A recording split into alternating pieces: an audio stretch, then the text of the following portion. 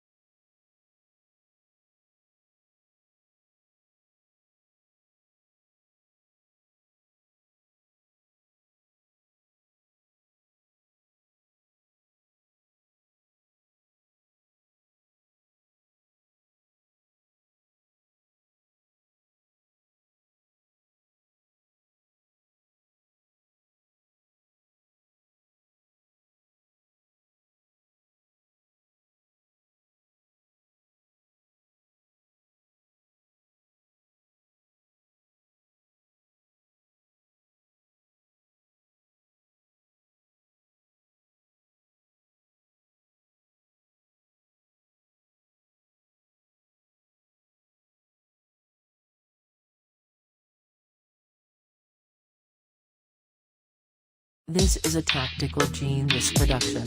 Welcome to Virtual Pool 4 Online.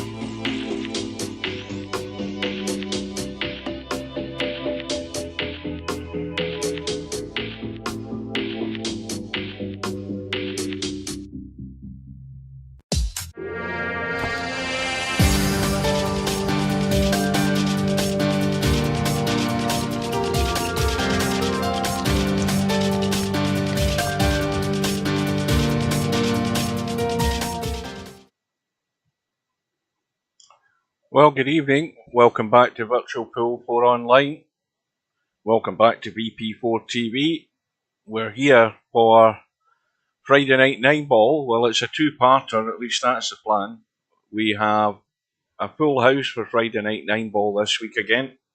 And the bracket is already up.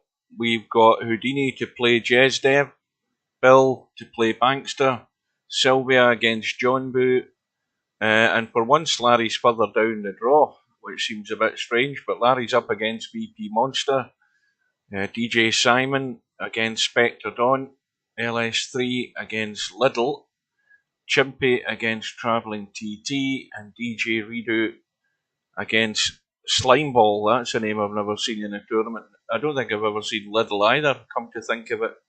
I just hope they show up. Sometimes these relatively new players sign up to things and they don't really know quite what's happening. So let's hope they do show.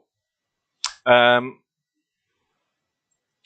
you can see on the screen, we have the match that's going to come up later on tonight, which is between Albinario and Spudboy in the VP4 2022 Black Ball World Championships.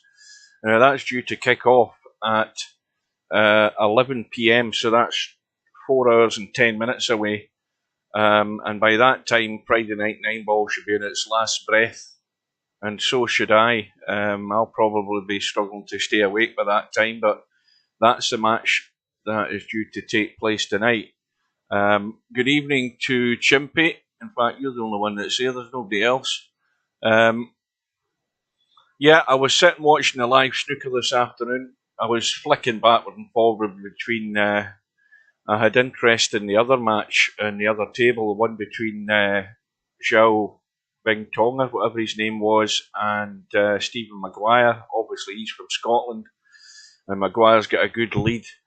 And but in the other match between Mark Selby and what's his name, Yan Bing Tao, they had just finished a frame.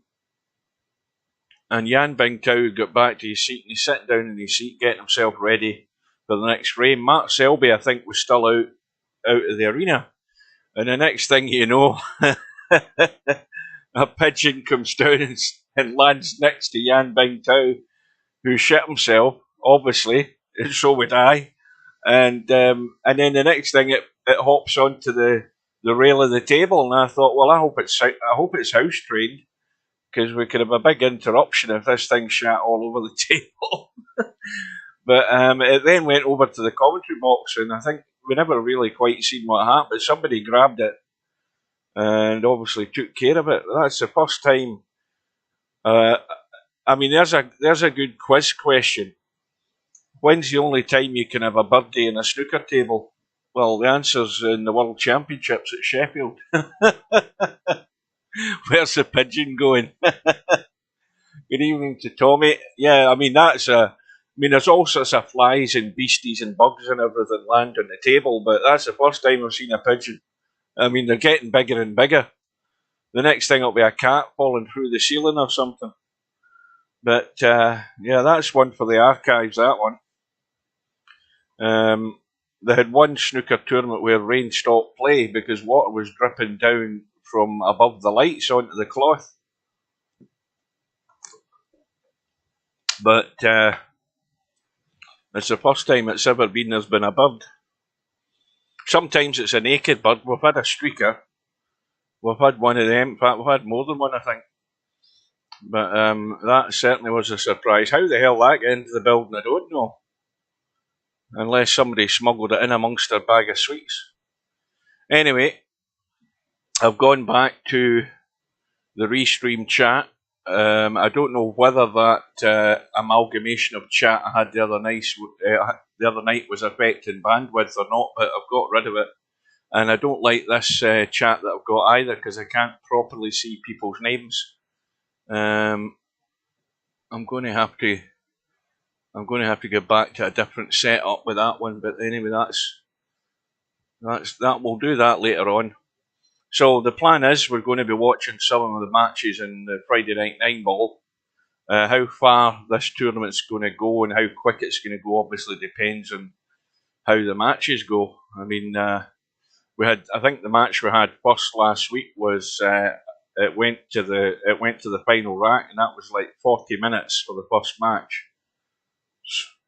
So let's hope they move along quickly and I could stay awake.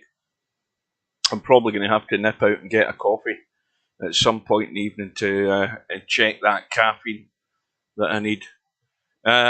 News from earlier on, we had Tornado Tam and Dirties appeared in the lobby at middle of the afternoon, I think it was.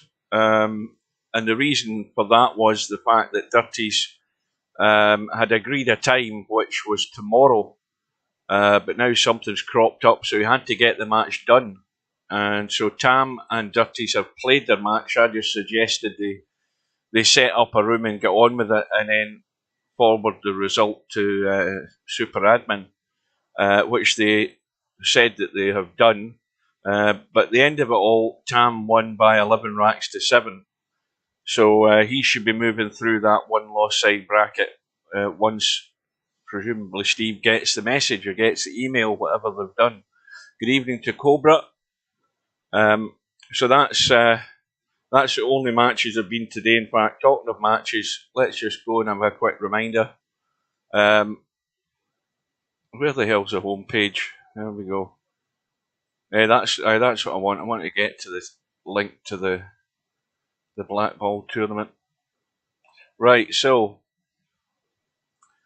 we can see the match that's on tonight. So the third match down, just ignore that one between Tornado Tam and Dirties. That was supposed to be tomorrow afternoon at 4. That's already taken place. So Steve should update the bracket accordingly. But after tonight's match between Albinario and Spud at 11 PM, the big match tomorrow afternoon is Cobra and Semi Pro, which starts at 3 PM. I'll be starting at 2 PM. Because I'm going to run this if I can get it to work. I'll just show you a little bit of it. Drop behind the 3. He's got to find it off the 5. He can't take a risk trying to break that cluster any sooner.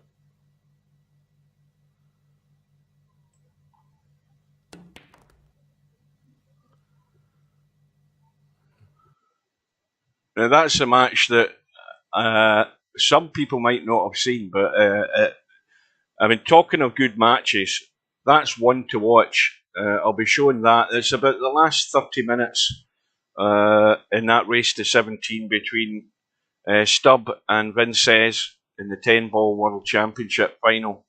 And it was a cracking final, and it really got crazy towards the end of it. And I certainly sort of got a wee bit excited. And also, if you haven't heard and you missed it, get onto my YouTube channel and get watching that last match I streamed the other night there, the match between Larry and Snake Eyes, which had a good finish as well. It's well worth watching. Well, I mean, if you've looked at the bracket, you'll see the result. But anyway, if you want to see it, it is all there, and it's well worth a watch. It turned out a cracking finish in the end.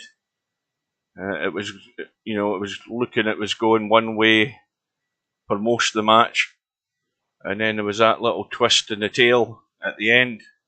So some good matches to see. As I say, I'm going to show that one on Saturday afternoon, or the end of it, between Stub and Vinces. So anybody hasn't bothered to go and look at it before, if you join us earlier on in the afternoon tomorrow, we'll have it running.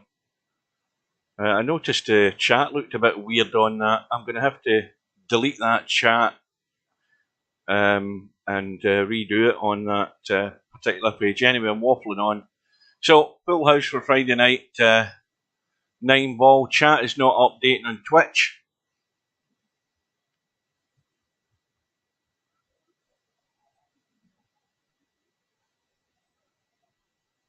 Well, Twitch chat's coming through on Restream, and Restream's all set up okay.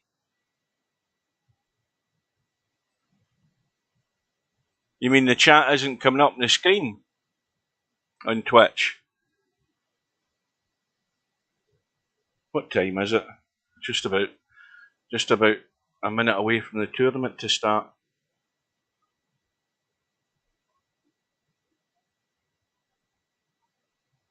What's upside down?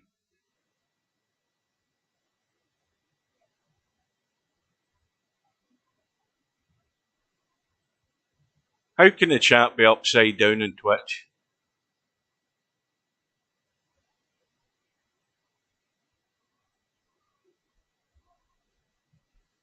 Now you've got me totally confused.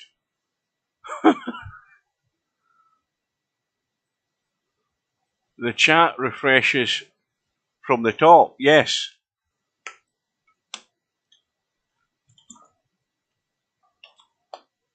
I've got a choice of what way I wanted to do it, so this time I chose it from the top to the bottom.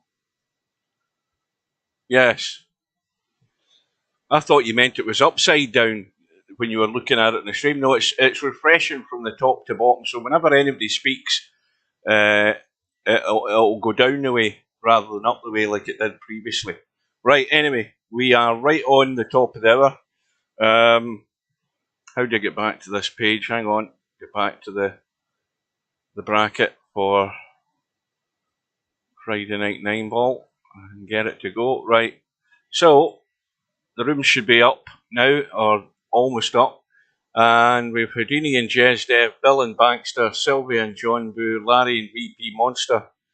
And now it's a toss of a coin. I'll leave it up to you guys. The choice is Larry and Monster or Simon and Spectre Dawn. So what do you want? What one do you want to watch first?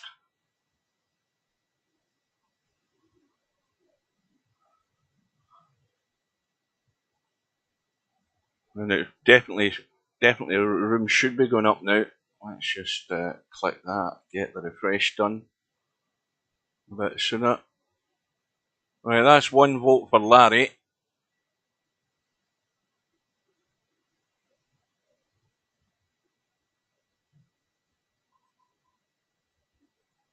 And Simon is voting for himself, so that's 1 each.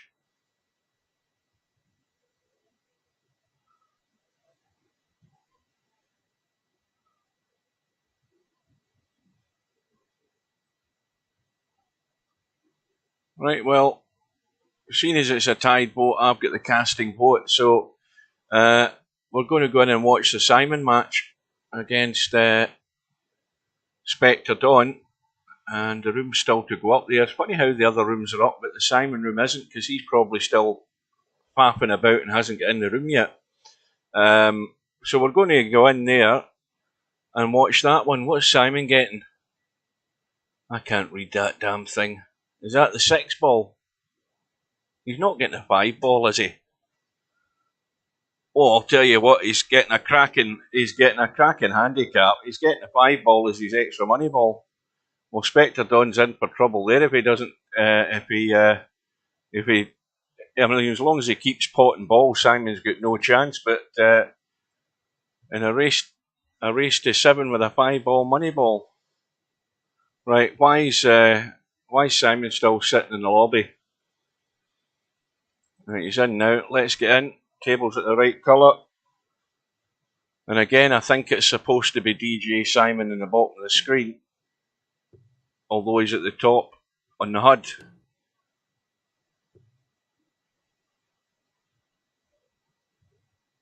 So it looks like Spectre Dawn has won the lag, and I got that right this time.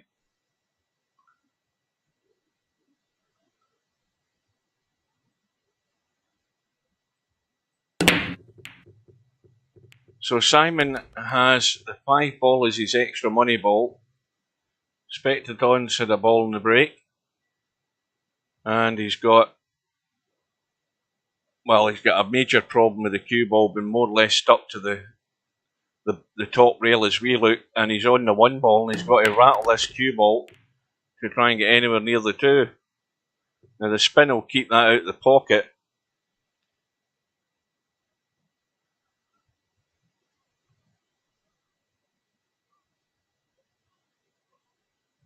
Very dangerous handicap that to be given up. Because Simon can pot a ball. It's whether he's going to get the use of it.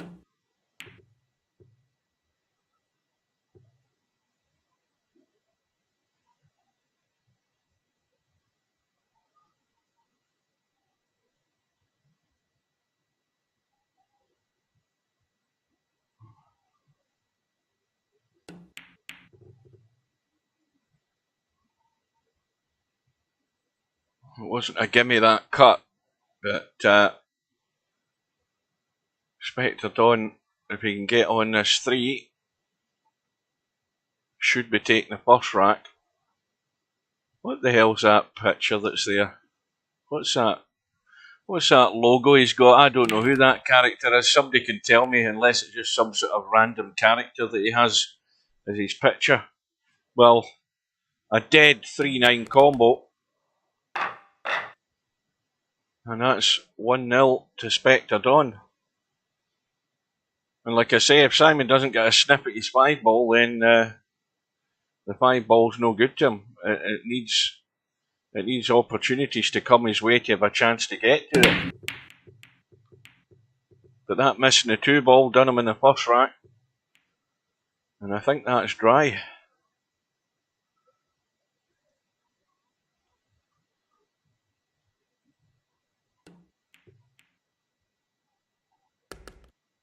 Well, the cue ball's running loose, but he's got loads of room to come into the middle of the table again off this 2.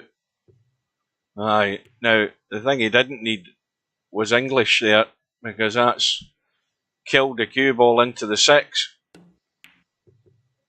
and making his life a lot more difficult.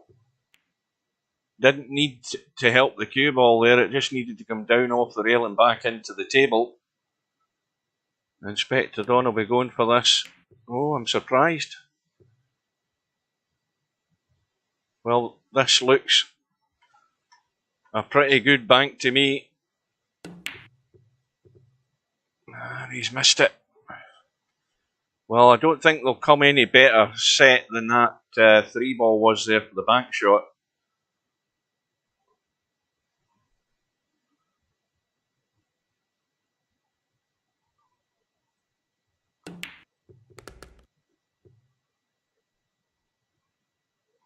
Now, does the 5 go? Let's have a quick look. Yeah, plenty of room.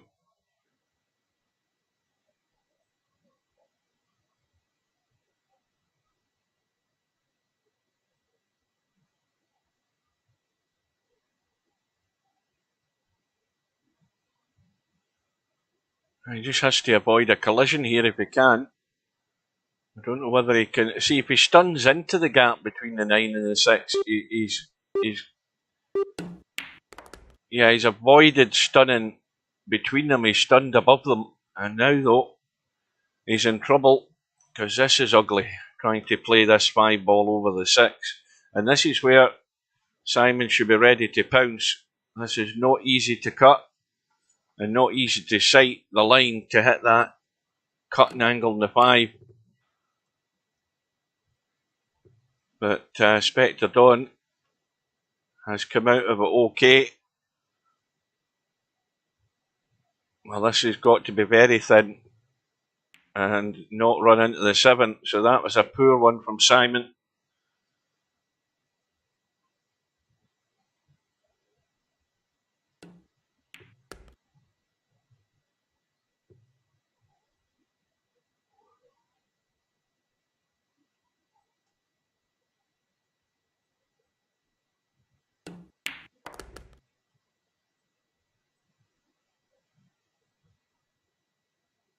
So Spectre Dawn is going to be 2-0 up, but it always has to be wary with this handicap he's given away.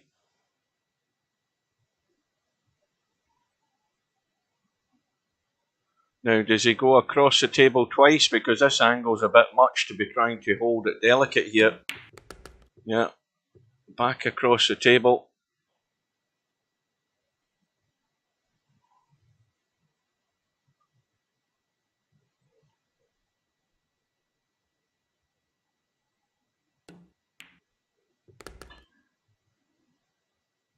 Well, it was doing that last night. I don't know what it is. I said that it's nothing to do with the chat then, because Restream chat never did that before. It's obviously to do with bandwidth again. And I've got plenty of that, so the problem isn't my end, the problem's what the hell Twitch and YouTube are doing.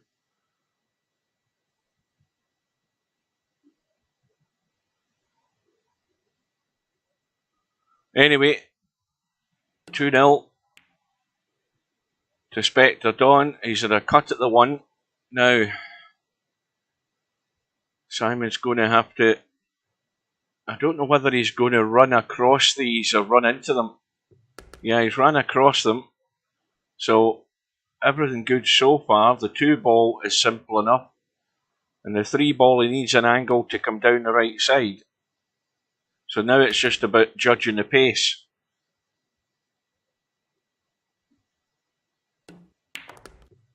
Yeah, he could have made a better effort at that, because now his problem is he's running into the 9.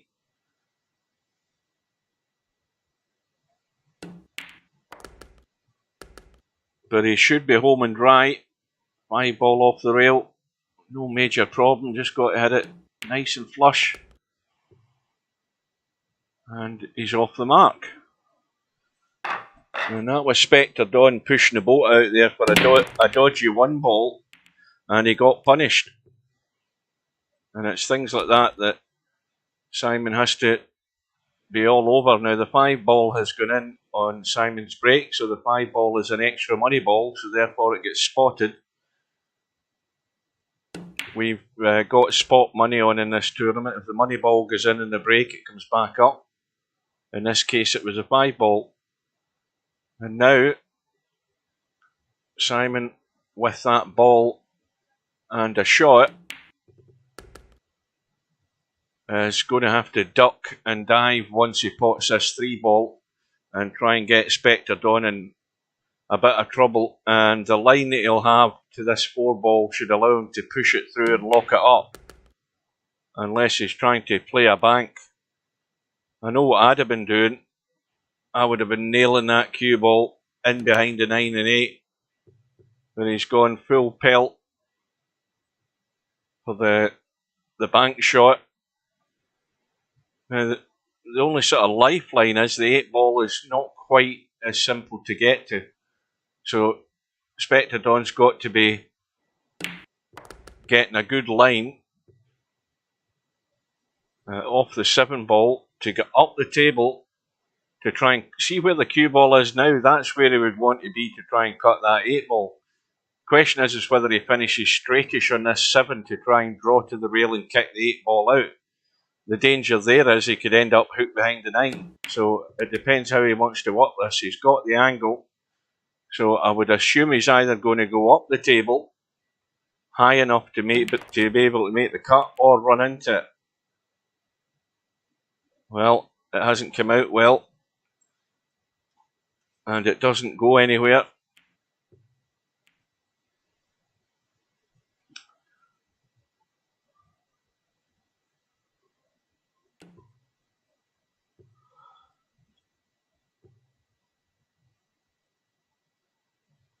Well, Simon just managed to feather the edge of that 8 ball.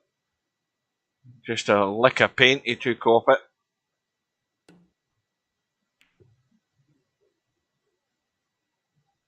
Now Spectre Dawn has got Simon in trouble. Easy kick, obviously, but I mean, he could kick this into the side. Well, he had a little goal, but that's the rack gone. So Spectre Dawn's going to regain his lead again to 2 racks.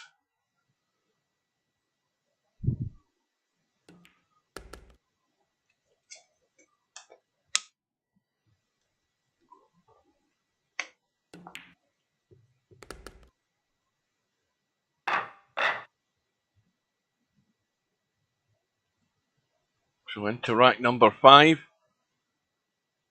Spectre Dawn breaking off. And 2 ball looks as if it's trying to go. It decided not to.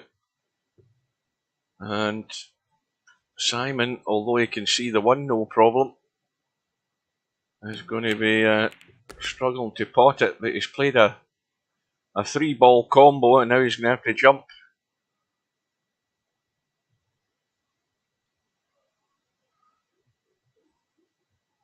And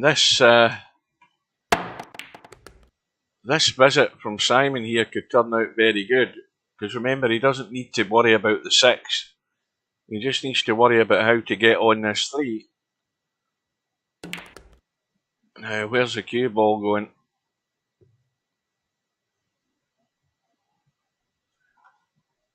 Well, I don't think he can avoid hitting the 9. He'll be unlucky not to be able to see the 5, but can he get out into the table to see the 5?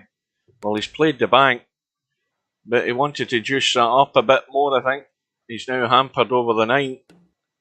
Now he needs to get up the table, and he's undercut it. Once again, when you get chances like that and you do all the hard work to start with, it's even more annoying when you end up getting awkward. And the unforced error may well cost him again.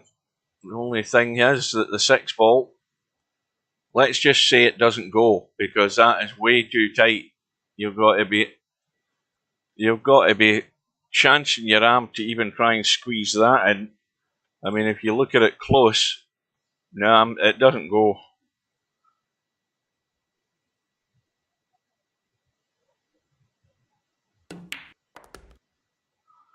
Well, Spectre Dawn is either going to play the combo or he's thinking he can pinch the extreme edge of the pocket to get it in. It looks far too tight to me. And that's the worst shot that Spectre Dawn will play tonight.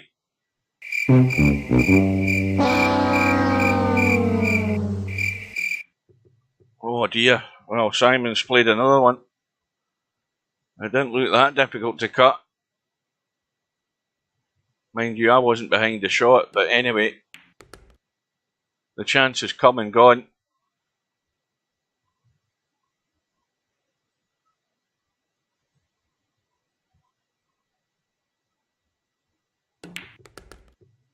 The stream quality is crap again. We'll jump onto YouTube and see what it's like. It must be something Twitch are doing.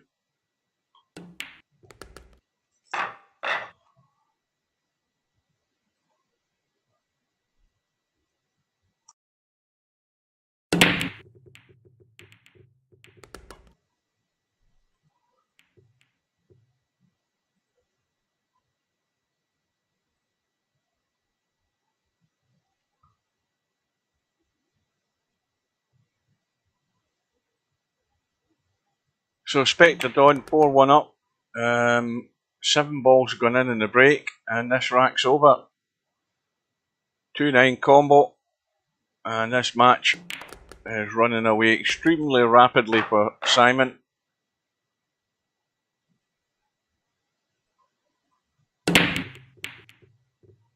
Right, quick look at how things are going. Houdini is 4-1 up against Jezdev. Bill is 5-2 up against Baxter. Sylvia is 3-2 up against John Boo. And BP Monster is 3-1 up against Larry, and it's Larry that's getting the 7 ball. How weird is that? Larry's getting the handicap, and he's 3-1 down.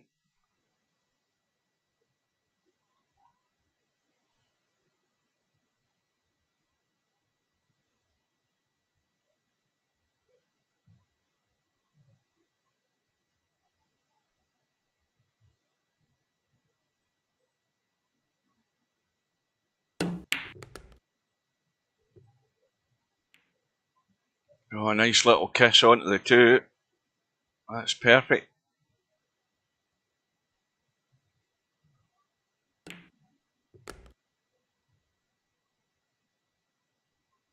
Loads of room. Everything's on. So I think Simon should get ready for the next rack, because I don't think he's going to get much of a chance in this one.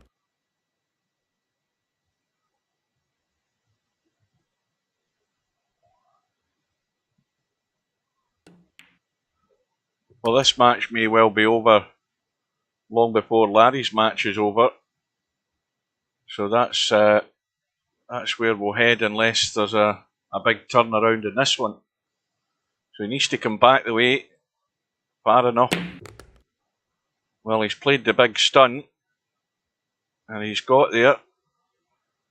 Now, does he want to come back again for the 8 into the same pocket, or does he want to roll through? And he's got the little kiss into the 8. It's done him no harm. Could kill it stone dead, probably. Yeah.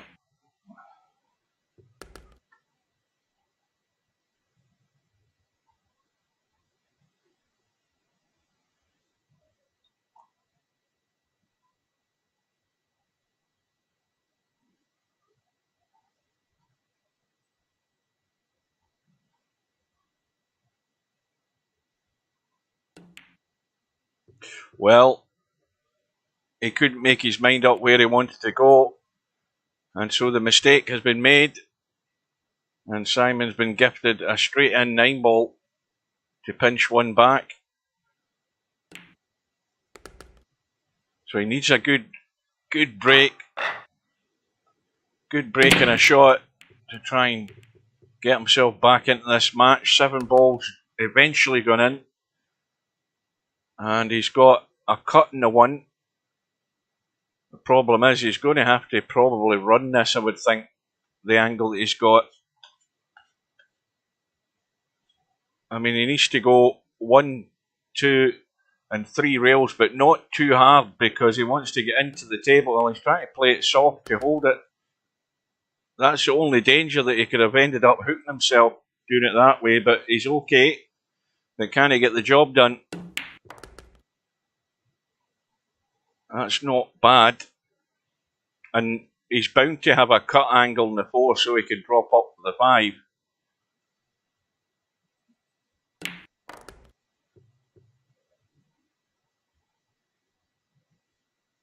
So this will be a quick 2-rack response from Simon. Now he just needs to make sure he doesn't head directly towards the 5, and he needs to make sure he isn't going to scratch.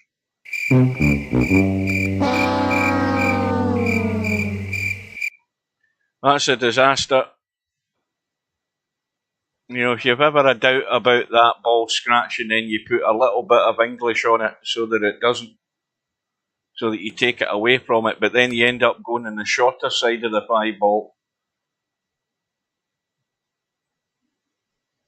And there's the result through already, after only, 23 minutes, and that's Bill has gone through against Bankster 7-3.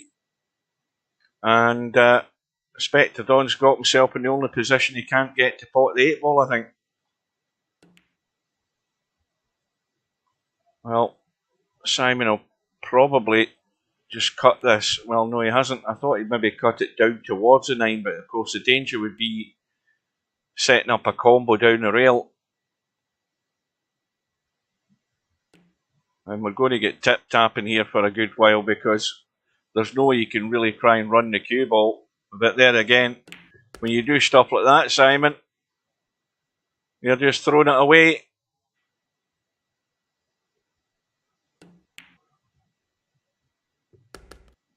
Well, it was looking like a quick 2-rack response until that happened. Oh, we've got one vote saying the stream's okay. And the question is why is the stream okay for Bill on Twitch and it's not good for Cobra on Twitch? Now again, a reminder to you guys, when you're watching on Twitch or YouTube, shrink the screen down so that you can see the little cog in the bottom right hand corner of the screen and make sure that it's set to the proper resolution. It should be set to 1920 by 1080, and if it isn't, or it's on some sort of auto setting, then that's why it's maybe looking a bit dodgy. It shouldn't be dodgy. I've got more than good enough connection and a good enough PC to be streaming.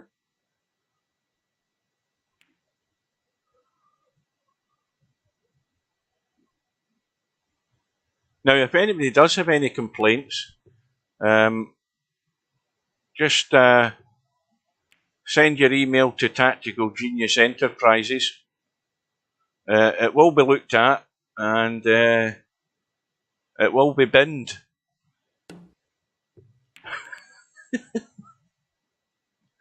I'll leave that to my secretary.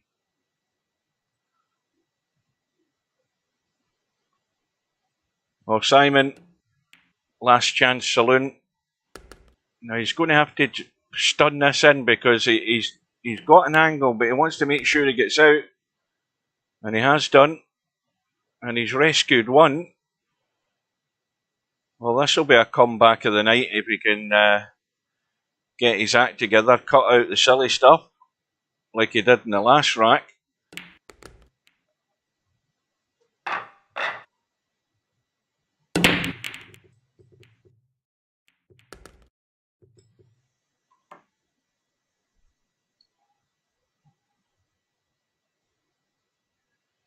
So, what did we get? 6 ball in the break.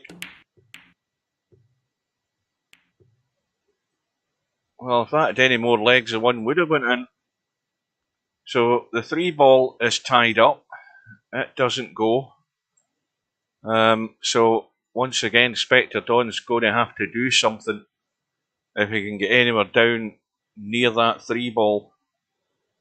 So, he's going to have to get creative one way or the other.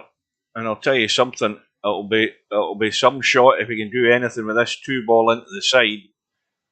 I don't think he can get enough English on it to get to the 3. Cue ball's tracking a totally different line.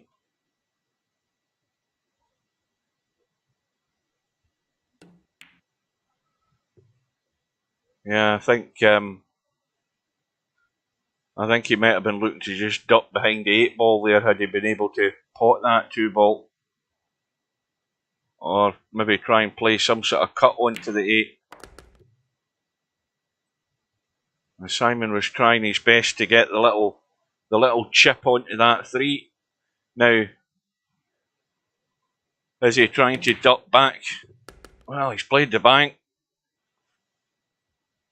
Got the bank, nailed it. Now again, he's going to have to jack up and stun into this to try and miss the 9 ball and come down this left side, I think. He's trying to let it run. Well, he has to get the short side, and he's done it. That was well played. Still got to follow up the pot in the 5 though. Well, the commentator's curse has done it again. Yep, Cobra, I think the problem is you're probably on some shitty laptop somewhere in the corner of the house while 3 other people are on the internet. I've got more happy customers than I have complainants. Where's the cue ball going?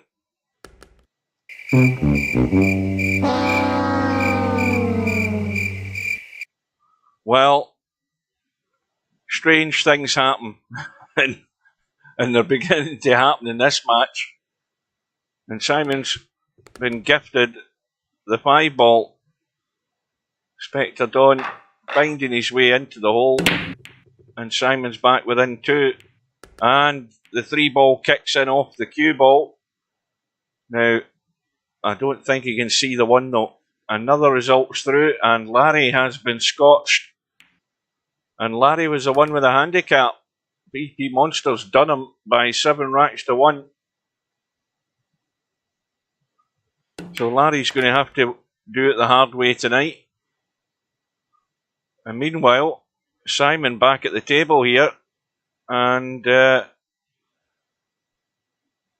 think, yeah, the line, he's got a nice enough angle just to come down and keep going and keep going and keep going. And suddenly, I'm going to give him this one. He's going to be back within 1.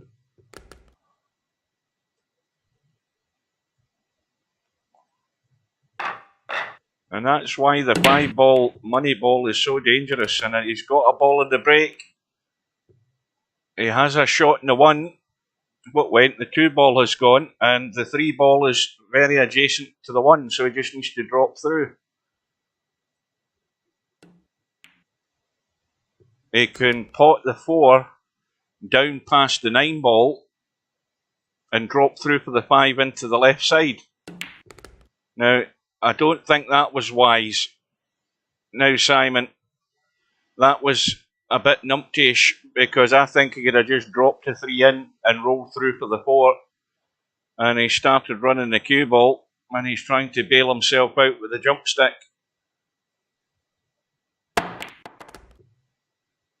Now he needs a nice kiss. Well, it could have been nicer, but the cut is on. And again, don't spend too much time looking at these. You should have a fair idea looking at it in automatic pilot. And suddenly we're in a final rack decider.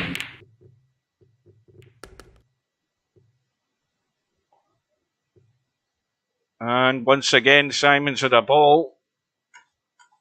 The 7 ball has gone. Well, he could play an ambitious combo in the 1-2.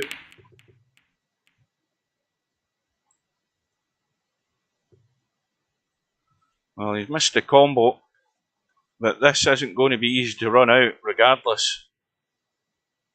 Can cut the 1 into the side, drop onto the 2, but he's going to need a heck of a shot to do something with this 3 ball. And Spectre Dawn needs to be careful, because now Spectre Dawn is feeling the pressure of this 5 ball money ball. He's going to end up hooked here. He's going to end up in a whole pile of trouble. And suddenly it's turned into a bit of a nightmare for Spectre Dawn this first match. Another result through. In fact, a couple of results. Slime Ball has won 7 racks to 3 against DJ Redo. And what's more, LS3 has beaten Lido 7-3, and with that shot that Spectre Dawn's just played, he's just put the 5 ball into a good spot. But Simon's going to have to play the combo in the 6. Now, a little angle for this 4 ball. And this match should be over. What a turnaround. Well, if you ever want an example of a 5 ball money ball handicap working for you, this is it. Because Simon was almost dead and buried. And that scratch that Spectre Dawn had turned the match. And Simon is through 7 racks to 6. What a first match. There's a shocker. But that's the danger of the 5 ball. In fact, I'll say that again, the 5 ball money ball. So there's a stack of results come through. And Houdini and Jezdev are still at it. It's 5-3 to Houdini. And the winner of that's going to play Bill. Sylvia and John Boo. Sylvia is on the hill, 6 racks to 4. Simon is through to play LS3 in round 2. and Chimpy and Slimeball are about to go at it. So I think what we should do is we just jump into this Sylvia John Boo match, because John Boo's getting the 8 ball.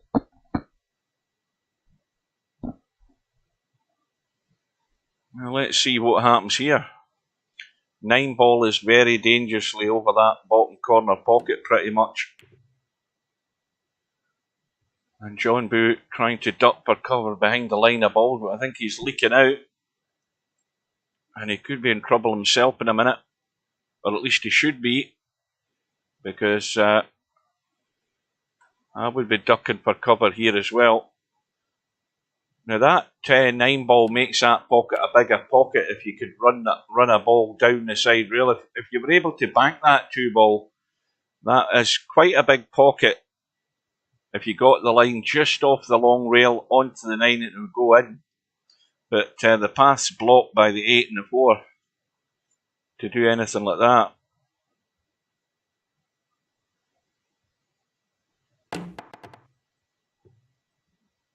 Well, John Boo's failed to execute the jump. He's created a slight problem though for Sylvia. With the 7 and the 8 ball very close together in the middle of the table. I mean, the 7 ball is really awkward. I mean, it will go if you're on this side of it.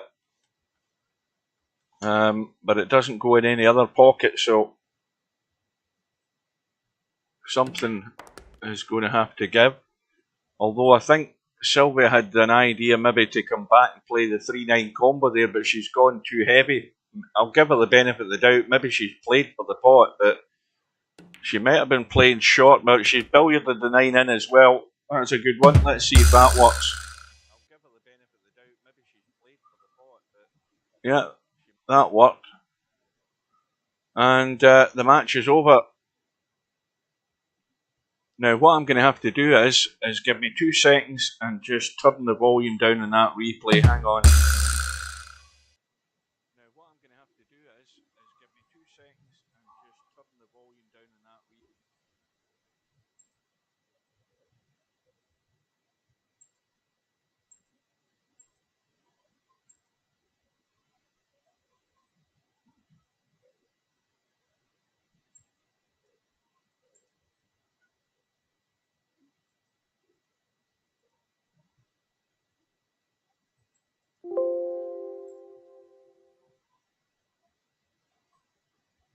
Drop behind the 3. Good night, ladies.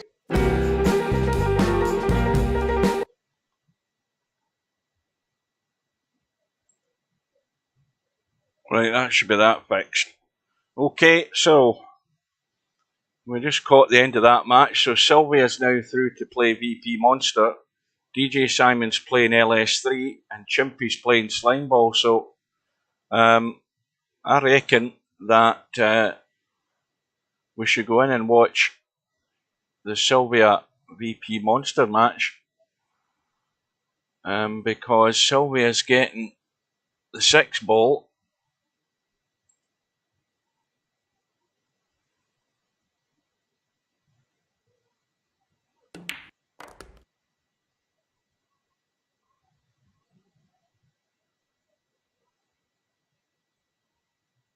And the only problem I can see looking at this is getting from the 4 to the 5.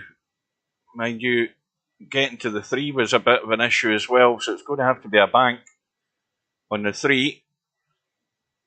Run the cue ball around the corner. And don't hook yourself behind the 7. Like she almost did there. So here's the one that will decide the rack. Sylvia can get herself on this 5 ball.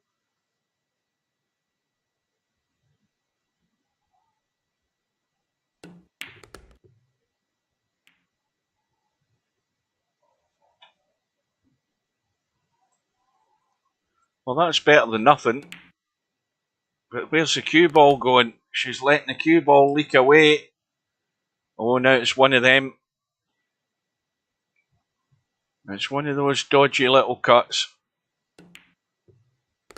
But in it goes. So first blood to Sylvia.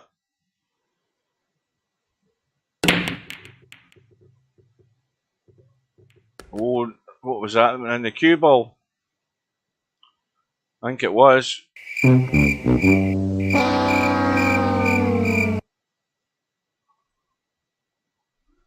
So, VP Monster has an opportunity to respond. Well, he's going to have to dig out a tricky little combo because he's inside the 4, so he just got to follow that while he tried to sneak it in past the 4. I thought he'd have played the combo.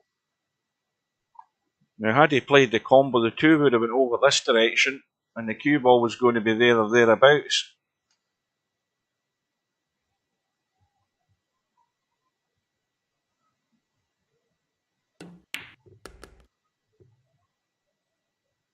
And this is another one of these matches, a bit like the Simon match. I mean, this 6 ball is a generous 6 ball for Sylvia. And that's overcut. Overcut it.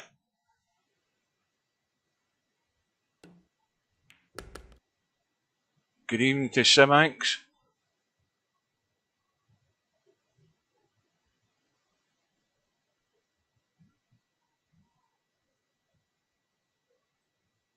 Now, Monster looking to find the gap to cut that 5 he's got there.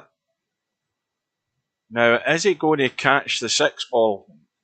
It's hard to say. I think he might catch this 6 ball, depending on how heavy he hits this, because it's going to come off the 5 and it might take the tangent line towards the 6. Well, he's avoided the 6.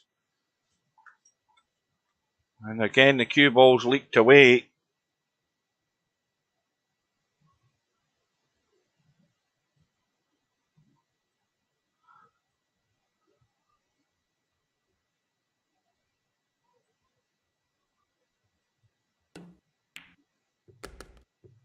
And it's the pace in the cue balls is nice here. It's tracking very nice.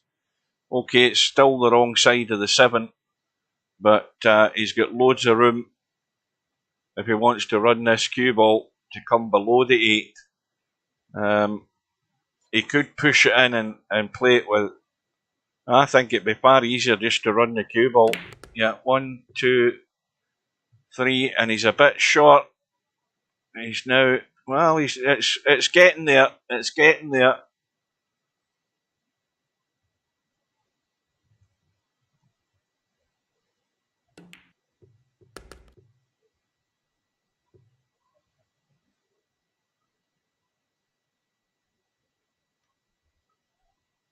Well, he's got the job done, so it's a good response from Monster.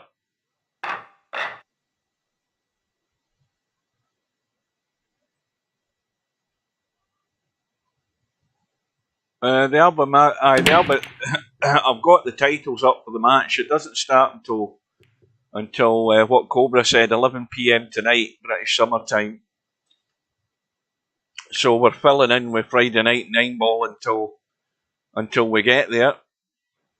There's a result through that match that took. There's another match that took 40 minutes to complete, and they didn't play all the racks. So it's matches like that hold up the tournament. Houdini and Jezdev. Houdini gets through 7 racks to 4, so that was 11 racks in 40 minutes, which is long for VP4. And meanwhile, back in this match, this is a round 2 match between Sylvia from Germany and VP Monster from the USA. And Sylvia, player 1 in the HUD, is getting the 6 ball as her extra money ball. Little billiard onto the 3. And that's where Monster has the attributes that he has from playing the caroms and cowboy, because it's a lot easier for him to find the lines to play things like that, because you're playing stuff like that all the time in cowboy. But he doesn't do that all the time in Cowboy. Well, we'll put that one down to the commentator's curse. Yeah, it's going to be midnight Albie's time, so he's a sucker for punishment playing the match at that time. I mean, I'm semi-conscious by 8:30, so I don't know what, and I don't know whether Albinario was at work today or whatever, or whether he's got work tomorrow because the match will take certainly a good hour at least. But I don't see Albinario having too much of a problem in getting the job done. It's just a question of how quick he can get it done, because then the quicker he can get to bed. Meanwhile, Monster, I think, can see the 5. Yep.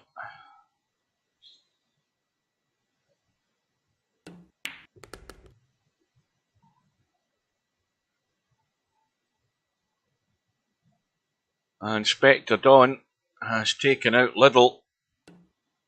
4 racks to 0. So Spectre Dawn and Larry are on that 1-loss side. So let's have a quick look and see where things are going here. So Larry's playing John Boo, and Larry's 2-0 up. Spectre Dawn is waiting on the winner of Travelling TT and DJ Redo. And Jez Dev is playing Bankster. So there's one result through in the 1-loss side, and all the other matches are active on the 1-loss side at the moment. And no, that's perfect. So Sylvia takes the lead.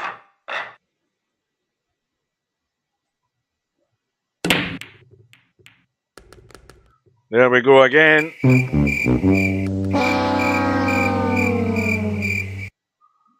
Scratch the break. And wide open table. And should be 2 racks all. That 4 ball is deep into the pocket in the top left hand corner. So it's getting out of that corner into the wide open spaces so you can play the 6 ball.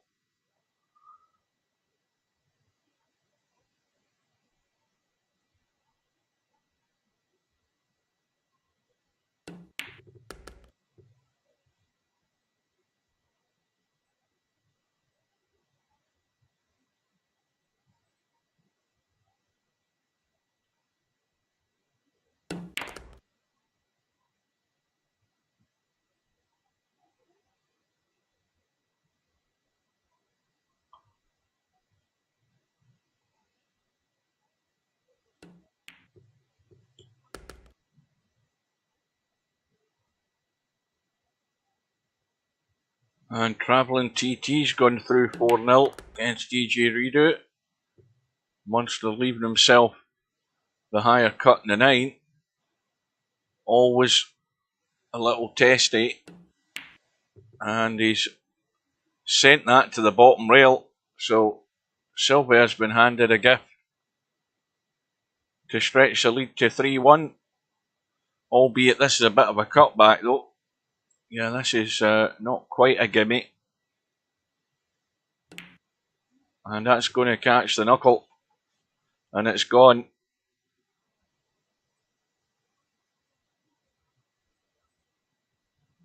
So Monster gets let off the hook there.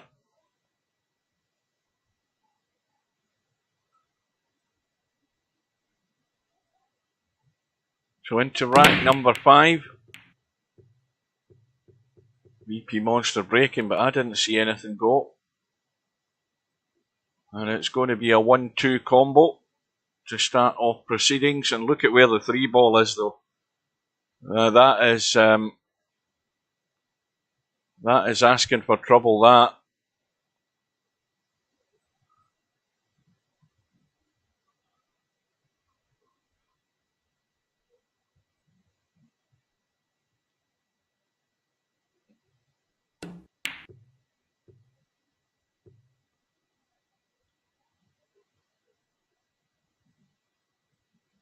Well, Sylvia decided she was going to take the bank on, but I think it was just as easy to play the combo.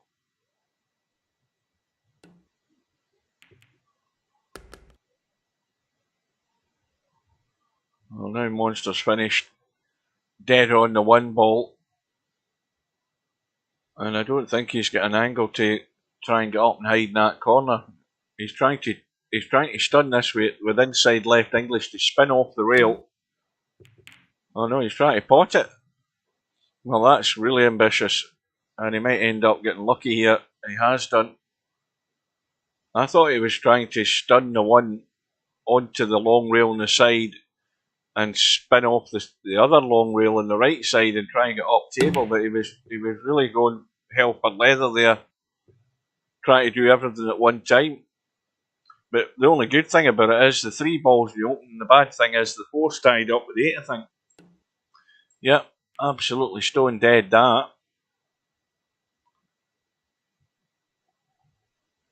So something's going to have to be resolved here one way or another.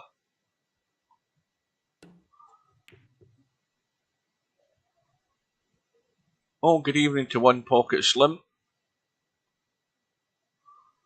Late to the party as usual.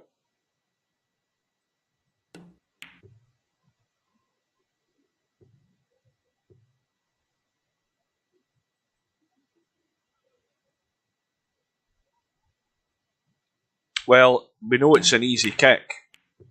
It's just how good is your luck once you kick it. And of course, there's still that safety net with the 4 ball being locked up stone dead where it's sitting.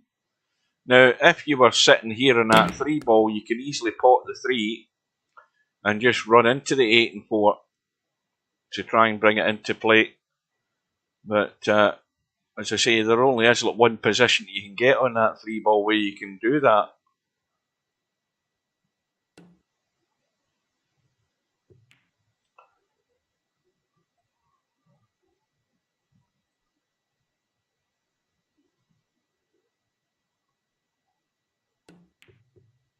Now, the chances are also that whoever pots this 3 ball could end up trying to play a safe off the edge of that 4 by clipping it and going around the corner and coming down. The problem with that is that the 8 ball stops the 4 ball going in a certain direction, and the 4 ball may well just come back into play and be left on for your opponent if you play that shot. But then again, you've not got much option in how you play this 4 ball unless you can find a way to run into it. Now, VP Monster is hooked behind the 9, and Sylvia is going to have ball in hand and should certainly be doing some damage here. And like I mentioned earlier, if you run that 3 at the angle that it is, you can go forward and go straight into the 8 and hope you get lucky.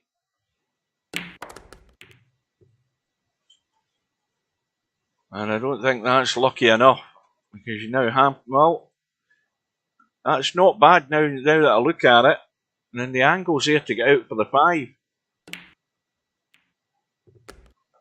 Maybe that, I think the problem was how much of the cue she could get to the cue ball where the cue ball was stuck, because that needed a firmer stun to get out.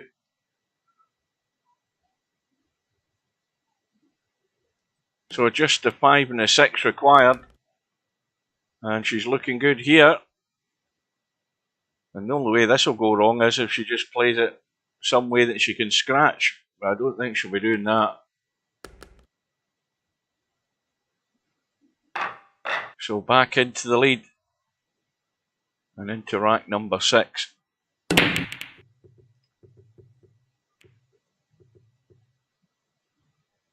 And no joy.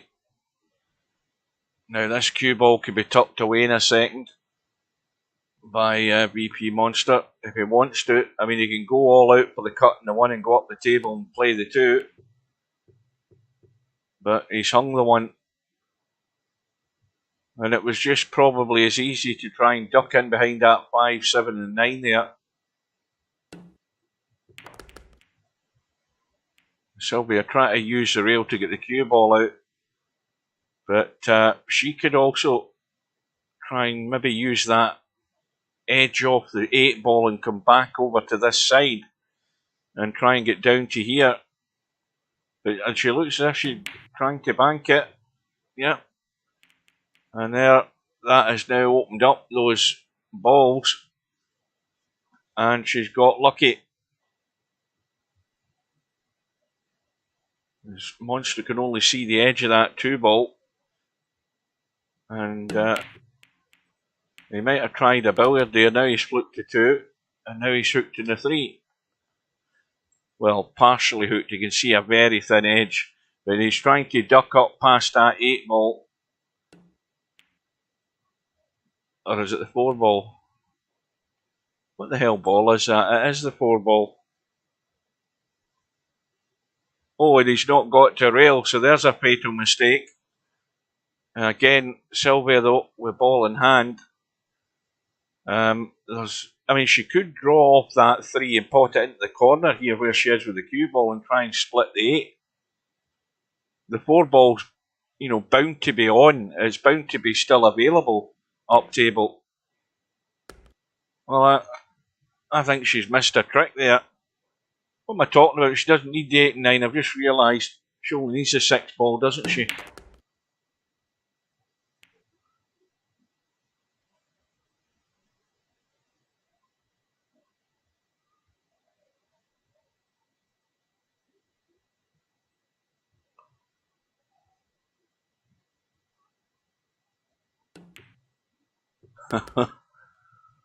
As you try to stir things again, Slim.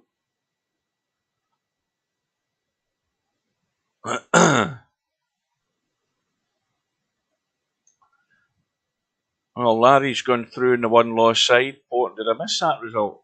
Larry's gone through anyway against John Boot. And Jez Deb, with the same 4-1 scoreline, has gone through against Bankster. And meanwhile, Sylvia's found herself with a 2-rack lead into rack number 7. A ball in the break. The 4 ball has gone. And the 1 ball goes. And this is a gilt edge opportunity to take the lead to 5.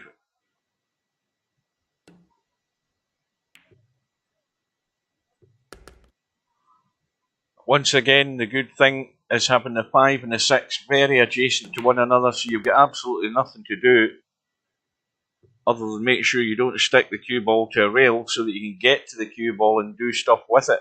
So it's just a little stun off this 5.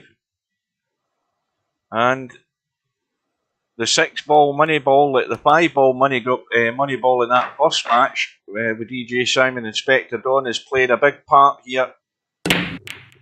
Because this is giving money balls to players who, they're not going to win that many world championships, but they're more than good enough to handle a table where the balls are there for the taking, and they're getting a money ball. They're getting an extra money ball. They're more than capable of making use of it. Now the question is whether Sylvia can stay focused enough and not throw it away.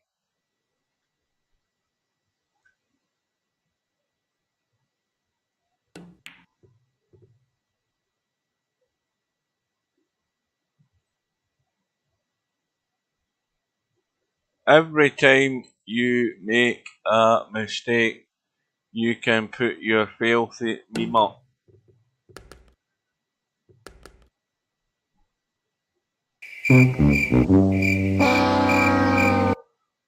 That one was for you. No, I haven't seen Semi. Was he in earlier on? Semi's probably out in the town with a girlfriend. Well, meanwhile, back to business, because Sylvia has ball in hand and is going to be in the hill in a less than 30 seconds here. Unless she goes inside that 6 ball and leaves it really awkward like that.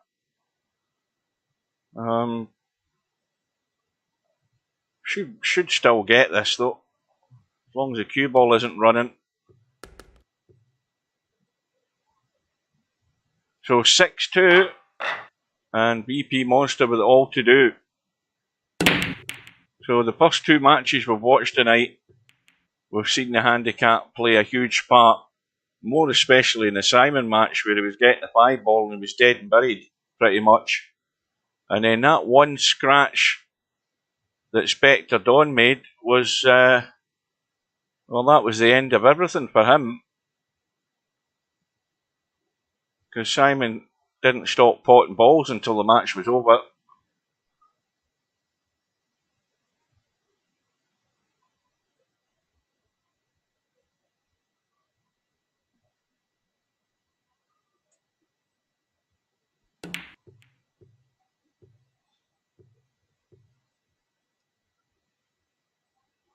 Now, somebody said, I think I heard it on the TV today when the guys were talking in the studio at the World Snooker. They were talking after the Mark Williams match. They were saying that he was 33-1 once the draw was made for the tournament. He was 33-1 at the bookies to win the title. I would have put a quid on that, no problem. He's been playing really good during the season, and he's been red hot in anything I've seen him do so far in his matches. He's been absolutely outstanding. And if somebody put a good bet on him, and there'll be plenty of Welsh people will have put $1 on him before the tournament at odds at 33-1. I think that's a very good bet and very generous for the bookies. Because there's nobody in the tournament played any better than him so far.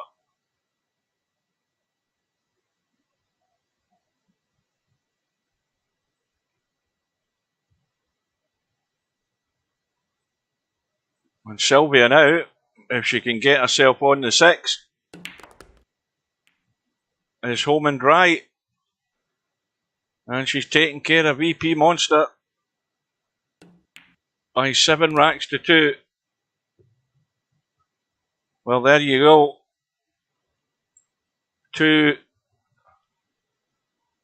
Probably the Simon result was more reflected with the 5 ball.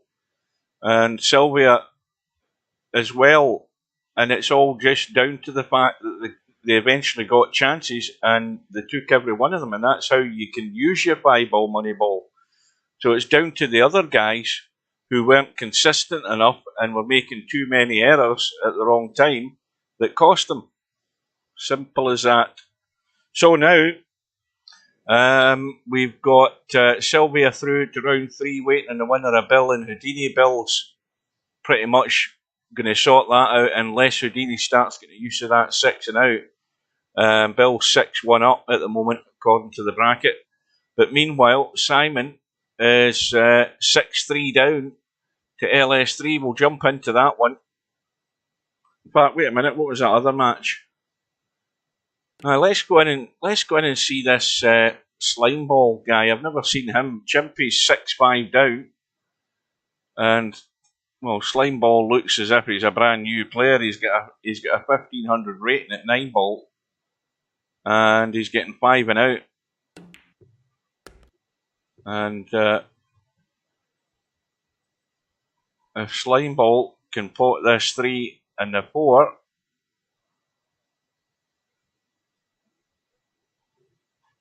well, he's got his own playing cue. Well, this cue ball's leaking too far. And Chimpy can maybe breathe a sigh of relief because there's nothing of that 4 ball showing, but the kick is on.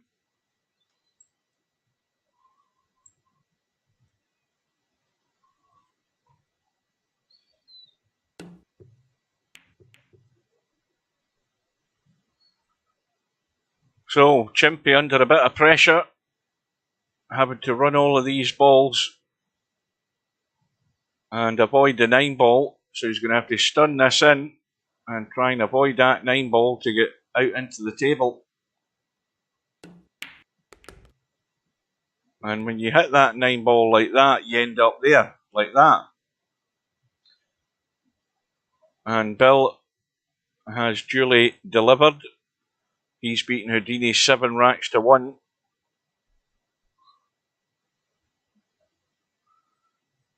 Well, the question is where is this slime ball character appeared from? Let's have a look. Is this somebody under a different name? If I can get this damn thing to work. Oh, that match is over as well. Well, that was quick. So Chimpy's now headed over amongst the heavyweights that are over on the one loss side. Let's have a look. When's he registered? Well, he's only come on here in April, so he is a new player. Yeah, he's not got a rating yet. In fact, he might have registered on the 18th of April, but he's only actually played his first match in this tournament tonight. And I've got one new message from someone, which I'll open later. Whoever that's from. Right, back to the bracket. Wrong one. Where am I going? Right.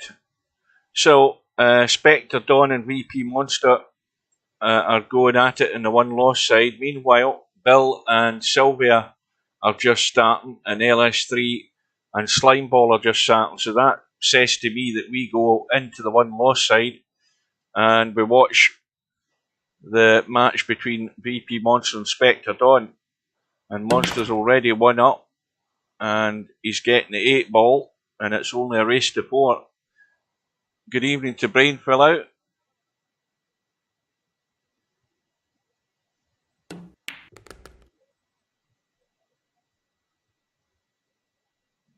Is Larry still there? Did you watch the rerun of your match, Larry?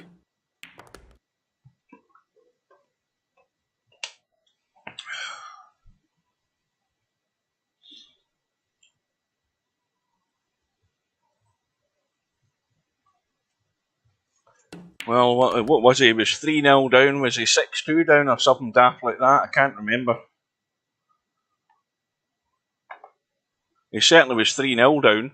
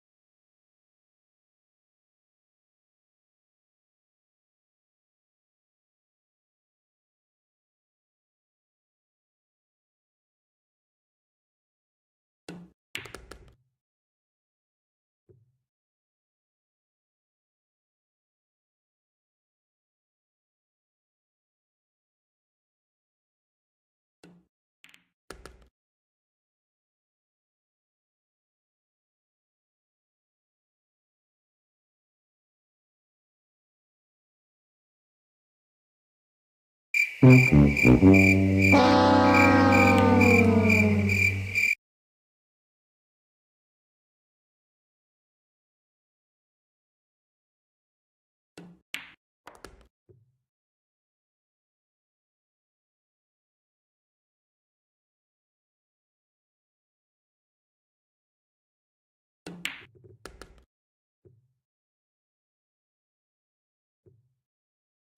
am I muted again?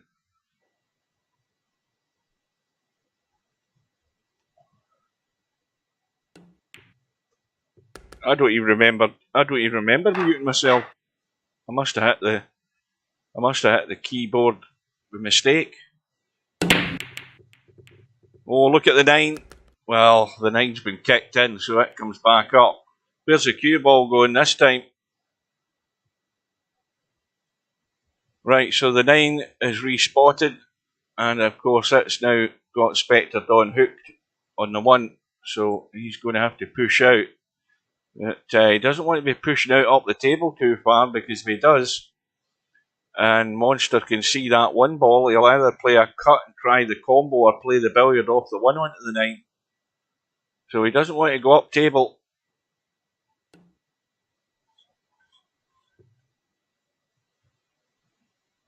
Well, he'll probably be put back in. But he done the right thing not going up the table. Okay, he didn't want to hook Monster, but had he gone up the table, he would have left a billiard of one description of another, or the cut and the 1 and the 3. So it's not a difficult jump.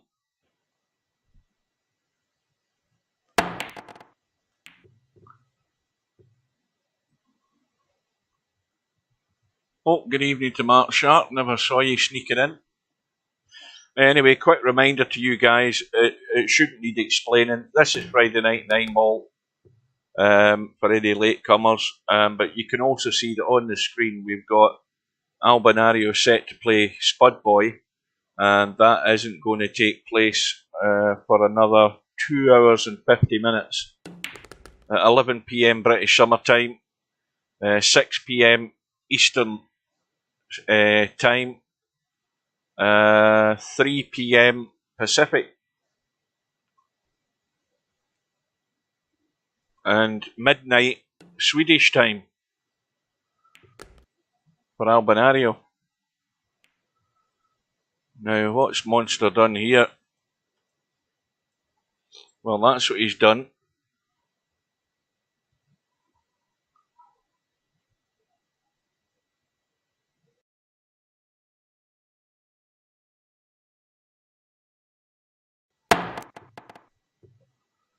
Well, he's missed a 4. Ball in hand for Spectre Dawn. And don't forget how this all came about. We had a little 4-8 billiard combo that Monster was trying to play, and he ended up hitting the 8 ball instead of the 4 ball first. And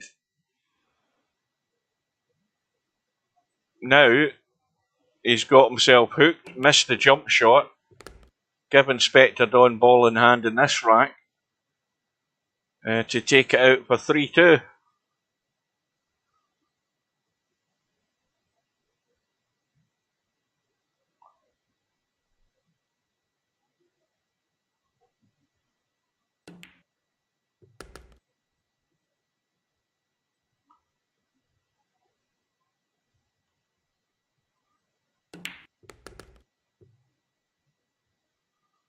Now that shot that that VP Monster played earlier on there, that little billiard shot that he failed that badly, that hit the 8 ball first, that deserves one of these. If I can find a button. Brain is gone. So, Spectre Dawn breaking off. Still trailing by 1, but he's got the first part done. The 6 ball is gone, 1 ball hanging over the pocket, 2 ball adjacent to it. All the balls are on, and unless Spectre Dawn does something in error here, then we're going all the way. The only thing that can go wrong I can see is from the 7 to the 8.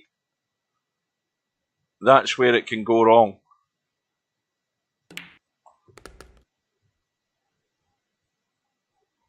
It might go wrong here as well, mind you. He's got to be careful with this one. Big distance to get up for the 4. He's missed all the traffic. He's going to the short side. He's going behind the 4 though. And suddenly, it's not quite as simple. Now this cue ball, unless he starts trying to do stuff with the cue ball, it's running up that direction. Unless he stuns it. So he's gone that way. Coming into the open. And again, he could, I think, the safest route.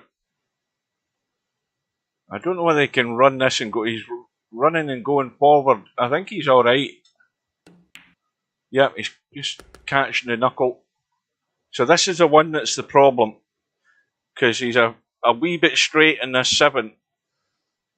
And the 8 ball is not that easily accessible just because the 9's awkwardly close to it. But he's got it around the angles, so now it's all easy. But is he going to run into this 9?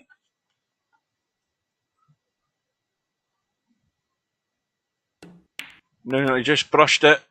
And he's gone far enough. And we are going all the way. And that little billiard that Monster played earlier on has, well, the one that he failed, that's turned the match. And Spectre Dawn breaking for the match.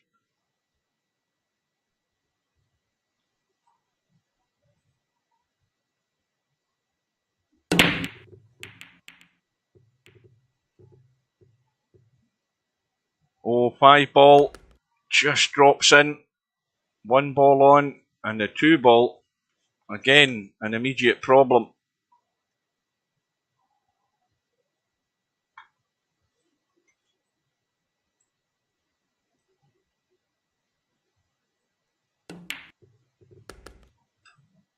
Was he found a spot?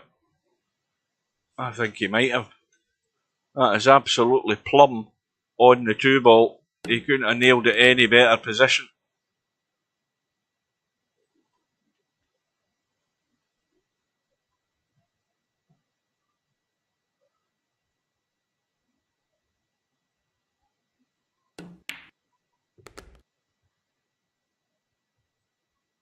So, around 2, possibly 3 rails to drop onto the 6.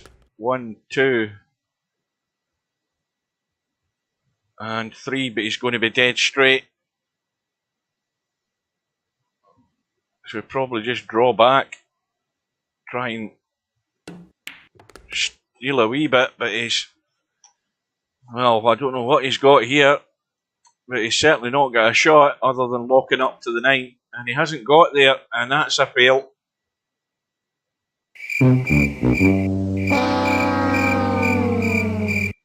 It's a fail from the point of view, it wasn't difficult, but he didn't go through with the shot, and he's left Monster a little dinky jump.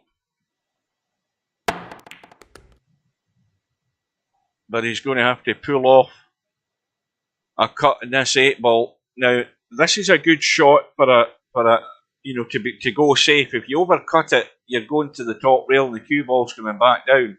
So he's got to go for this 100%. And he's overcut it, the cue ball's coming back down, but it's come around the jaws, that ball. It hasn't just gone to the 1 rail and gone to the top rail.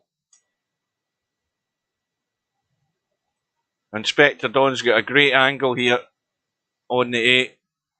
He's got no problem getting in the 9, but oh dear. Well, that's how you win a match. He's overcut the 8. It's run around the corner, down into the bottom right hand corner, and he's lay on the 9. So Spectre Dawn's fallen over the line, but Monster's paid the price for that billiard combo that he tried.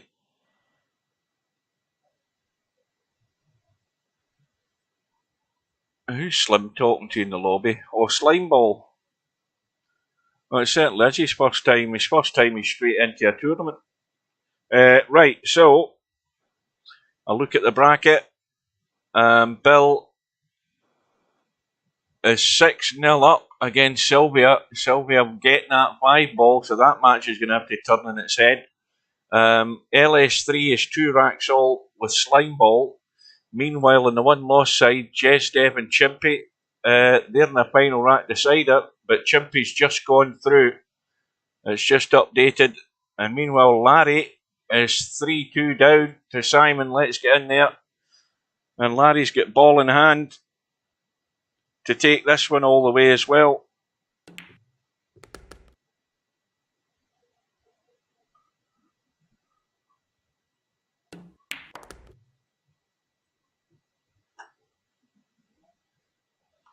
Now, it could go funny if he's hitting this 8 ball and he's avoided the 8 and he's just managed to get out onto the 5. Now, this is going to come off the point. The problem would be that he'll be maybe in a straight line with the 6. He might not be good on this 6. Oh, it's come off perfect. Well, perfect enough to come across the table. That could have hit that point funny, but it's a lot better than what it could have been. And Bill has blitzed Sylvia, who was getting an extra money ball. So Bill must have played pretty well for a 7-zip result.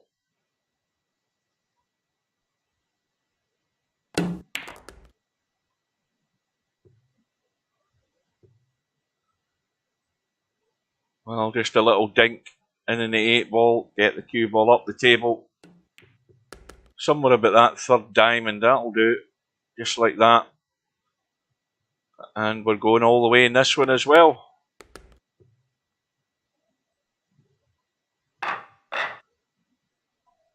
Quick drink, if we can find my bottle.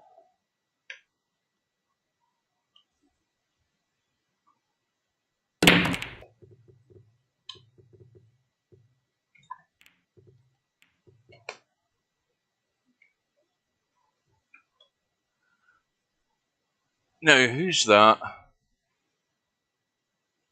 Mark, you're saying the stream is okay on your phone, but it's no good at home. Well, I'll tell you, they must be doing something, because some guys are saying the stream is fine on Twitch, and others are saying that it's doing the same thing it was doing last night.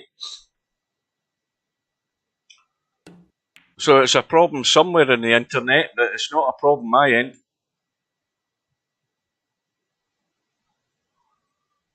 Good evening, anyway.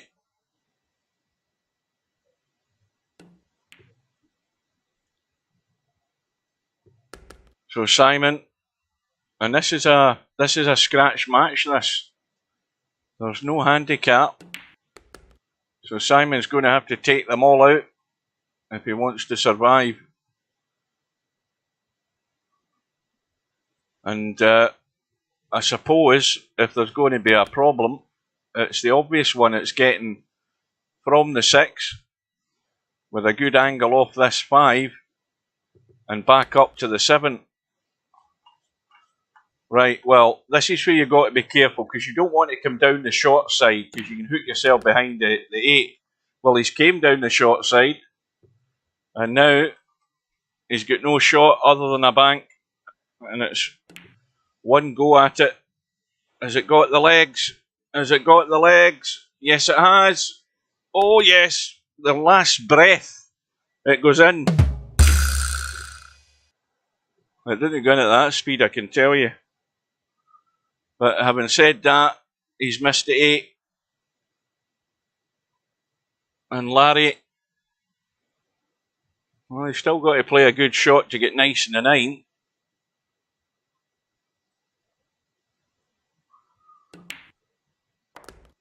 And that's about as nice as you could get. So you don't want to send this immediately to the rail. You'll catch the knuckle.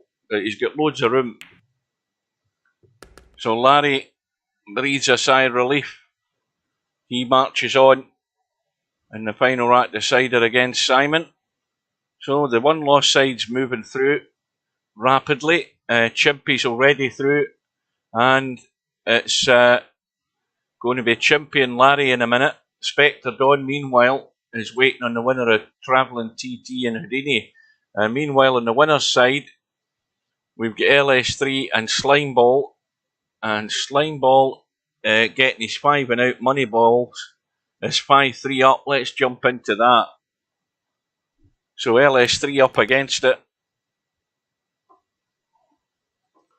And whoever Slimeball is, well, he's just made a duff one. Well, that's commentator's curse. I mean, there's proof of it if ever you need it. I've arrived in the room and he's dogged the 4-ball. And Slimeball's going to find out the voodoo curse that follows me around whenever I go into rooms. Well, I think everybody should jump over to YouTube, ditch Twitch for the night and jump onto YouTube, and then you can all tell us what it's like in YouTube. Because none of you are on YouTube, so go on there and give me some feedback as to what it's like on there.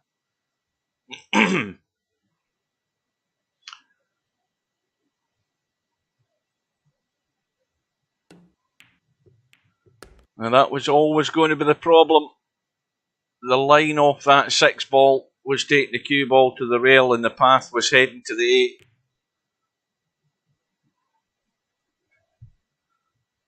So you, Simanx, you're on Twitch, and not Twitch, YouTube, and it's fine. Right, so everybody jump ship and move over to YouTube and see if it's okay.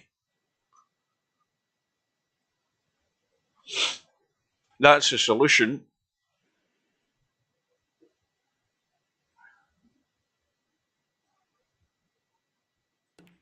Well, here we go with the tip-tap routine until somebody makes a move. Well, that's not probably the right move. So Slimeball is struggling with the weight of shot because that was way too heavy. And LS3 is getting let off the hook a wee bit here. Now, can she find a way to shot as well? Down to the middle pocket. Well, that's not bad. So to get back within 1.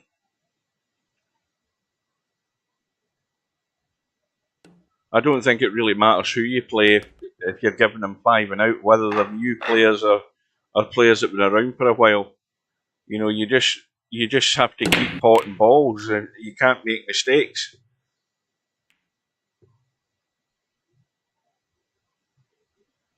I think that's dry. The cue ball's sort of spinning in slow motion there.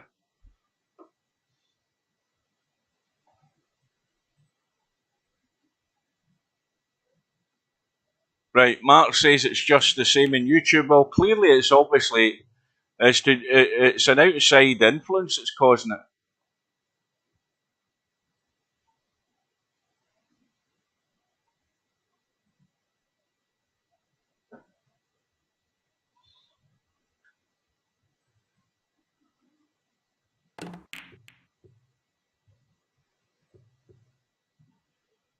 There we go, it's 8:30 and the yawning started. Right, somebody do me a favour, Mark, if you're there, nip on to iPlayer or BBC Sport and tell me what's happening in the snooker, please. Because I can't remember who's playing.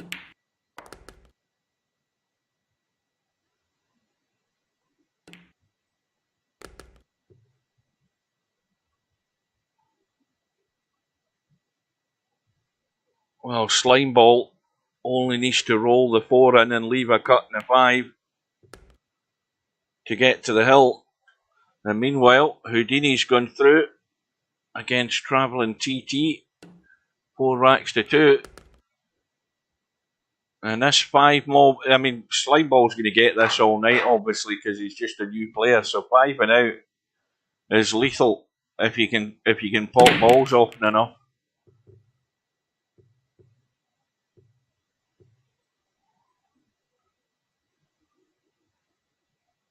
So LS3 now cannot afford any mistakes. Everything she plays has to go in, or at worst has to go safe. There's not anything locked up in this table, so if LS3 fails and leaves something on, you would think she's dead and buried. Oh, is that right? What is a... did he get thrown out or what? Or did he just not like it? He's not in a big T. Well, you don't get many players jumping ship from there and coming here. It's more the other way that's happened.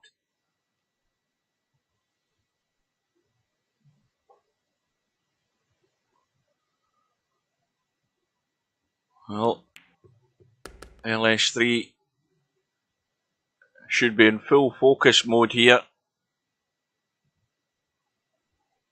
But it's going to have to continue for the rest of the match because this is the point of no return. No fail whatsoever, especially now that she's in amongst the money balls.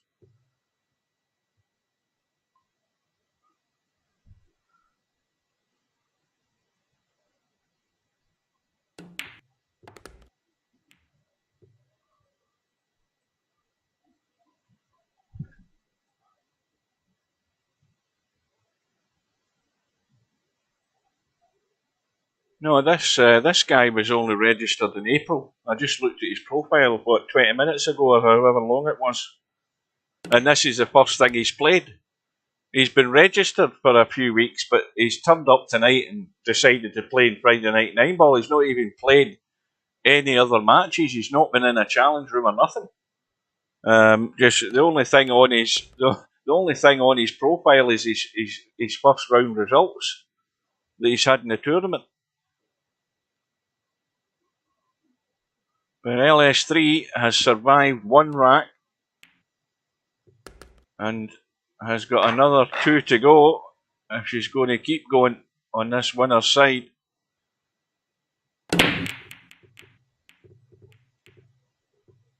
Well, the break looks dry and the one ball though has gone safe.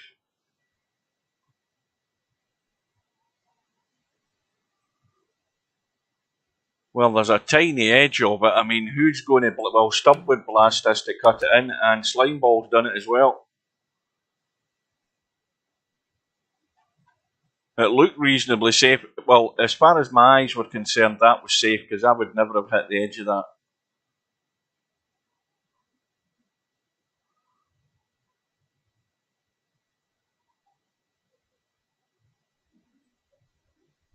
Well, they should be trying to duck for cover here.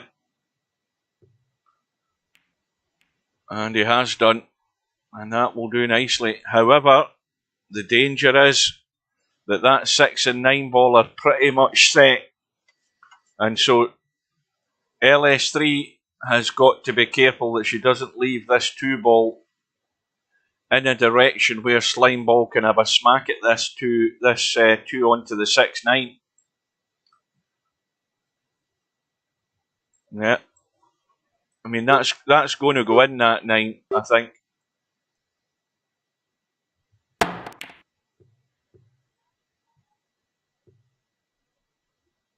Well, at least she's kept it over the left side.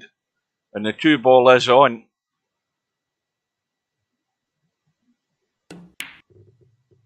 Well, there's the lifeline for LS3. Now, can she get out for the 3, take the 4? Does she play the 5 to break the 6-9, or does she play the 5 to drop behind it on the long rail on the right hand side? That's the question. Now, where's the cue ball going? I think she's okay. So this is the dilemma that LS3's got. That 6-9 combo can be made anyway, even if it's not dead set. So the big decision is leave it alone and take the 5 and drop up the rail. Or do something crazy and try and break it out. Now the angle's fine, so it should just be dropping onto the rail. That will do perfectly. Now even if you think it's not going directly in, you can easily make the pot. This is no problem whatsoever. So it's still got to be gentle though, you don't want the 6 ball to leak away.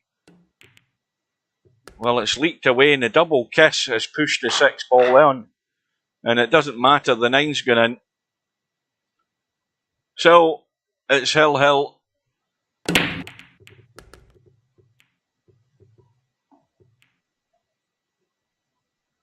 Well, it's no a question that he's played VP4 before. He's played, if he's came for Shooter's Pool, he's played there. So, you know,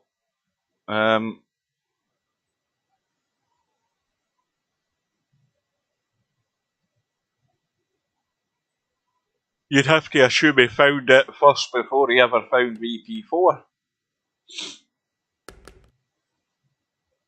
Somebody's going to have to do some tactful digging to find out some more details. I'm not the kind of person that does that. I just come straight up front and ask them. But somebody can do it more tactfully than I would.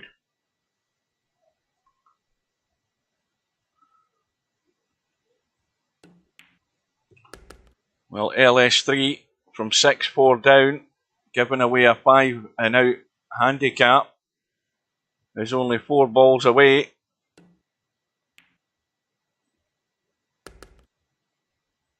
From getting to the hot seat match, I think.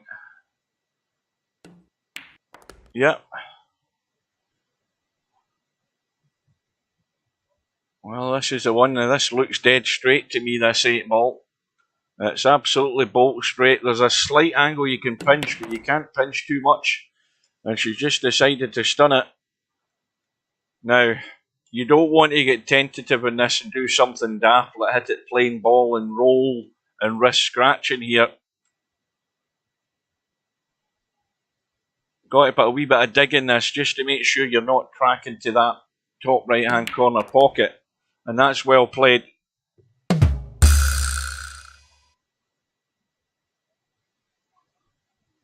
So, LS3 worked hard there under pressure, given those 5 and out, and she won the last 3 racks to scrape through against Slime Ball. Right now, where have we got to? We've got Bill now about to play LS3 to see who gets through to tonight's final, but meanwhile, other things are afoot on the one loss side. Spectre, Dawn and Houdini. Houdini's 1-0 up, but Larry's 2-1 up at the moment on the bracket against Chimpy, so we'll dive into that one. And it is 2-1. And Larry looking like favourite to go 3-1. Now, how's this line? He's just going to have to be really soft. A bit of, it looks like maybe a wee tad of right. I don't think he did anything there. He's left himself. Oh, I'll tell a lie. I forget about the money ball. I forgot he only needed the 7 ball. I should have looked at the HUD first. Look at what's come out the woodwork. There's Tin in the lobby.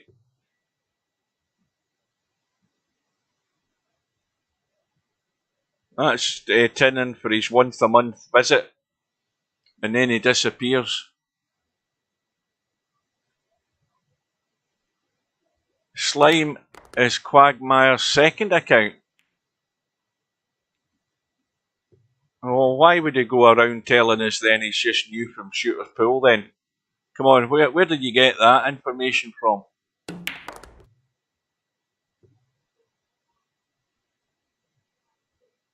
Yeah, that was... was LS3 in the chat? I never seen her. I've missed it. Yeah, it was a good result. Good fight back to survive.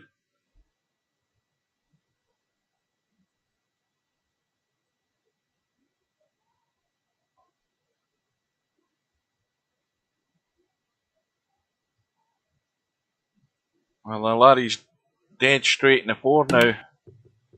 And he's gone for the big heave-ho to get into the table and try and have a shot at the 7. But he's missed the 4. He's broke everything wide open. And Chimpy has them all there for the take, and can he get it done?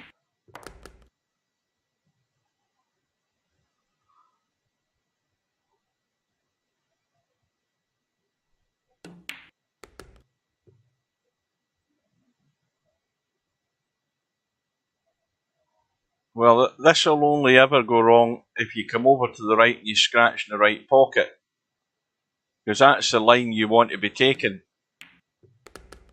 He's went in a narrower angle, but he's left it not quite in bedhead territory, but it was looking like that for a minute. But this to get back to within 1. And with the break,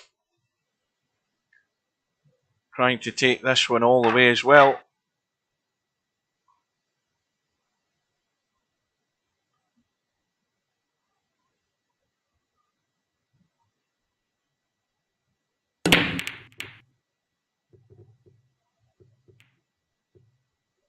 I don't think anything went in there, did it? Nope, it's dry. And well, Larry doesn't have a shot. He's going to have to bail out with the jump stick or just play a push out down the bottom here.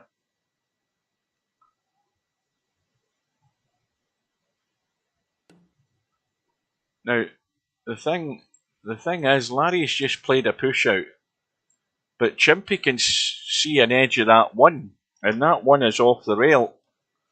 And is he going to be enticed into having a blast here? Because that will cut. I was talking about Larry pushing down this way. I mean, the best he would have left there would have been the reverse bank, but Chimpy's not interested. And, well, it's all worked out fine for Larry because Chimpy hasn't got the cue ball in cover. And Larry's got an easy starter. Now, there's nothing tied up. It's just that he's just got to find his way around these. The 2 ball goes into the side. Roll through into the gap for the 3. And the 4 cuts into the side. 5 ball up over near the corner pocket, and the 6 ball is one of those ones Steve talks about, extended from the side pocket.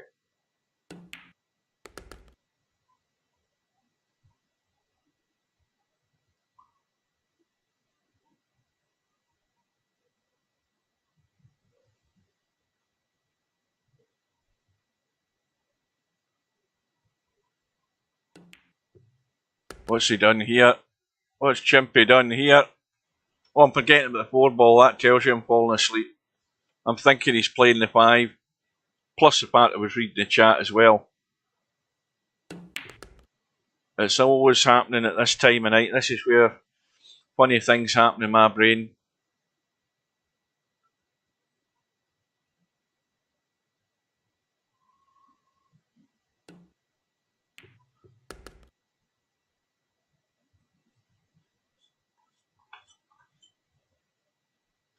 Well, this is again a testy one.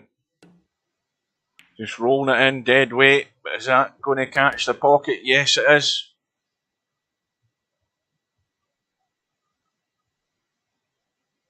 And again, anything but dead straight if you can help it. And he's done his best to get dead straight.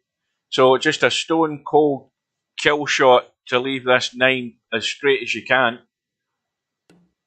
Oh, he's playing it soft. But this should be taking this match all the way as well. 3 racks apiece. Chimpy with a break.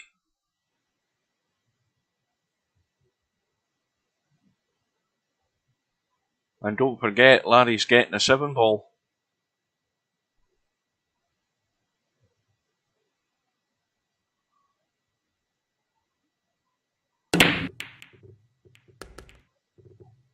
Well, ball has gone. But Well, what do you do in this situation? If you try and punch that one around the table, you might try and bank it because it's going to run into the 3 and 5 if you try and punch it around the table. In fact, it'll probably catch the 9 ball if you try to do that. So you can't try and hide behind the 6 ball with this set up here.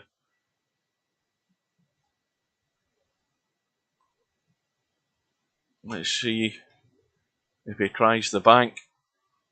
I think that's the only shot that's really on, but they're just trying to keep it tight. I don't think there was really many options on with that shot there, because as I say, you couldn't push the one around the table because there was too much traffic in the way. It would never get there.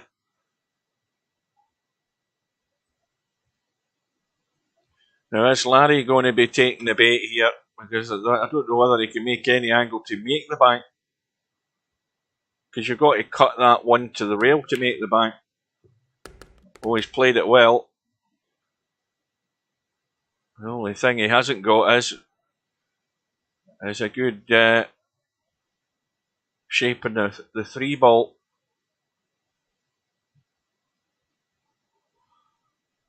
Now he could duck for cover and try and get over behind the 9. He's gone all out, and the 3 ball has done everything but go in. Remember, Larry only having to get to that 7 ball. Now, Chimpy only needs to just clip this 3 and leave himself on the 5, but once again, he doesn't want to leave it straight. Well, he's just crept out far enough. Just enough to work with. And Spectre Dawn is marching on. And Houdini's gone down 4 racks to 1. Where's the cue ball? Oh! Chimpy survives a scare.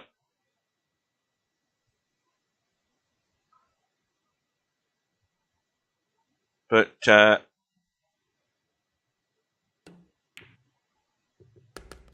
Larry ends up on the losing side here, then he can go back to black ball and get fully focused for his next match, because it's going to be his big test in the 2022 Black Ball World Championships. And Chimpy's certainly going to be going through in this match. So Chimpy goes through. Now, him and Spectre Dawn must be lined up by now. Let's have a look at the bracket. Where have we got to? No, it's Chimpy and Sylvia. And Spectre Dawn is playing Slime Ball. And meanwhile, Bill and LS3 are underway. Let's get in there. And it's a scratch match. LS3 with an early lead, 2 racks to 1. 3 and 9 ball tied up.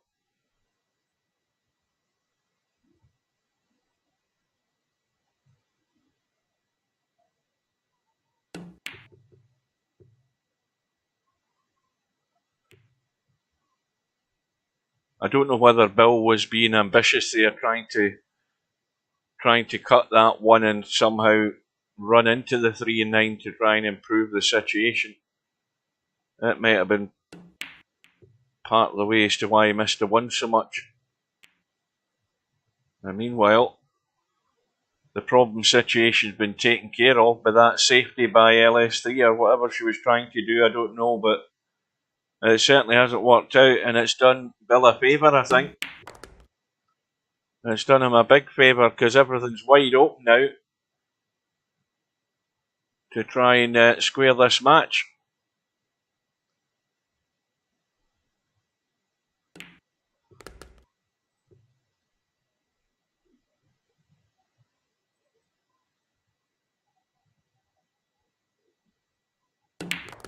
Did anybody give me an update in the snooker? I don't think anybody did. If they did, I missed it all in the chat. I'm going to have to watch it on the highlights when I get up for breakfast tomorrow morning.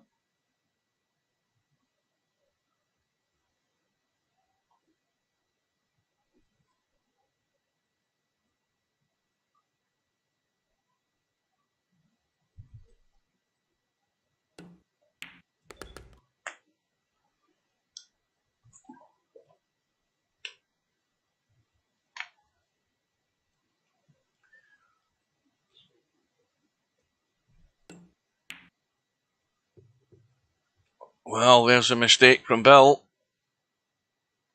And I'd pretty much given him the rack for 2 racks each. And LS3, well, albeit not an easy shot, the pot is on an angle and the 8 ball's right on this bottom rail.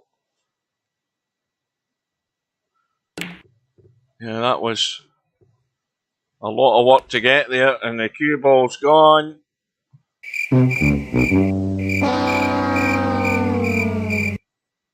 And Bill gets a second bite at the cherry, and I'm pretty certain this time he can't mess it up.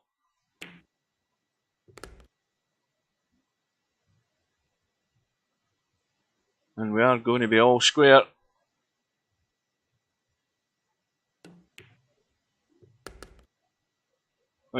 He'll be doing very well. Oh dear. Well, we'll put that one down to commentator's curse because, you just can't believe the things that happen.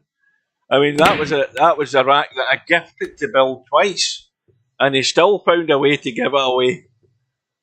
Unbelievable. So, we should have been sitting here 2-all, but Bill doesn't want it. LS3 with a 3-1 lead. Break. What went down? The 2 ball.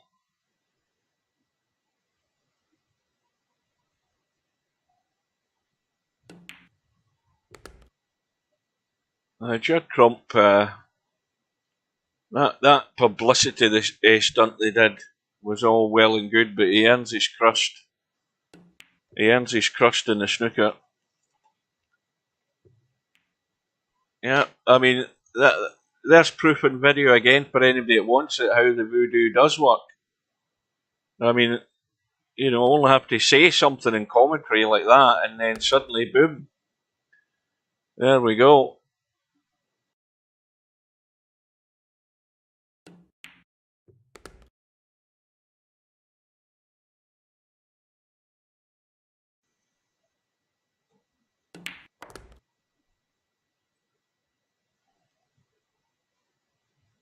Well, it is a race to 7, so we've still got a ways to go. Bill can still recover, and he can do that right now by taking these out. Now, where can he go wrong here? What can he do other than roll the 8 ball in, spin the cue ball out a bit, and drop the 9 into the side?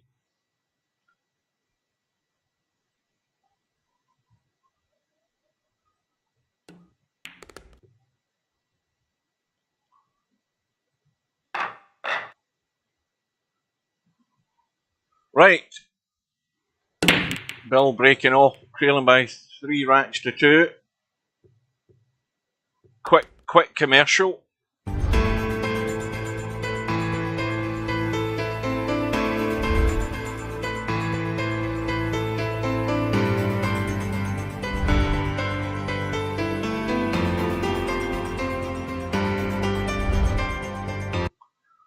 Right, that's a reminder of the match coming up later on.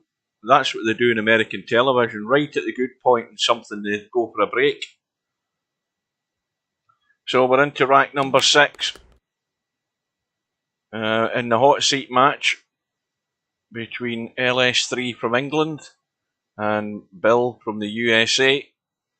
And LS3 looking for a response here to regain her 2-rack lead. And once again, if there's going to be an issue, it would be getting from the 5 up the table and shooting the 7 back into this bottom left-hand corner. Looks fairly straightforward, but it all depends on how this 4 ball goes and where the cue ball ends up. Now, I'm looking at that. I would go forward with a bit of inside left. I wouldn't be running around any rails. I would just be checking it up to come up the middle of the table.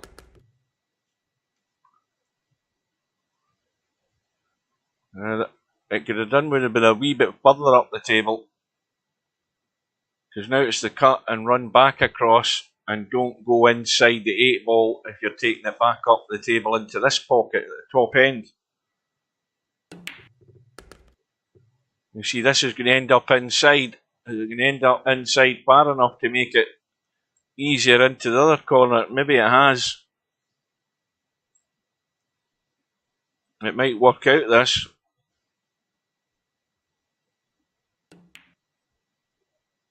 That's well done.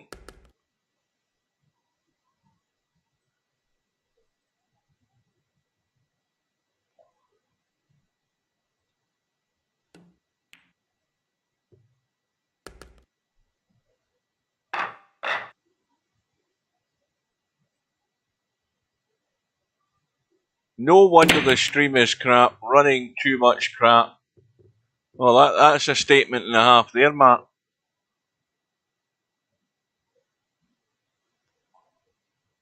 I think it's down to your crap internet connections. I think your internet provider is what do you call it? Throttling your bandwidth.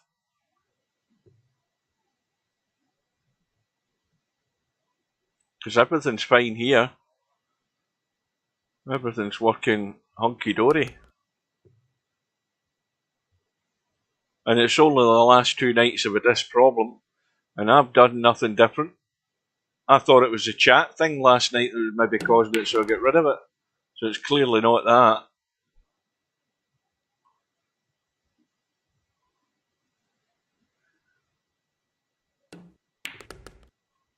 Meanwhile, Bill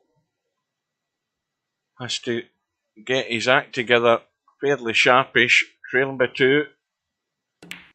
And once again, the critical shot coming up. How to get good on this 7 ball.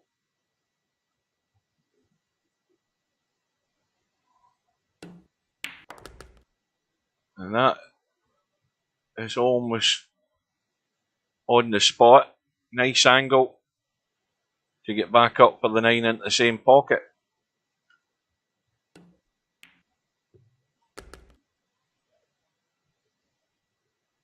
And he's gone short. Oh no, he hasn't. The 8 ball's up the top corner pocket. I never even noticed that. That shows you him falling asleep. Anyway, no problem.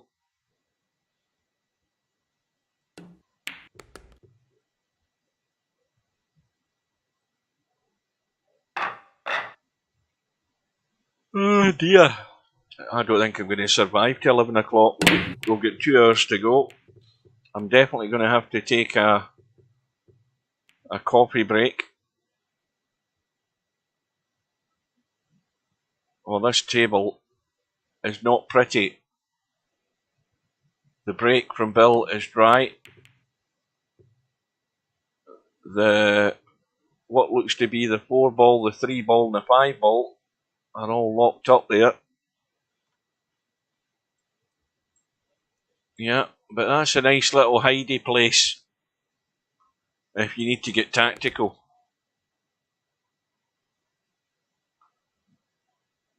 But Bill now is going to have to run the cue ball and hope he catches something up this top end. He's got the room to get there. He's going to run into the 6, is he?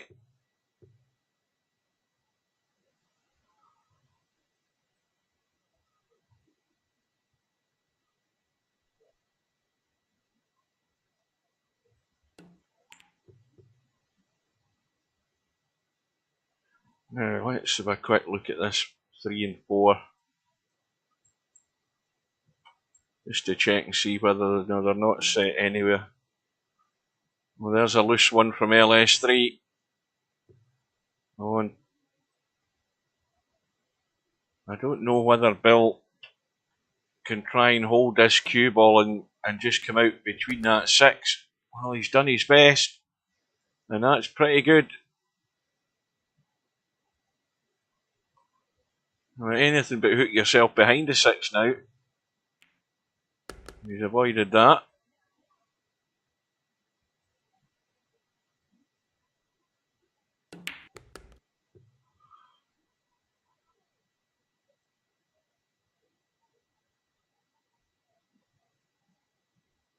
Everything is crystal clear except for the table and chat.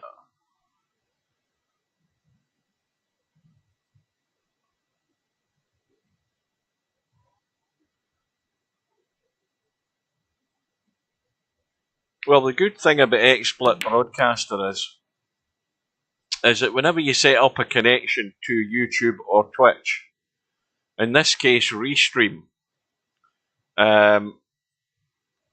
it's all done automatically. There's nothing I have to adjust or put any inputs in or anything like that, and nothing has changed.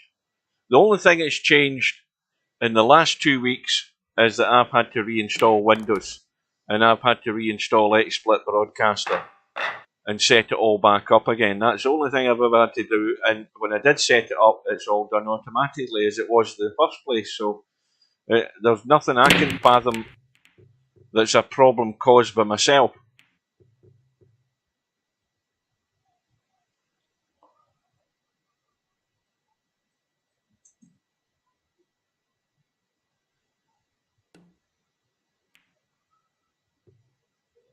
So Bill has got it back all square, ducking for cover. And LS3 I don't think's got a line to get past that 8 ball to try and kick the one. Nope.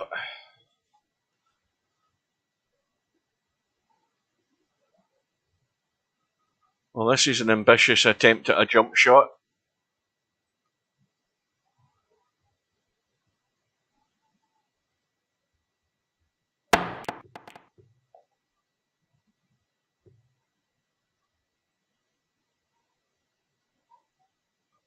And she clipped whatever ball it was in front of it. I can't remember. So Bill with ball in hand. Good opportunity to take the lead.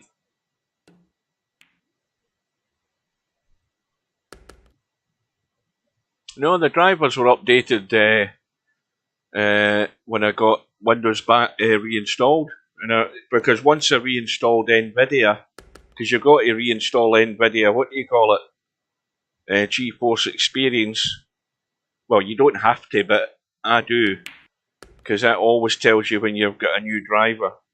And as soon as I reinstalled NVIDIA, it told me there was a new driver, because Windows only ever reinstalls some default crap. And so that got done. Nothing's different.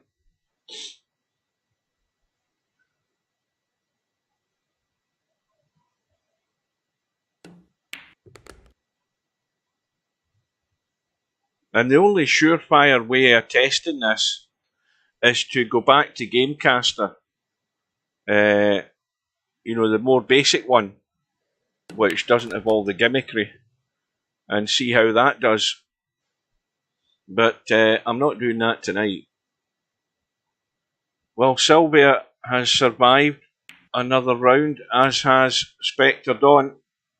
Sylvia has taken out Chimpy 4 racks to 1, and Spectre Dawn has taken out Slimeball 4 racks to 2.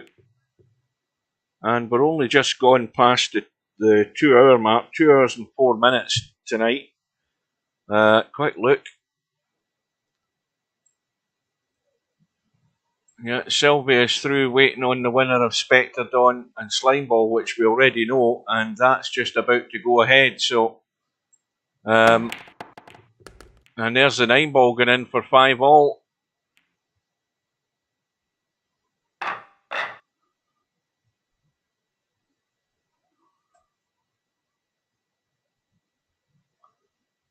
Oh, is it tomorrow night? Where's the Fury fight? Is it down in London or wherever? Remind me where it is, because I'll need to.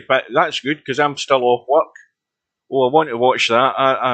I'll always like to see the big heavyweight fights, and I'll find a stream for it. I can guarantee you. Whereabouts is it? Is it down in a football ground somewhere down south? Oh, it's down at Wembley, right? And is it like, it'll be like after, it'll be, I mean, the what do you call it? The undercard will be on from like 8 o'clock or something, and the fight probably won't start till about 10:30 at night, I'm guessing. There's nothing wrong my end.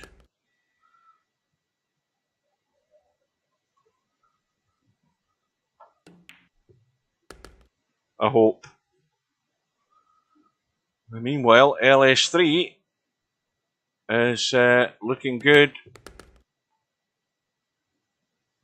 to get herself one away from tonight's final.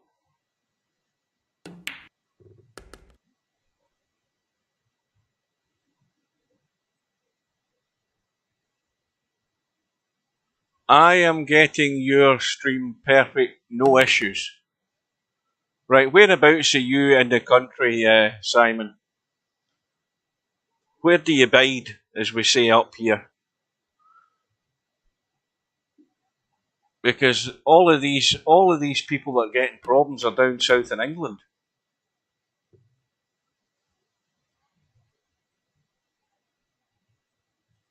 And if you're down south there as well, then, you know, there has to be a problem. And that's the arse of the country down at Portsmouth. I mean,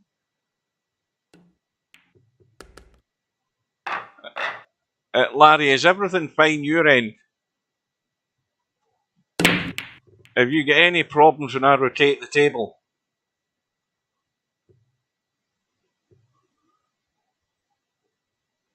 Oh, there's Ron. Ron's come out the woodwork as well. Good evening, Ron. And no, Larry's fine. So there's your answer to all your problems, guys. There's folks saying there's problems, and there's folks saying everything's fine. So that can't tell you there's still a problem I end. You know what to do? Go and reboot your routers and do a bit of disk cleaning and all of that crap and maintenance that you should be doing. Oh, so Larry's not fine, right? We'll just ignore Larry now.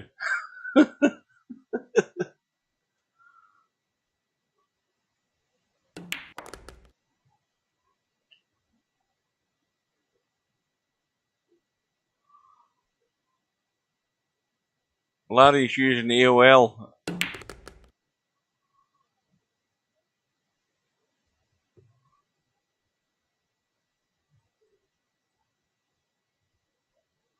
I sound like Steve.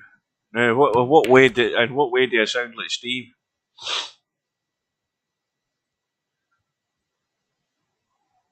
Anyway, there's more important matters here. LS3's got an angle that's taking her a bit dodgy here. Now, she needs to go very delicate so she doesn't nail herself to the 8. The only problem now is this cue ball's heading up table. It's a little delicate dink, but the cue ball's going to leak away all the time. Well, that'll do. That's a result.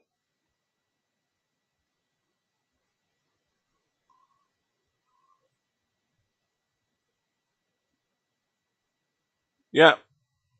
Blame everything else. I mean, you've got to work it out. The thing is, everybody else is fine. There's other people got no problem, and there's 2 or 3 you saying there's a problem.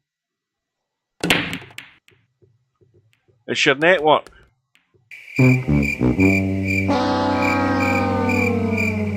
Scratch the break by LS3, Hill, and Bill with ball in hand for the match.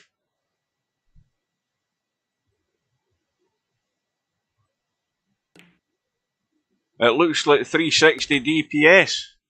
That is bad, Larry. Again, go into your little cog at the bottom right hand corner of the screen and make sure you're choosing the right resolution. No, I never changed nothing yesterday.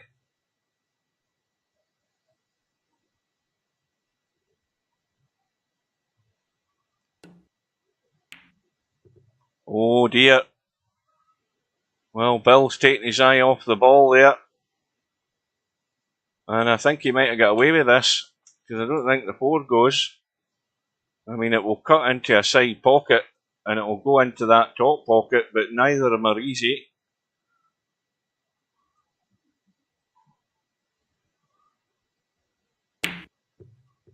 Oh, that's a good bank.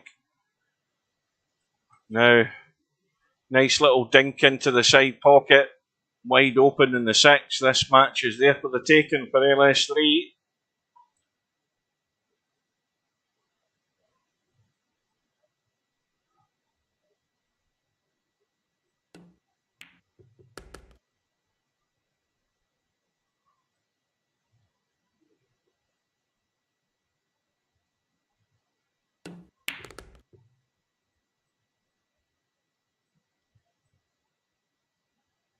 Well, plenty of room to send this cue ball around the corner and out.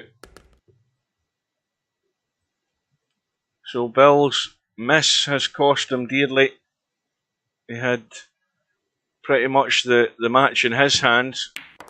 But it's LS3 who's through to tonight's final. Now she can go and have a coffee break for an hour because you won't be getting any other gameplay till then.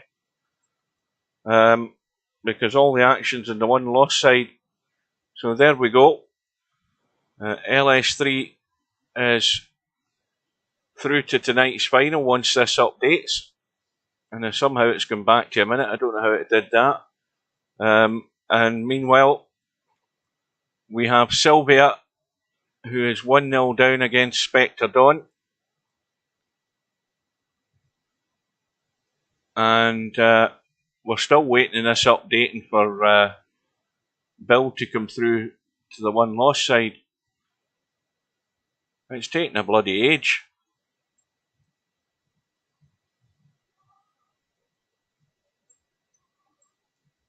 There we go, at last. So Bill's through, he's waiting on the winner of this match. So let's jump in and watch Spectre Dawn and Sylvia. If we can get in.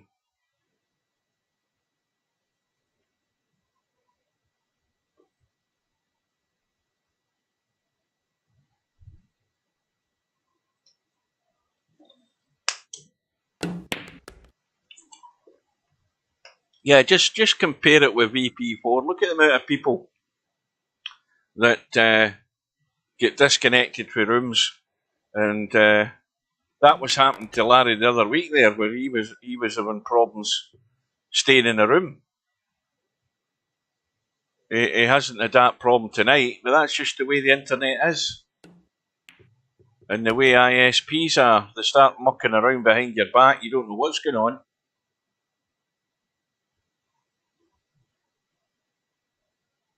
But what's happening here is that Spectre Dawn is going to be 2-0 up, and Sylvia's still getting this 5-ball money ball. And this match could very quickly turn on its head, bearing in mind it only is a race to 4. But to do that, Sylvia has to get a shot.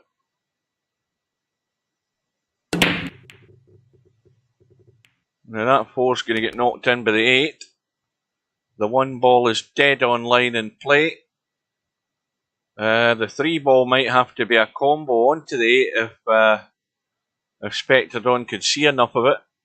Let's have a quick look once she's played this. Let's see. In fact, he could probably just play it in off the 8. Soon find out. He's coming down below it to play it up table.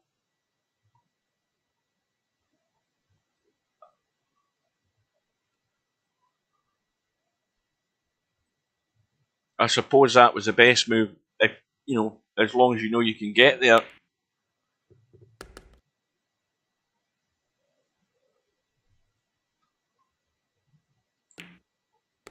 It's only my stream. Every other Twitch stream is fine.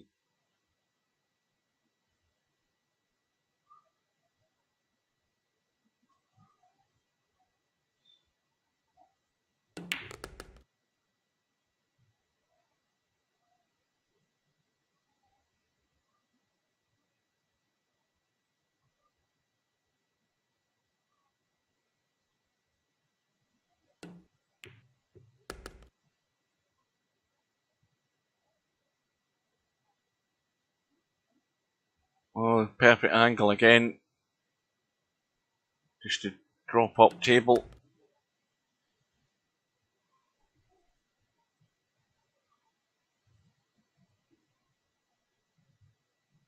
Good evening to Popman.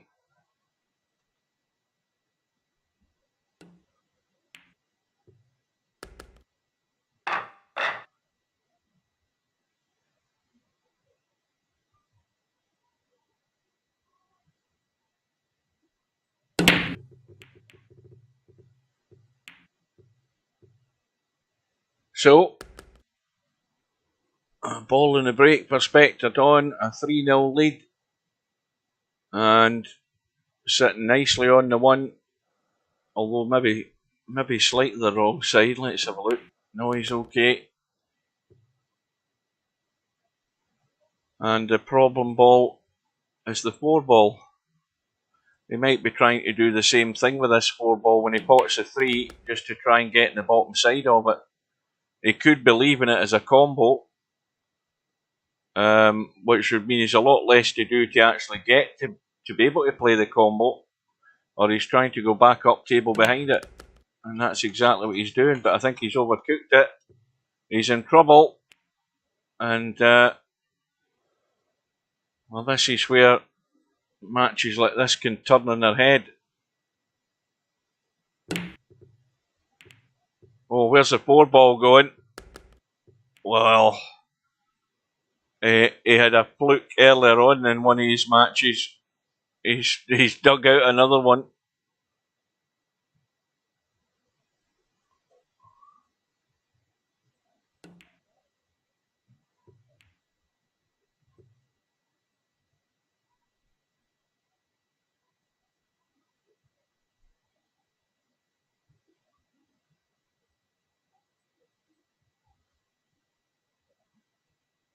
Now, oh, Sylvia's away into the other tournament. She'd already signed up for the other one, so she's had enough. She bailed out. When did that tournament start? Maybe the room's up.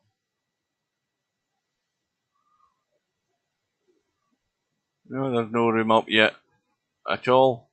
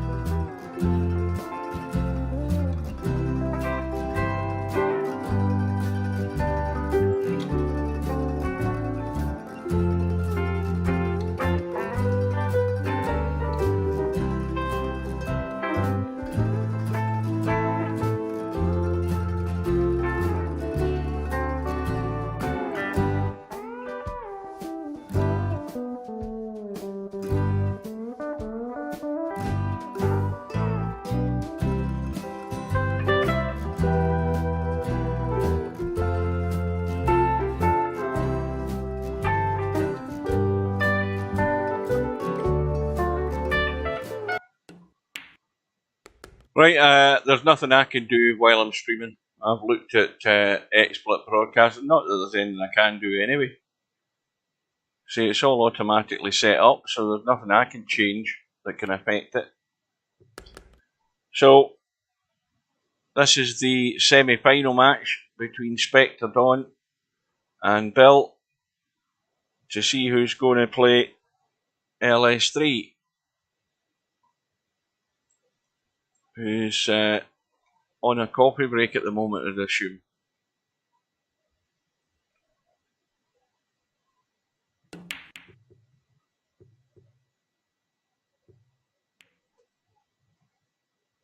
Now, the more you say the music's shit, the more I'm going to play it.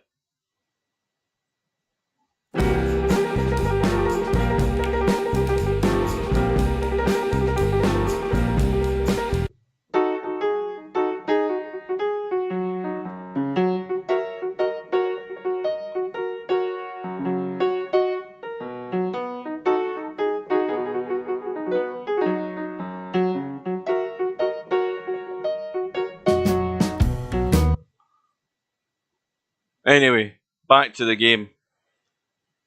Still 0-0 and no handicap. race to 4. And as soon as I come back to the game, Spectre Dawn misses. There's more proof if ever you want it. I can tab out and I can go back in, and as soon as I go back in, they miss.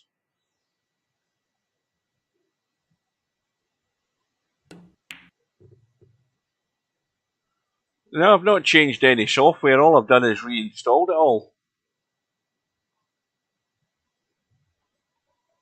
Don't forget, once the only thing I could save was my files and folders, and then Windows get reinstalled. So all your apps go. They all go down the Swanee.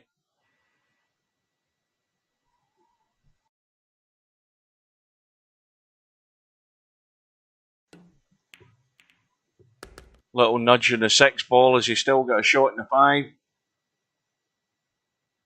Yeah, bit straight though.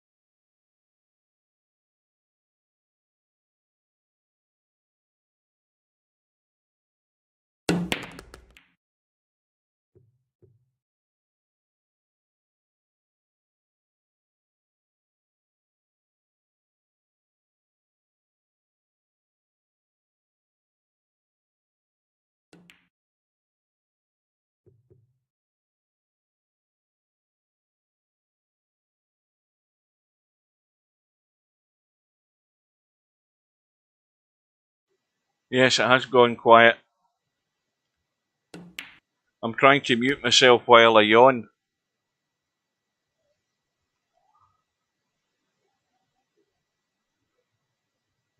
This is now gone into that no man's land area that you don't want to be in. Where do you go? This side or that side?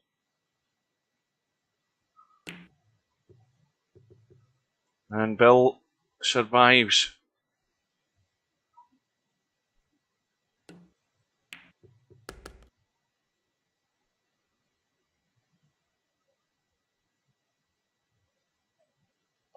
Am I the fake taxi guy?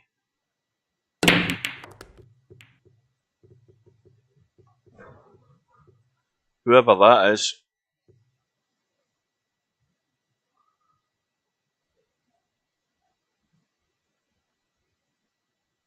I'm just going to pretend I don't know what you're talking about.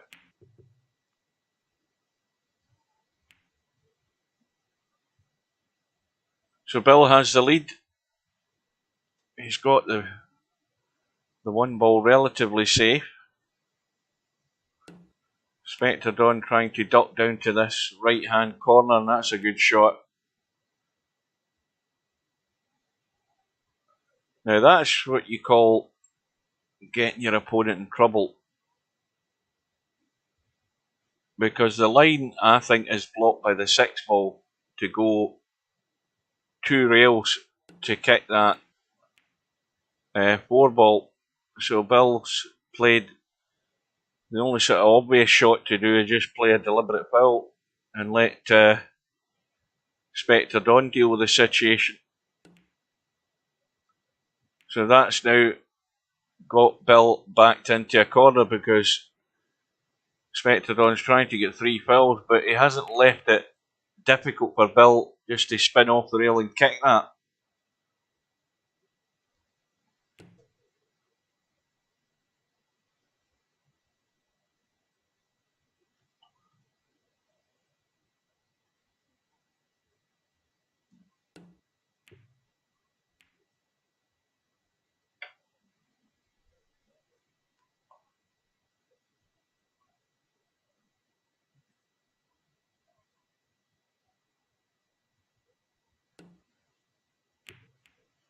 I think that was a foul, was it? No? I thought that had hit the 7 first there.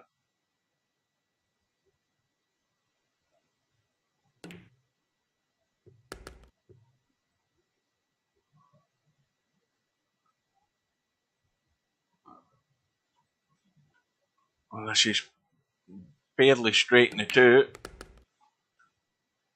And they're all there. And Bill should be 2-0 up.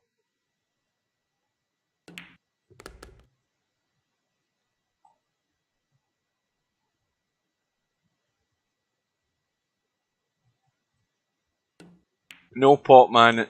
It's all set up for 11 PM tonight. I've just got my stream all set up for it. Midnight Albinario's time, 11 PM British summer time.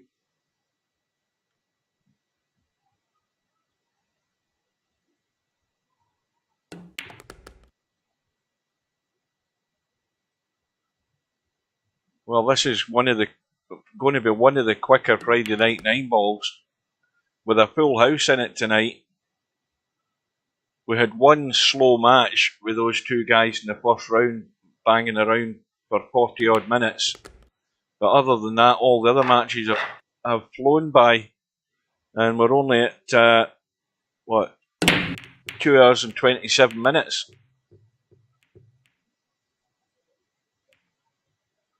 We're normally well after 10 PM and they're still playing the one lost side matches at this time of night, so it's moving along very swiftly.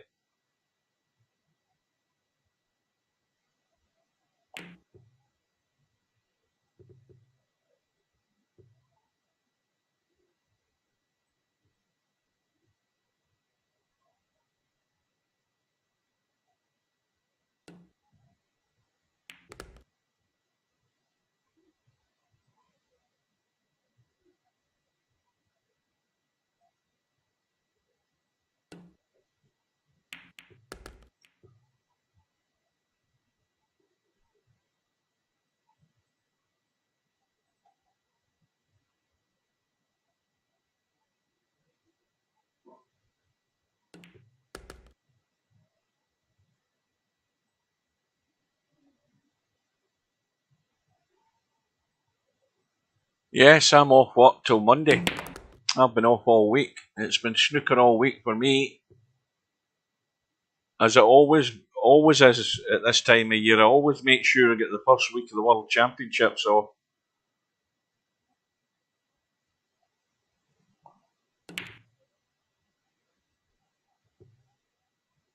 See how the 4 balls come back the other way. Comes down that line, hits the rail and goes back that way.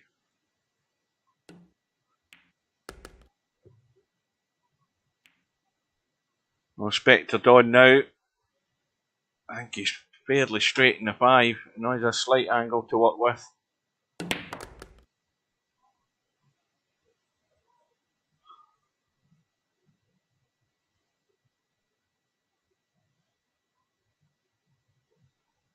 Who's actually got the Fury fight in the UK? Is it Sky or is it BT? Is it on BT? See, the thing is, I get free BT Sport on my phone, but the problem is I don't get free BT Box Office. So I'll find a stream for it anyway. I've got no doubts I'll find a stream for it. There'll be hundreds out there.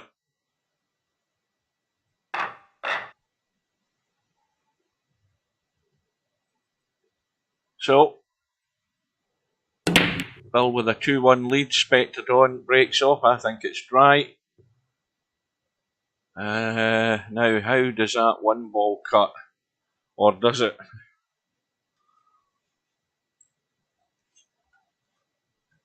Bill thinks it does. And he just squeezed it in. Nice little kiss off the 3. But again, he's dead straight in the 2. 3 ball doesn't really go past the 9 comfortably.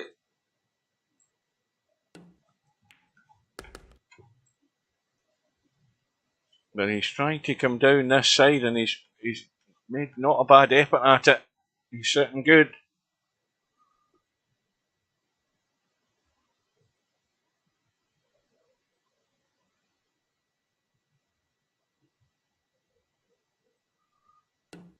Aye, did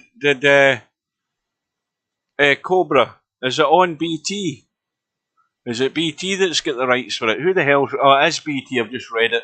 You're right enough. I thought it was BT.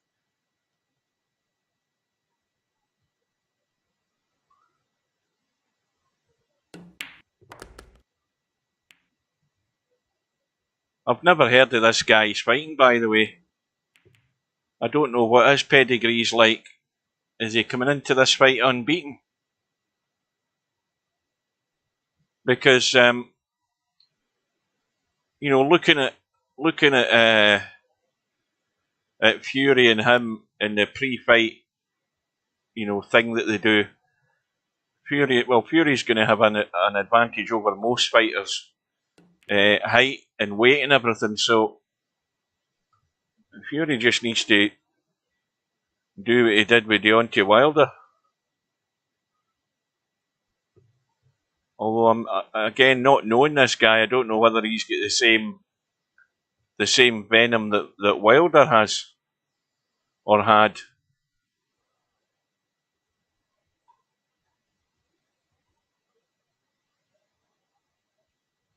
But you can't beat a good heavyweight fight.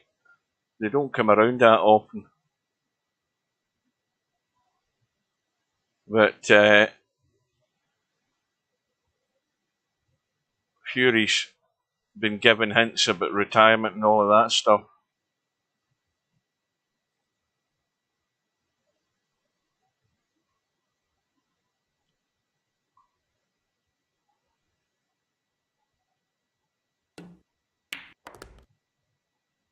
I mean, the only other thing to happen now is, you know, the unification fight to be undisputed heavyweight champion of the world. I think that's the only thing that's left, isn't it? And the only thing that's left for Spectre on here is an extremely thin cut or the reverse bank. I don't think the cut's on. Looks way too thin. Well, he's given it second thoughts. Now he's thinking of ducking for cover. Now he's back looking at the cut. Now he's looking at the bank. Now he's looking at the cut. And he's got it. Now where's the cue ball going? Well, the cue ball's okay. And he's got a straight in 9 ball. So that's landed nice. So this to tie it up.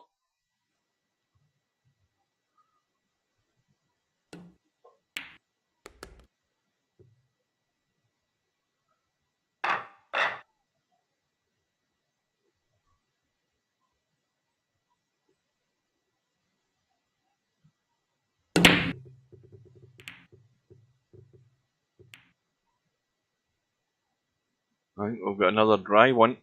No, 3 balls deciding it's going to get in its last breath.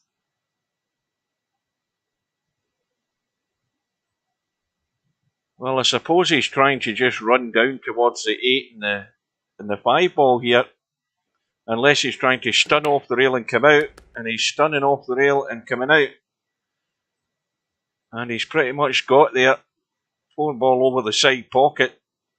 He's going to be extremely hard done by if he doesn't have a shot on it. 5 ball goes in. Down the rail.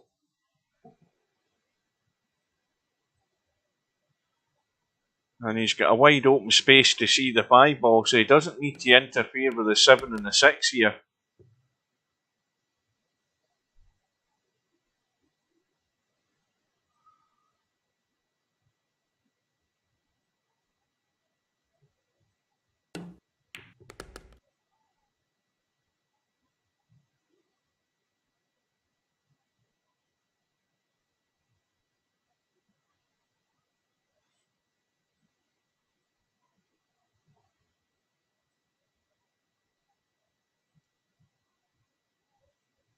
Well, pot the 6, make sure you miss the 7 and come back into the table.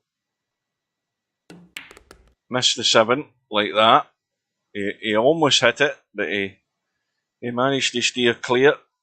And now he should be home and dry. And 1 away.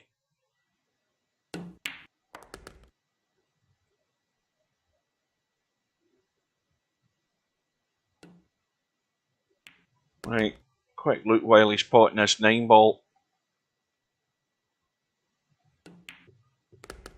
Well, it was LS3 that sent Bill to the one lost side. Who was it that sent Spectre on to the one lost side? I've totally forgotten. That was that was LS3. Yes, that's what I was thinking. It is Spectre Dawn looking for revenge. It was that long ago I've forgotten about it, and I was watching it.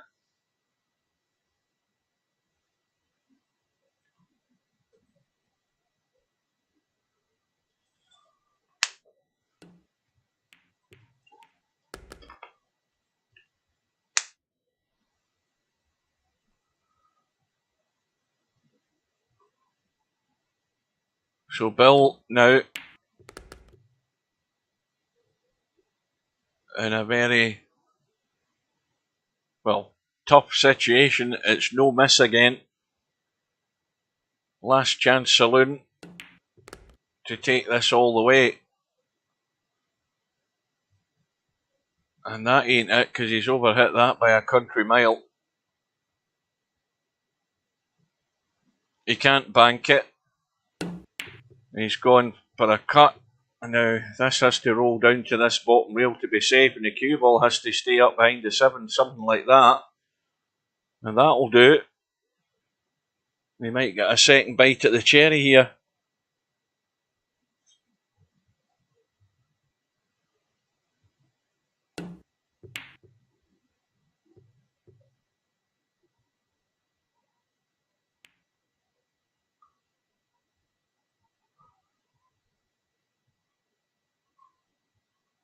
What are we talking about? What have I missed in the chat?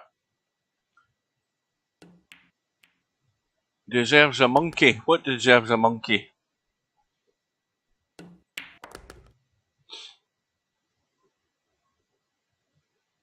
Well, Bill will get a monkey if he doesn't get out here. Put it that way.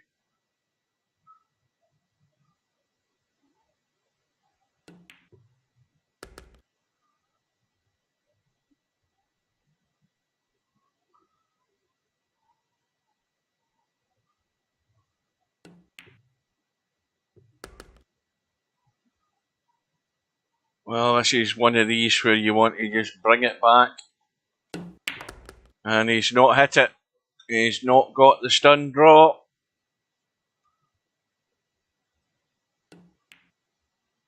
And he's got it in though.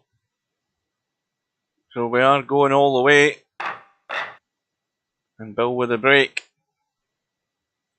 Now is Spectre Dawn going to survive for his revenge match against LS3? Well, Bill has come up dry by the look of it. Has he got something? Oh, the 4 ball's still spinning. The 8 ball's going in. And he's on the 1. 2 in the open, 3 in the open, 4 in the open, and then the obvious problem is getting to the 5 ball. Now,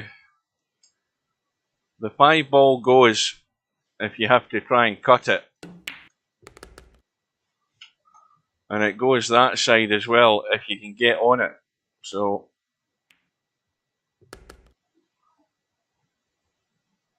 well, this is the one that's going to decide it, because he's got way too much angle on the 4th to just make it simple and drawing back. He's trying to come across 2 rails, and that's not bad, because we know it just squeezes past the 7. But he's still got to work the cue ball a little bit so he can get good in the 6. And that will do. And now it's plain and simple. Kill the cue ball, roll the 7, roll the 9, and Bob's your uncle, as they say.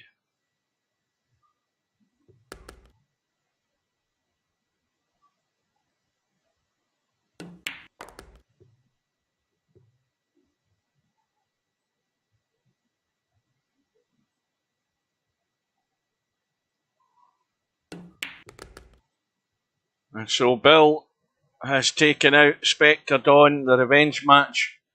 I think this is another revenge match. Let's have a quick look. Yes, because LS3 sent Bill to the one-loss side as well, so it's a revenge match no matter what happens. She's taken out the two of them tonight, and she's going to have to do it a second time against Bill in the final, a race to 9.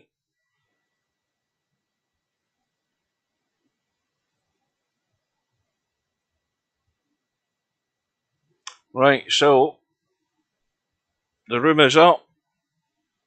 So this will be tonight's Friday night 9-ball final.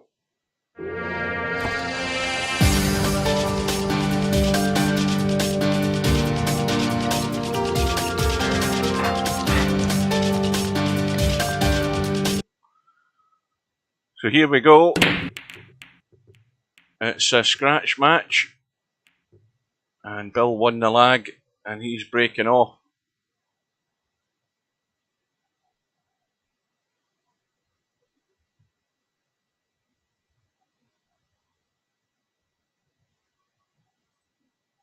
So the little cut onto the 5-ball with the 1. This cue ball's going to go dead behind the 4, I think.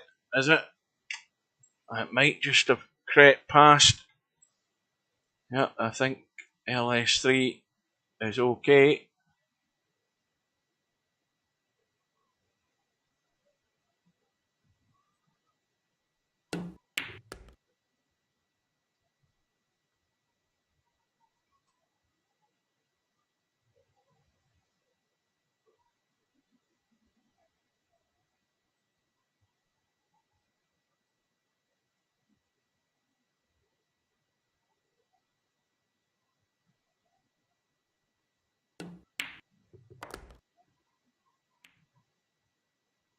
Well, this is going to end up in no man's land again. That kiss off the 9. Now the bank is on. The banks are open, shall we say, I think. I don't know whether the 8-ball's a bit in the way, maybe it was. But that's not a bad safety. And Bill may well just jack this up. Danger, of course, is keeping the cue ball on the table. If you're going to jump this.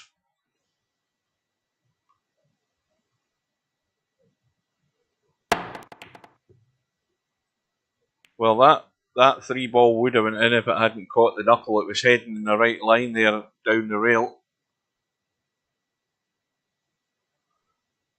But it's ended up, I think LS3 fancies the cut in this, if she can see enough of it.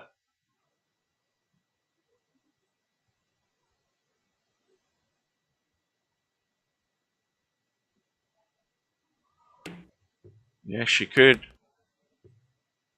But hasn't quite judged. Well, I think part of the problem was the pace you have to hit it at to get that ball to move to the pocket, which obviously sets the cue ball off and running. I mean, the 4-ball cuts up the table, but it's one of these where you have to give it a little smack, and again the cue ball bouncing back and forth. You don't know where it's going to finish.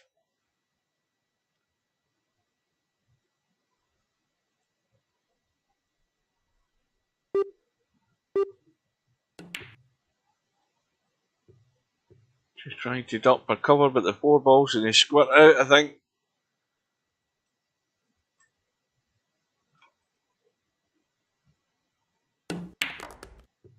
Forward and avoid the hitting the 8-ball. He hasn't. And likewise, again, Bill's got a straight choice here, a very thin cut of the bank. But I don't think a lot of players trust the bank anymore, because you're not guaranteed you're going to have that double bank as a backup.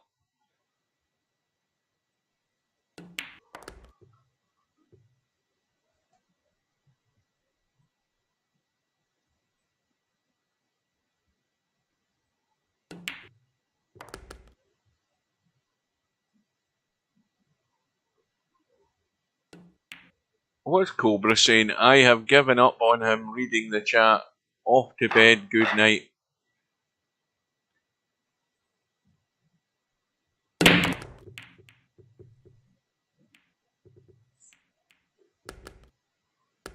I'm missing bits of the chat looking at the table. I must have missed something.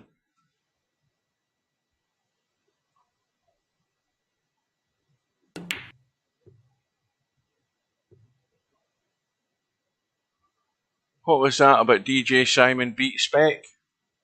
Or did I read the wrong thing? Maybe that's what he's talking about.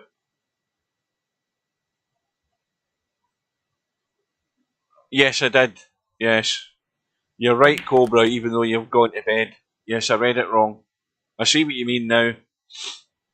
But again, I've got everything to back me up. I'm half asleep here.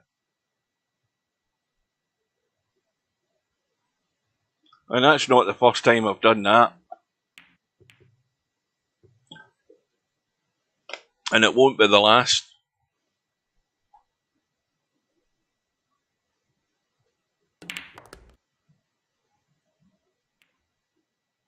Well, that's turned out nice for Bill. The way the two balls just run on.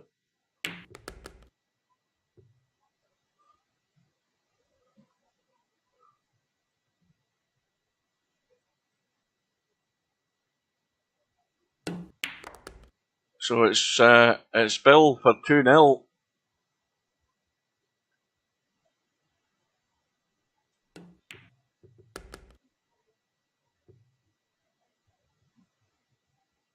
Well, Cobra was always going to bed anyway, because there's no way he can stay up to watch Albinario.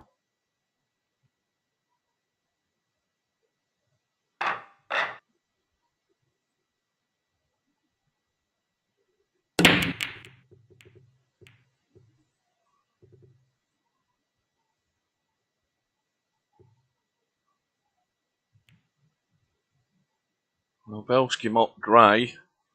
Two balls locked itself behind the 8, but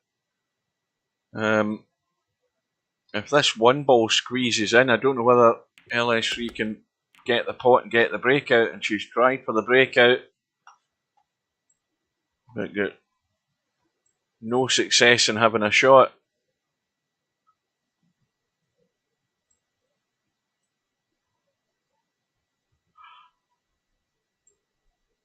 I thought for a second there she was looking at punching that to the rail and trying to kick it onto the 90 to make the combo.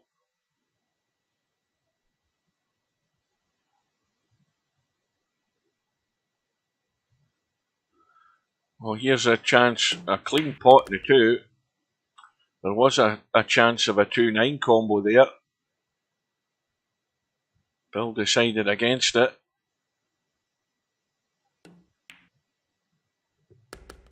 And going for the run out. 5 over the side. 6 in the middle of the table. 7 at the top of the table, and the 8 and 9 down the bottom. I mean, it looks a fairly clear cut route out here. He's gone the wrong side of the 6 though, but loads of room. Plenty of room, you just don't want to fall in the top end of the 7. And he's leaving it at distance. It's still a testy cut. And it goes clean.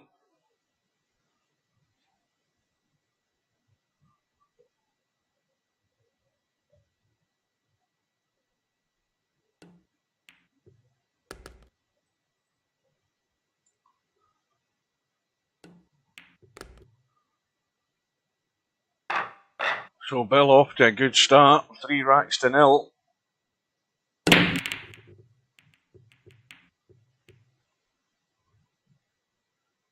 Well, Bill's doing his part in terms of getting revenge on LS3.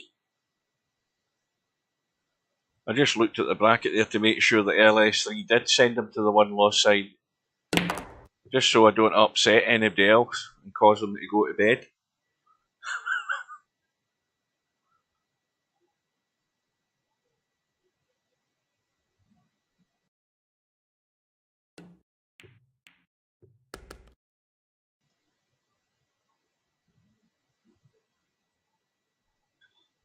That name that arrived in the lobby, in the room, that Mankov name, that's a name I'd seen around a while ago, and then that's the first time I've seen it for a long while. What the hell am I doing? Hang on a minute. Is he still in the room? From Czechoslovakia, or the Czech Republic? Yeah, I'm sure I've seen that name a while ago and haven't seen him for a long while.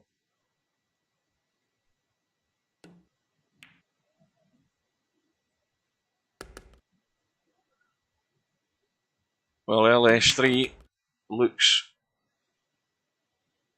a sure shot here to go off the mark.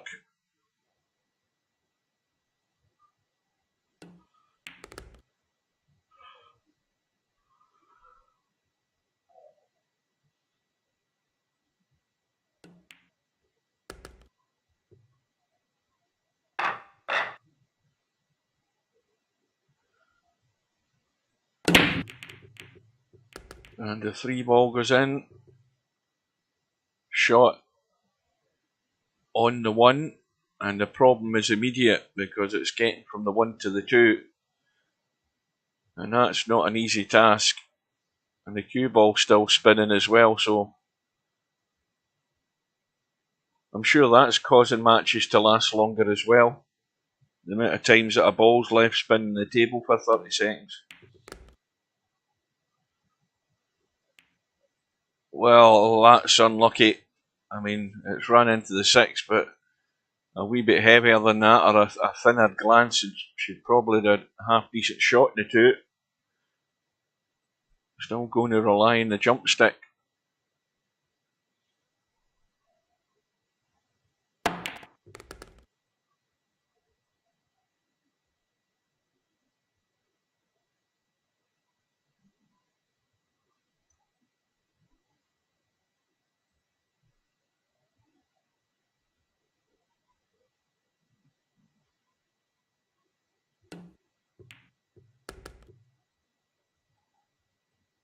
I've just noticed I stopped my clock as well.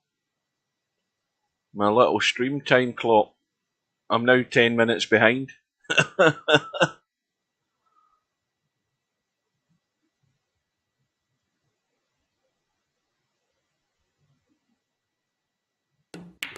It's a race to 9. Ignore what's on the screen, because that's the Albinario Spudboy match that's coming up later on. So this is the final race to 9. And Bill's 3-1 up at the moment and should be going 4-1 up.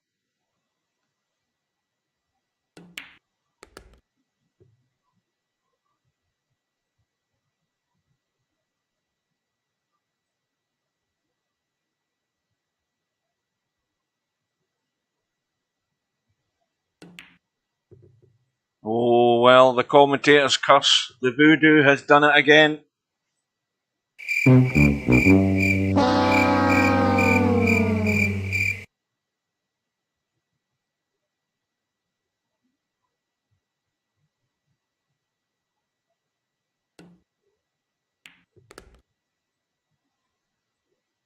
Oh, well, LS3, I'm sure you want to take that again, because that is really bad.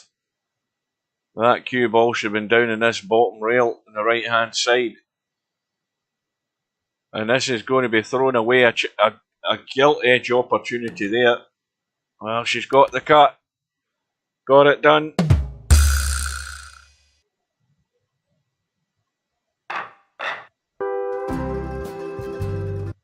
Wrong button.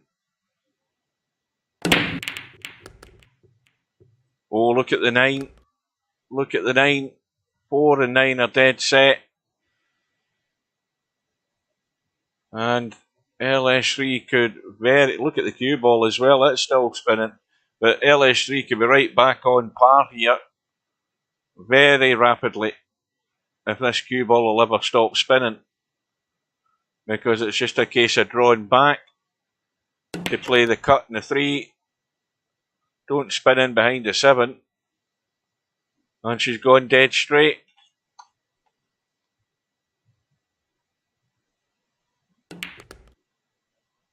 I think she's okay. Well, this has got to be hit thin enough. It should be fine though. Yep. So suddenly it's 3 racks apiece.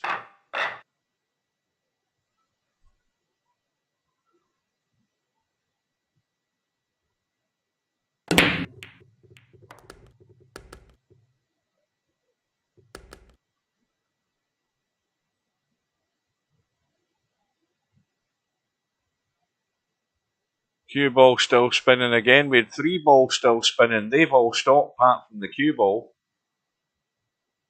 And the 3 ball, the 5 ball, and the 8 ball have all gone. And suddenly it's going to be 4-3 to LS3 because the 4 balls hanging over the top right hand corner, 7's over the bottom right hand corner, 6 is handy, 9 is handy. This is done and dusted. Mark it in the score sheet.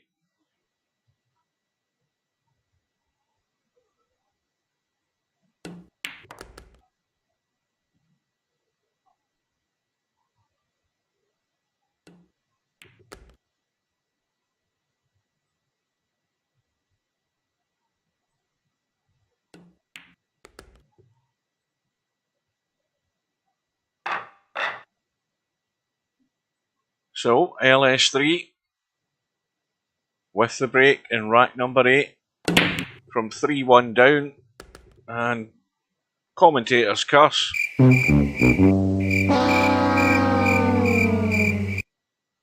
scratch and the break. I was about to say, can she take advantage of this and get a break and a run and stretch the lead, and I didn't get that far.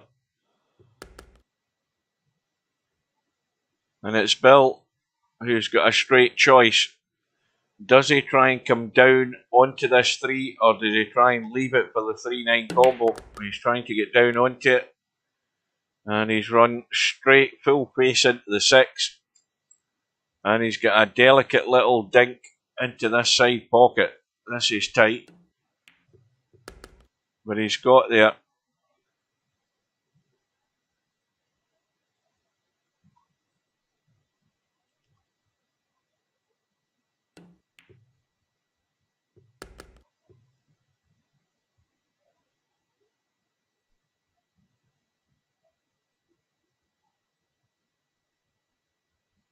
Well, once again up and down, but don't fall below the 6 ball. Oh, Bill's forgotten about the 5, and look at the pace he's hit that at. I mean, he did everything wrong with that shot, because look at where the cue balls ended up. The cue ball was running 100 miles an hour, and he can think himself lucky he hasn't left anything simpler here for LS3, because this is tight.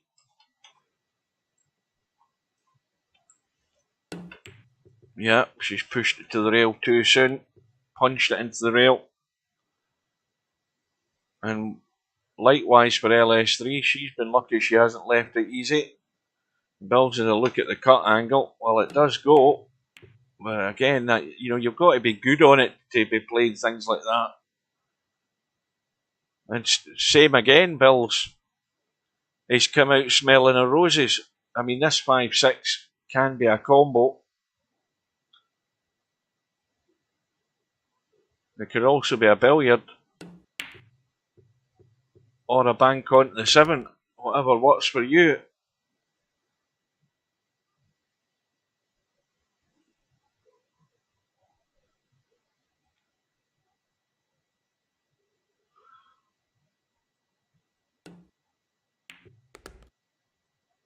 Oh, this is going to fall below the 6. This is what I'm talking about. You don't want to be there. You never want to be there.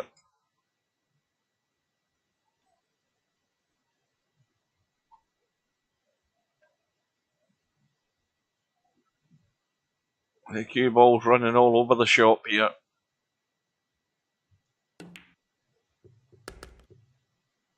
Was it going to get a kiss in 8? Well, it hasn't got a kiss in 8, and that'll do.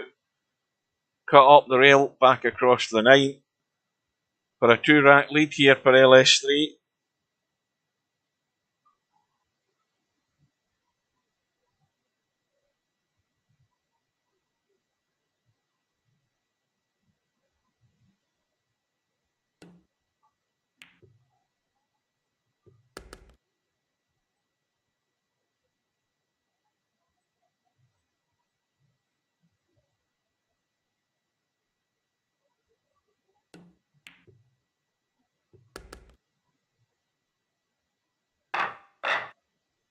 Well, now can LS3 capitalise on it? Keep the cue ball on the table as the first priority, and the cue ball's been killed stone dead. The 5 ball gets kicked in by what looks to be the 4 ball, and she's got a cut in the one into the side, and maybe a gap to get through, and the cue ball still spinning.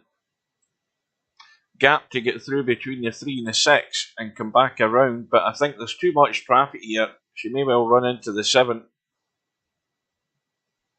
Hard to say. She's hit the 6 instead.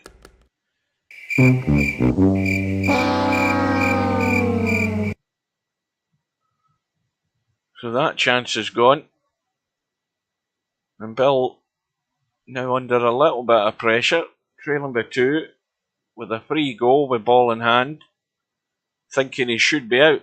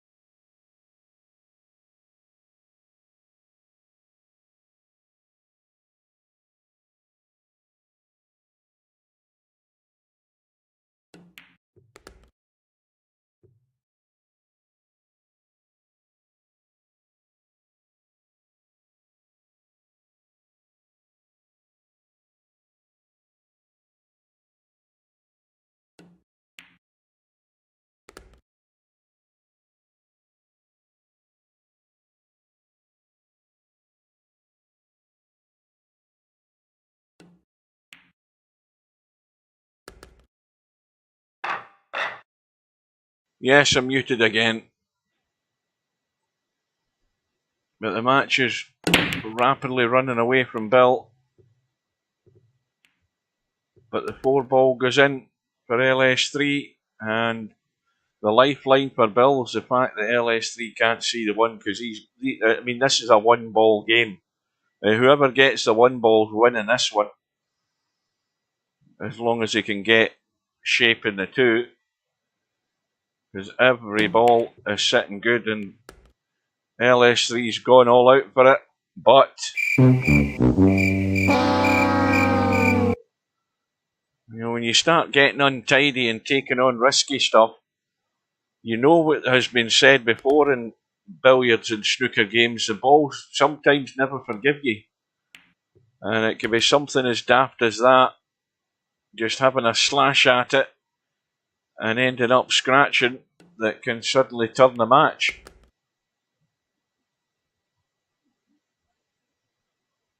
Now this 5 ball is tightish, but in it goes clean.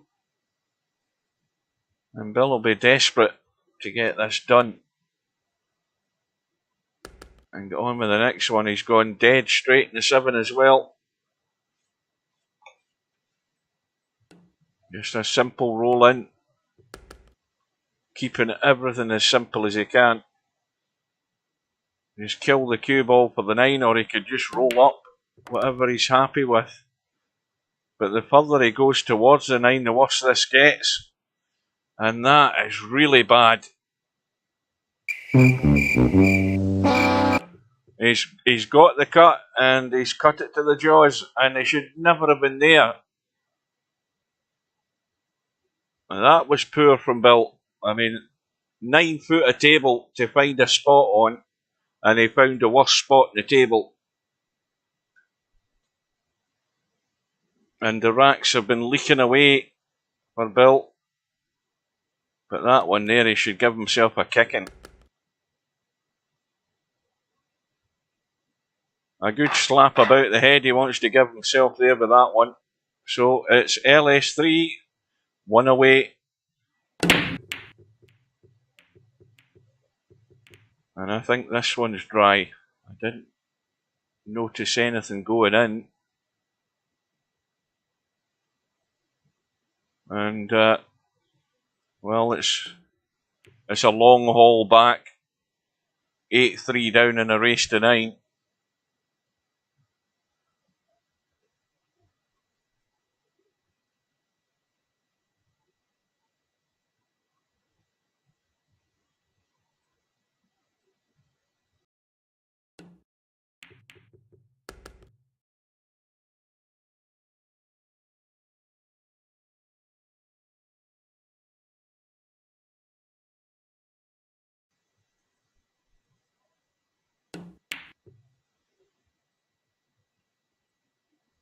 Well, I think LS3 had the right idea there, but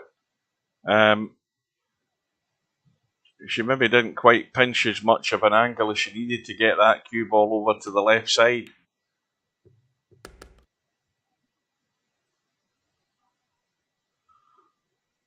And this, let's be honest, you can't be really playing that 3 ball into the corner pocket. You want to get it somewhere else, but Bill's quite happy to try it. He's got to hit it to the far side of the pocket and nowhere near the 4. And he's managed to get it.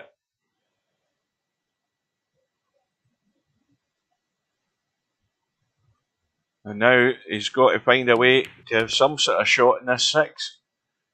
And being honest with you, that's probably about as good as you could ever expect there, to have a sight on it and a cut on it. And the cue ball running up the table for the 7 into the bottom left.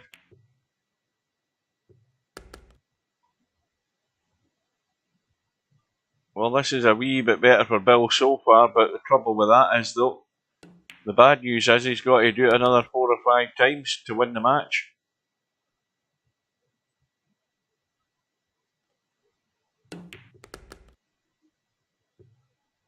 And this pace is good enough.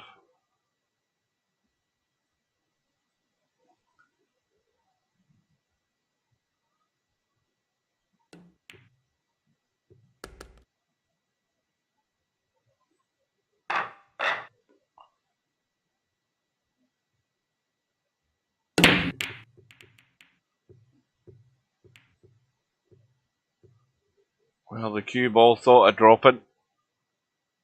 And if it had done, it would have been the only thing that would have dropped because nothing else has gone.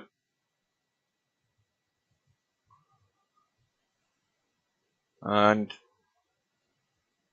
again, there's an obvious issue. The obvious problem's the 3 ball. It doesn't go into the corner that the cue ball is in because the 7 ball's blocking that, and it doesn't go into the other one because the 8 ball's blocking that.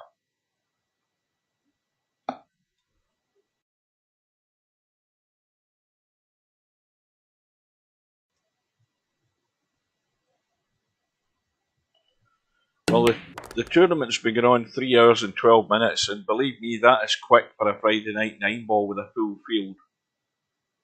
I mean, I've been sitting here at 1:45 some weeks, and it's still not finished.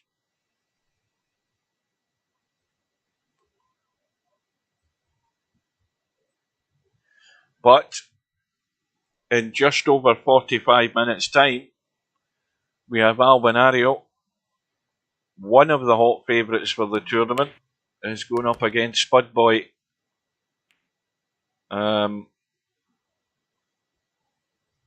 Which, well, let's just say Spudboy's going to have to step up the quality of his game to keep him in that match for any length of time.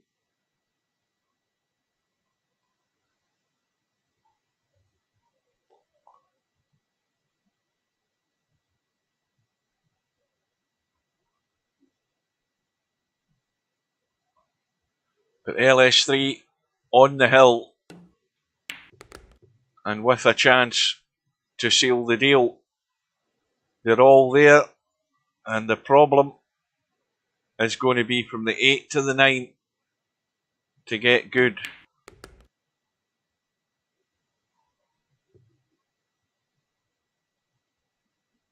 Now this might be just a case of stopping and rolling the 6 into the side like that.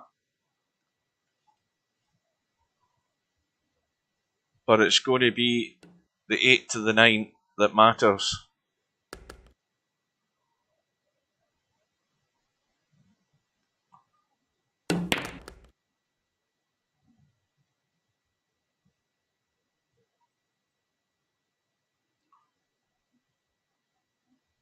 Well, what I'm going to do at the end of this match, in fact, Bill is going to have a go at kicking that in. I don't think he's got much other option other than to have a bash at it. He could be here for 10 minutes tip-tapping, but he might as well have a go. Yeah. And now another tough one on the 9. This to survive a little bit longer, and that is extremely unlucky. It did everything but go in, but it was not easy. But it is easy to drop it in now for LS3. And LS3 is going to be this week's winner of Friday night 9-ball. She beats Bill twice on the night. And more importantly, for the second time, it's in the final in the race tonight. So LS3 wins by 9 racks to 4. So well done to LS3. Unlucky to Bill. Yeah, I think, I mean, this is a quick tournament, believe me. I mean, it's only 3¼ hours, and that is fast. For with the fact that it's a full field, it was fast. So, 45 minutes time, it's going to be the match between Albinario and Spudboy. And between now and then, what I'm going to do is I'm going to take a quick break, and I am going to get a coffee. So we'll have the Be Back Soon up. I think it's on repeat, so that'll just annoy you until you switch off the stream. Well done, LS3. Taking out Bill twice tonight. Can't ask for better than that. Right, so that's it. I'm going to just hang about, keep the stream running, and have a quick coffee, and then I'm going to come back. And then when I do come back, I'm just going to be rummaging in the rooms to have a look at some of these games that are going on. And, well, obviously, if you're stateside and you want to see the match, well, it will be on in 40 minutes' time or so. And if you're not, and you want to watch what the outcome is, I think we've got a fair idea what the outcome should be. But if you miss it tonight, you can watch it tomorrow on my YouTube channel. It'll be there. Right, so if you're not staying with us, thanks for watching. Take care and good night. If you're taking a break like me, well, I'll see you back in about 5-10 minutes maximum. So until then, we'll have a little musical interlude.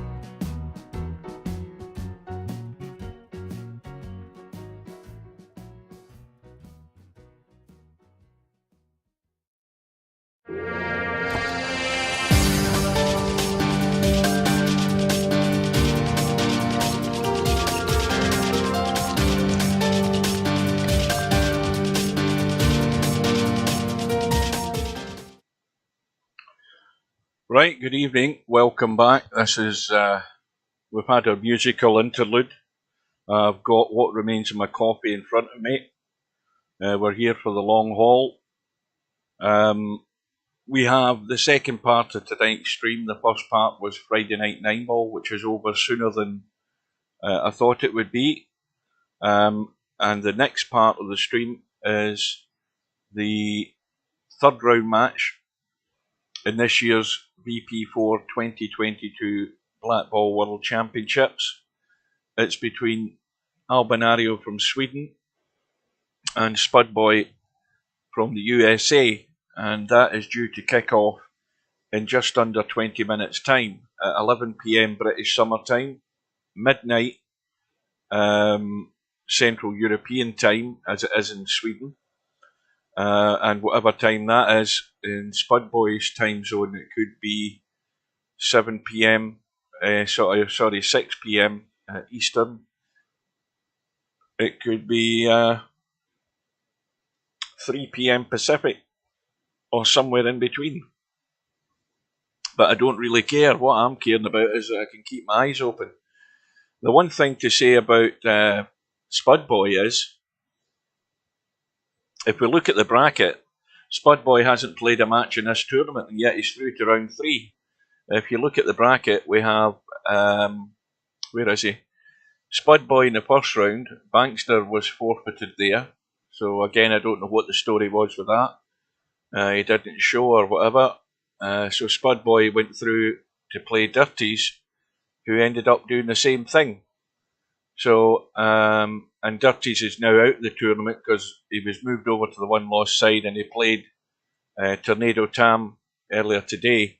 However, the result has been put in a notice, so it has been updated. It asked them to both play them. I mean, this match was scheduled for tomorrow afternoon, but Dirties couldn't make it. So earlier on this afternoon, I just said, well, look, go into a room, set it to the tournament settings, play your match, and then email support with the result. So that's been taken care of.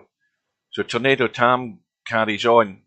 But like I said, Spudboy hasn't played a match in this tournament, and unfortunately for him, he's thrown himself right in at the deep end by getting those 2 byes or 2 forfeits, and now he's up against Albinario, who is one of the strong favourites for the tournament amongst 2 or 3 others.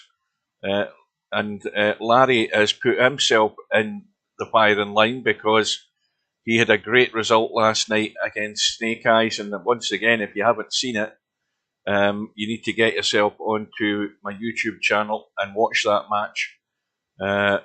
If anything, watch the last 25 minutes or 30 minutes of the match. It's worth watching. So Larry's through, and he's going to be playing the winner of this match tonight, which on paper, odds-on favourite is Albinario. And there's only a couple of things that's going to prevent that happening. Either Spudboy completely plays out of his skin, Albinario doesn't show up, or he does show up and have a total nightmare. That's either of those 3 scenarios can happen, but all of them are unlikely. And Albinario's really strong favourite to win this.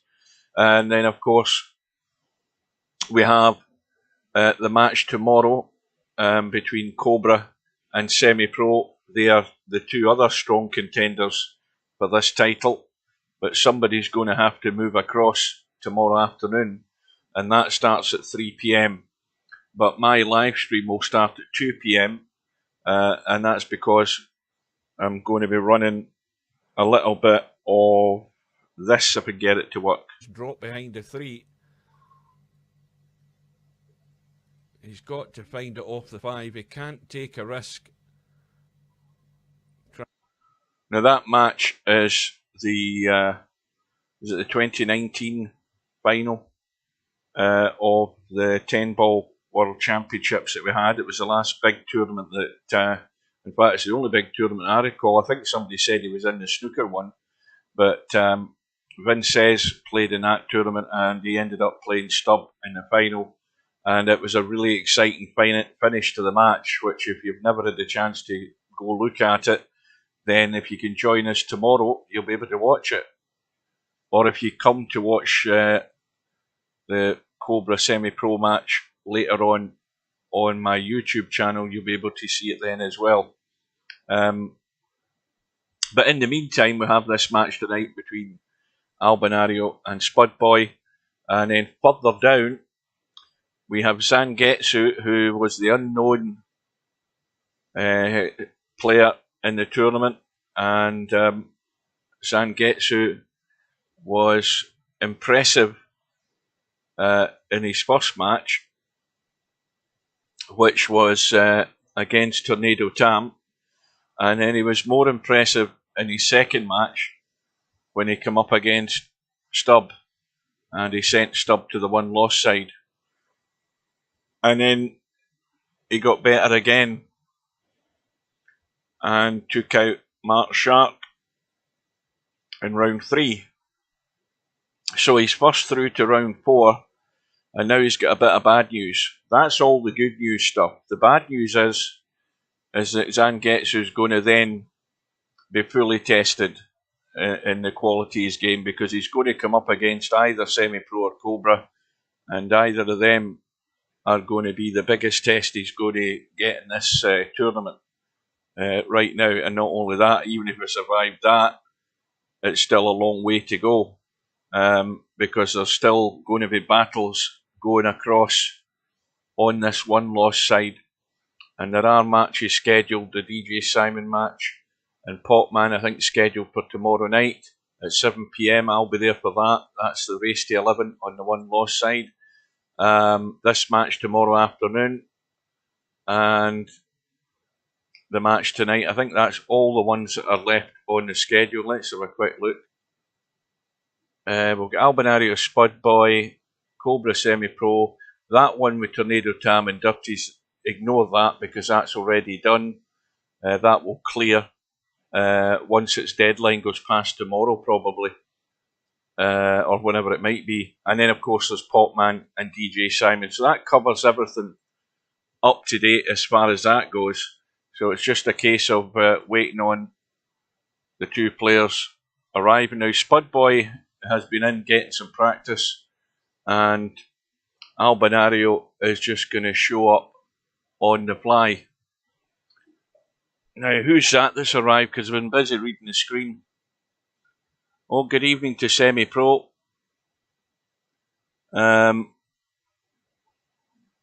This is us just waiting on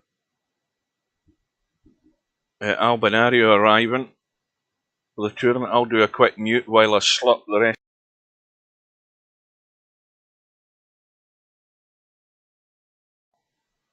Well, we've just finished an early Friday night 9-ball. That finished about 20 past 10 or so, so it was very quick, and it was a full house. So I've just went and had a little break in preparation for this match, assuming Albinario is going to remember to show up. So what we'll do in the meantime is have a little look around. I think you're the only one that's here, Semi-Pro. I think the rest have had enough and gone to bed.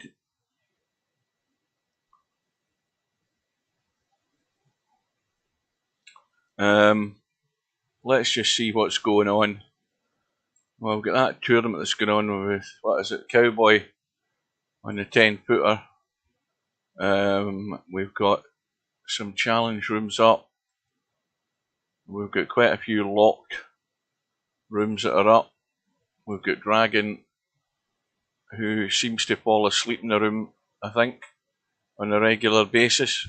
He's in there on his own, but I don't think there's anything happening. And there's some snooker rooms up as well, but say most of those on this, the matchroom side, are all locked up. Now, Wizard Cheat's sitting there waiting on One Pocket Slim to come into the game of One Pocket, or Bedhead, and then now I think he's had enough. So,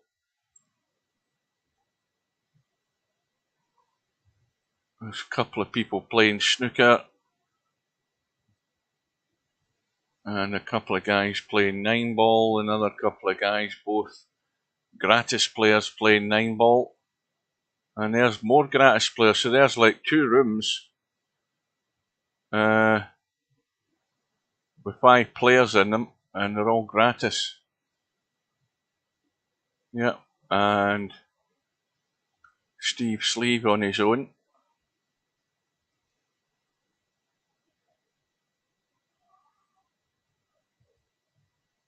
Let's go in and have a quick look at these guys who are playing snooker just to kill some time. Of course, the snooker's got the blue cloth because I've set the default colour to blue.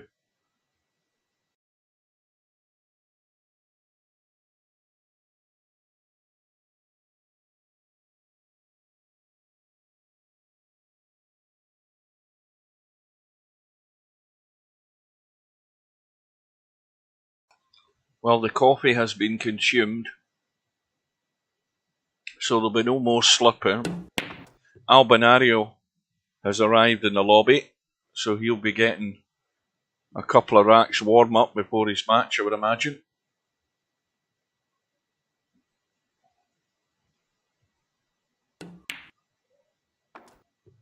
I'll be back in a little second. Hang on.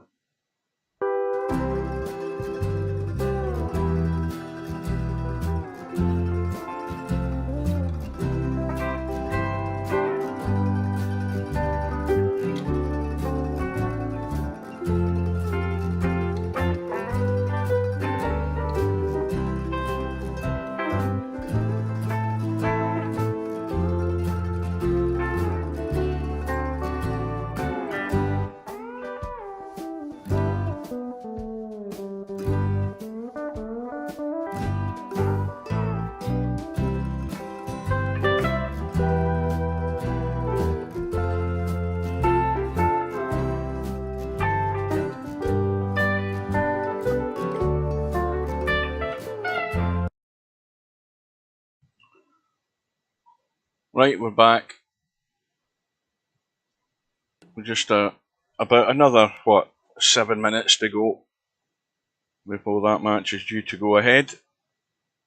And meanwhile, Leo Trapp. Now, where are these players from? Well, we've got King Eric, who's from Finland, and Leo Trapp, who's from the Russian Federation. So, glad to see that the worldwide ban on Russians doesn't include VP4. I noticed that Wimbledon's banned the Russian players, which I think is ridiculous, because you're mixing sport with politics again. But that's another story.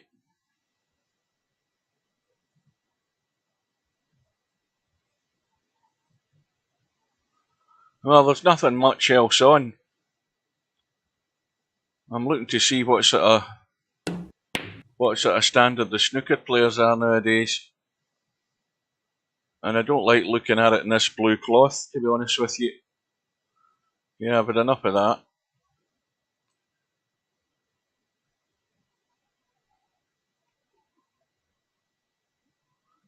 Right, who's all in the lobby? VP Monster and Blind Hog are away, Slim's away, Hazard's fallen asleep, Steve's not there, Brian's in bed. Tell a lie, Brian's in the middle of his afternoon. What am I talking about? It's he's down in Kangaroo Land.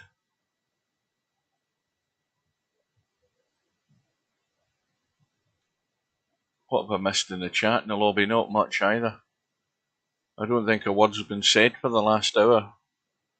Well, half an hour. Nothing's been said in the lobby for the last half an hour.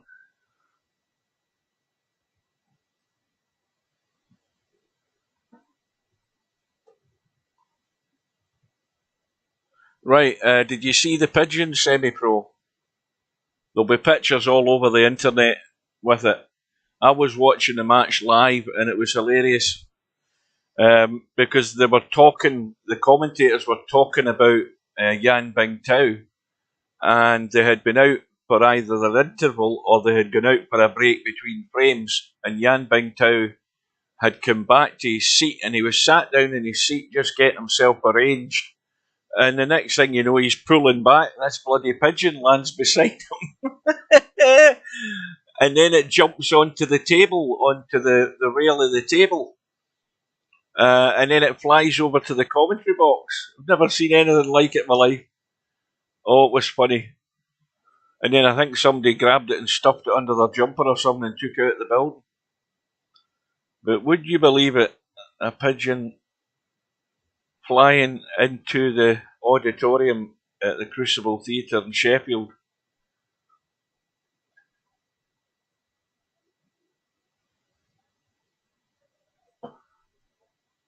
Well, how do you think I feel?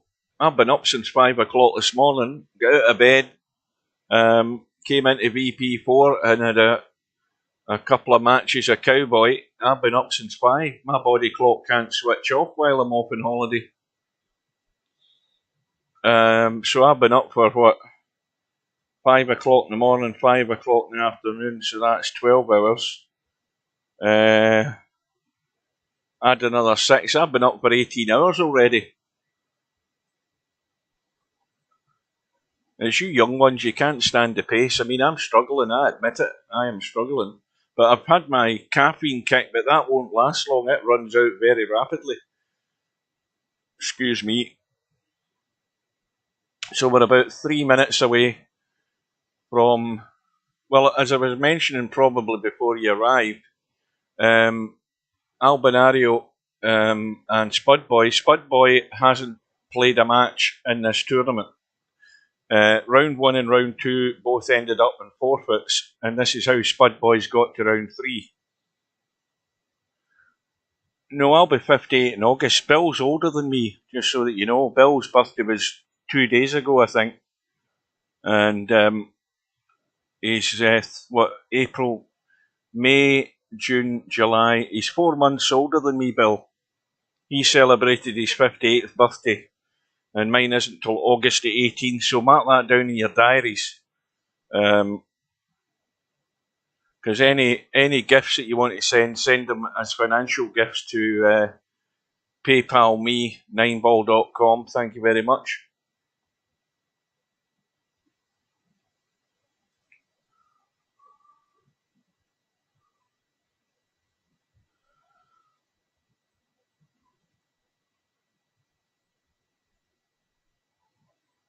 Surely you can't be serious. I am serious. And don't call me Shirley. Right, we're all set to go. We're just waiting in this room going up. I don't know how this is going to turn out. I mean, it could be a total bloodbath, as we expect it to be, or Spudboy can get his act together and actually show a bit of gumption and application and try and win something.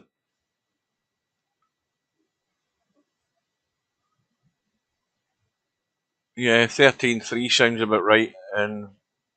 But then again, we just don't know. I mean, I'm assuming that Spudboy's never played a game of black ball or any more than 2 or 3 games in all his time. I'm not looking at his stats to find that out. I'm just guessing. I wouldn't think he's ever been near the black ball table unless it's been by accident. So he's going to have to find his feet rather sharpish with this match.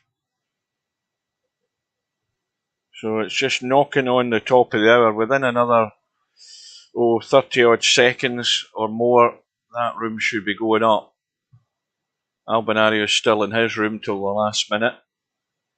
Spudboy's done his practicing and warm up. He's all raring to go as soon as the room appears, which should be any second now.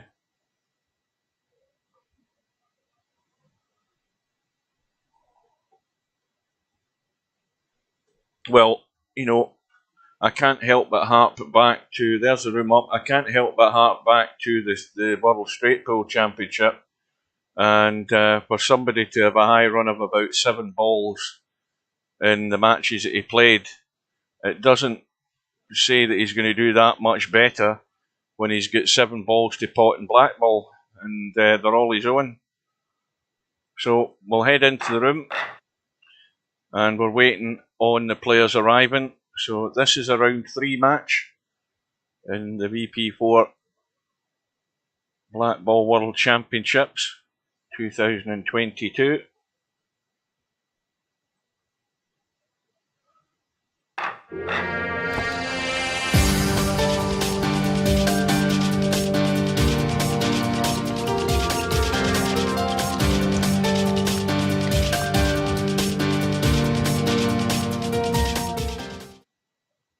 Well, Spudboy has arrived in the room.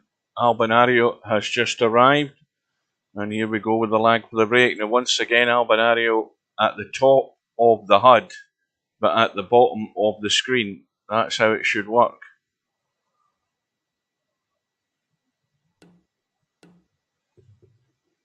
Well, that one at the bottom looks a bit too soft. And Spudboy has won the lag. And he will break.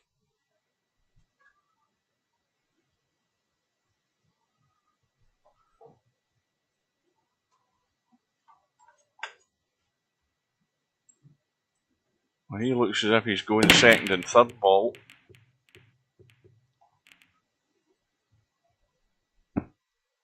It looked very much so that it was second and third ball, and it's come up dry. Now, what appeals to me here, I'm looking at this table. Well, you can get on the red into the side. You can get those 2 reds down the rail. And you can find a way to get to all the other reds. So, you know, the problem ball that was going to be there had you chosen the yellows was the one next to the yellow, the red over the side pocket. So Albinario's made the right choice probably as far as that goes. You just got to get the job done. So this won't be a great start for Spudboy, having gone to all the effort of winning the lag, getting the break coming up dry. He's about to find out very quickly what happens when you get dry breaks in this game, and you give somebody like Albinario the chance to run out.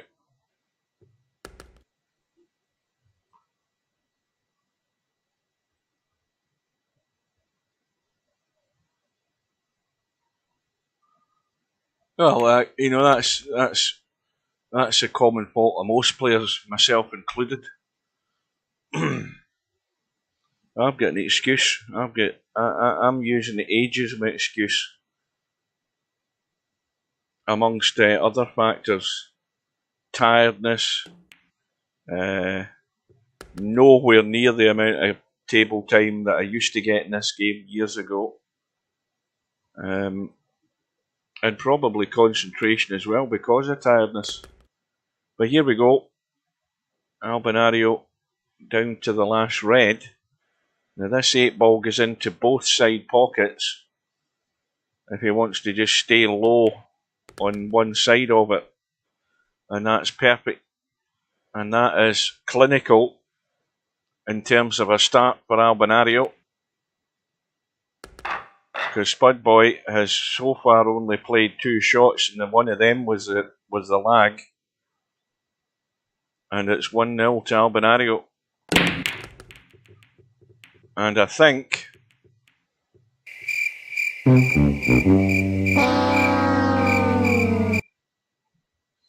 Albinario straight away has scratched off his break.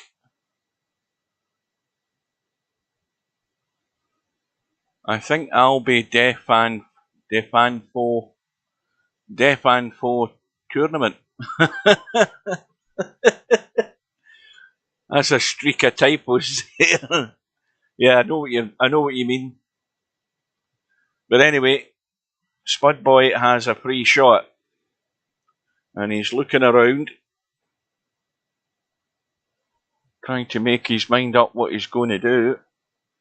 Now, if he's going to choose the reds, straight away he's got a problem red down the right side there. And he's used up his free shot just to put a red over that corner pocket. But for me, the problem was if you're choosing the reds, there's your problem. That one. And that one's not guaranteed to get much joy if you're trying to get to that one in the side, because the chances are you're taking that one in the side from this end. So you're going nowhere near this red to get it moved. And if you're trying to pot it, you've got a very, very narrow window to get in to get on it.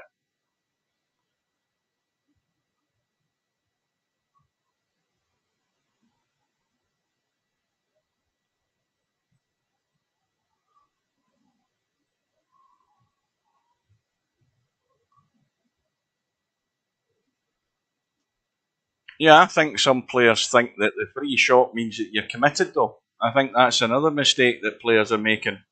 That when it's an open table and they have a free shot, I think they're thinking that if they take that first ball, no matter what colour it is, I think they think they're going to be committed to it. So that tends to, they don't think in that term. They just think of that whatever colour it is you choose, that's going to be it. But they're forgetting that the free shot is exactly what it is. It's a free shot on anything, and it still means the table's open.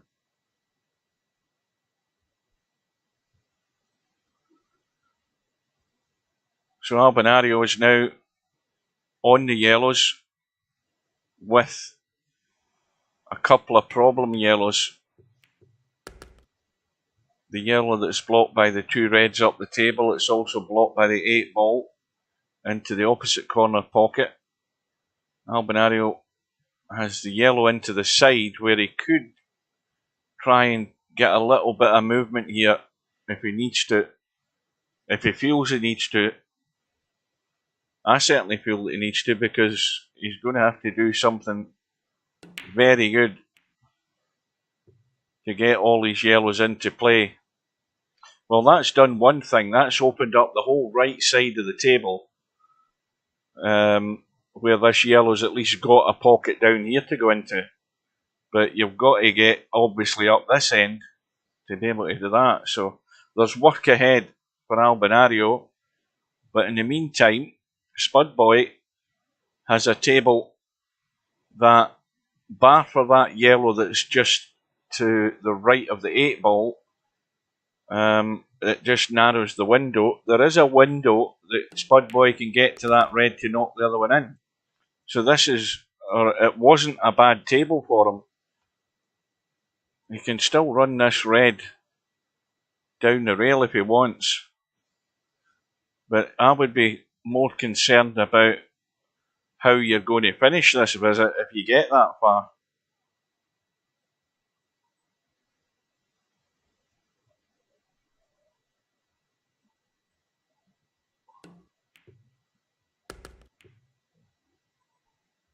Well, I don't know whether that's made it good, bad or ugly. I think it's made it worse. That red has gone right on, pretty much onto that corner. And at that position, that looks really very tight to just drop it in, but it may well go. But again, it goes from a certain position. Well, it certainly goes now, because he's used it to try and free it by potting his other ball off it, but he's just knocked it dead again. And the biggest mistake he would do right now is to move that red that's there.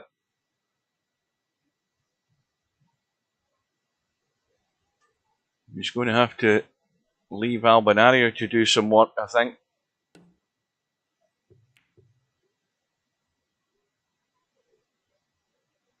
Well, the one good thing is he did get the hit in the red, and he did get a rail. But he's going to find himself in trouble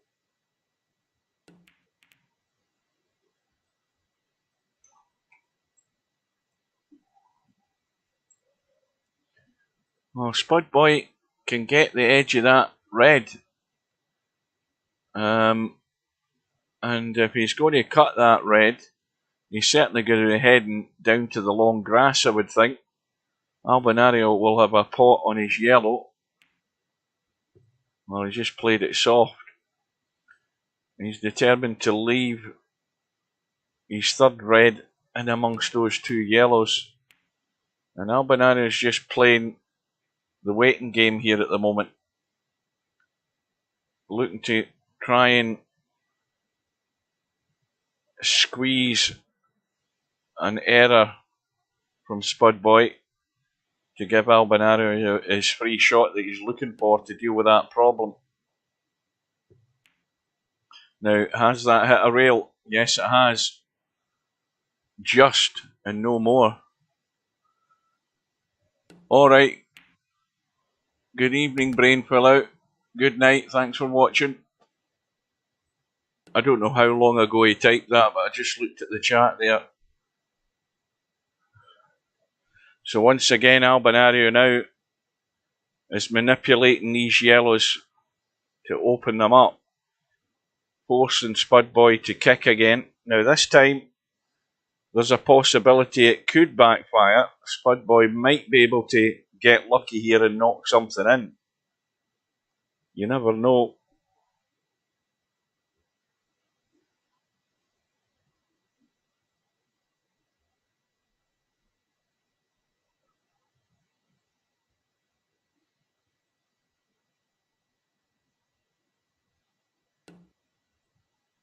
You've got to hit it, Spudboy. You've got to hit it.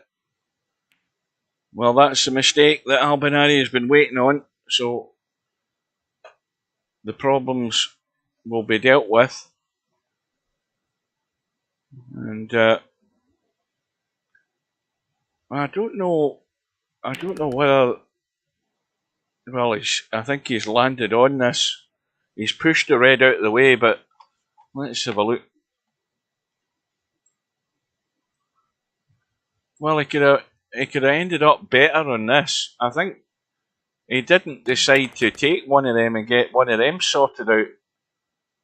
So now that this is not quite as it seems. I mean, if you get to the rail, you can almost, I think, get to that one. But this one's going nowhere unless you're still back down this end. And he's the wrong side of this yellow.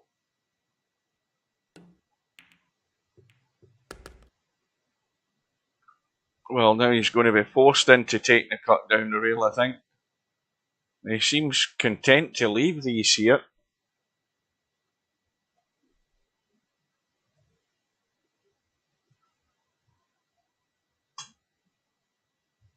I think he's just ducking again. He's just chipping off the yellow and finishing behind the other one. Or trying to. He's still got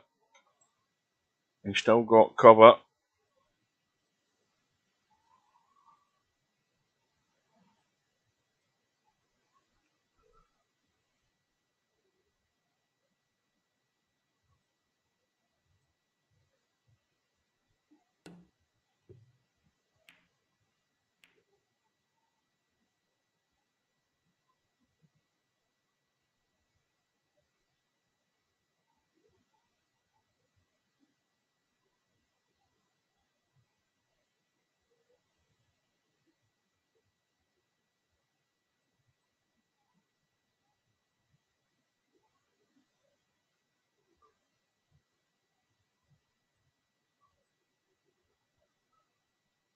Well, Spudboy has got one of his reds stuck in amongst Albinario's yellows.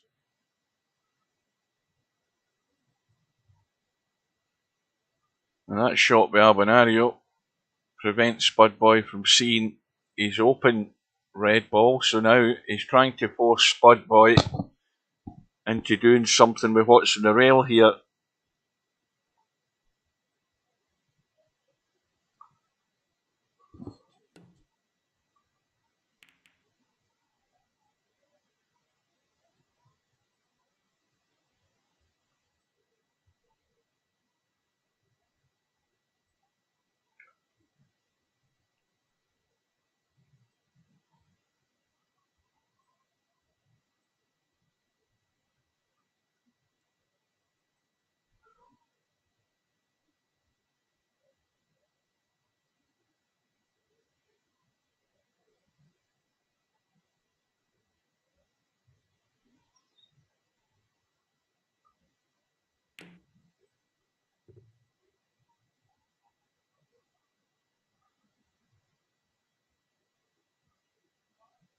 And now the dilemma is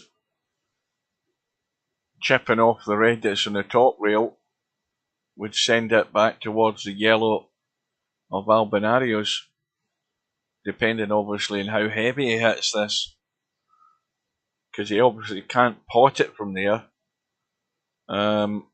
He can only go really for distance down the table off the red and try and just leave it tucked in towards the pocket.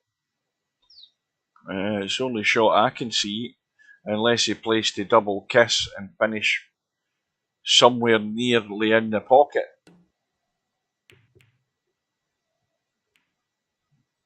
Well, I would have hit that thinner than that. But where the cue ball's finished is left Albinario with a possible bank. He hasn't looked at it.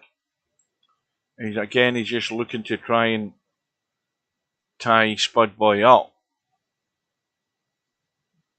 to extract some sort of error from him.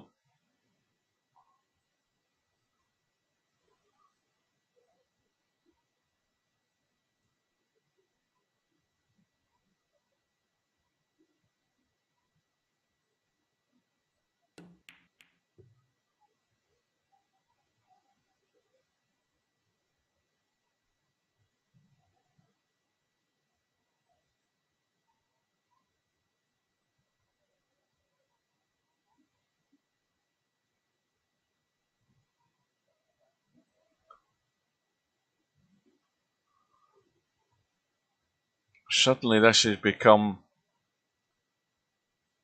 a long second rack.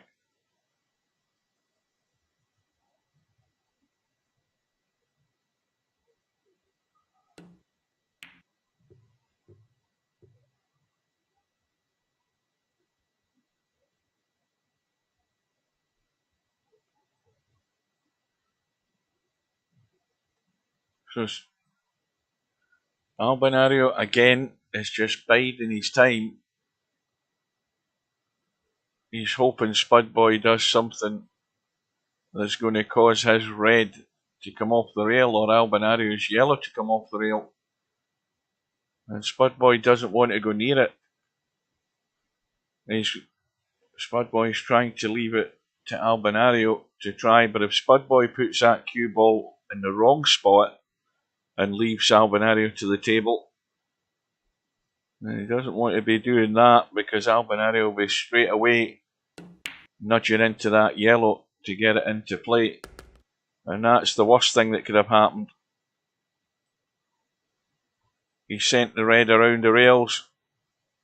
The cock hat double, as we say in snooker, and it's gone into the side pocket. And now he's got no option. He can only just roll to his red ball, and this is where players have got things wrong, trying to roll to these balls. He'll be trying to roll, or he's just going to try and hope he gets lucky and gets a fluke. If he does that, then that's pretty much selling the rack. The cue ball would need to find a really awkward spot for Albinario not to have some sort of shot.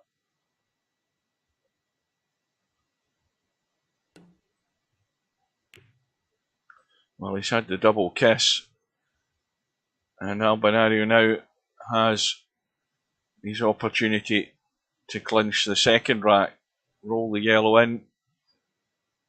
I don't know whether he's actually very close to the rail, so I don't know whether he wants to try and stop the cue ball and play the first yellow that's nearest the pocket, but he's decided he's going to leave himself the angle, but he's got to get this sweep so that this cue ball has enough pace in it to get across and out for the other yellow. Well, he's ran into the red, and suddenly it's gone a bit pear-shaped. He's ducking for cover.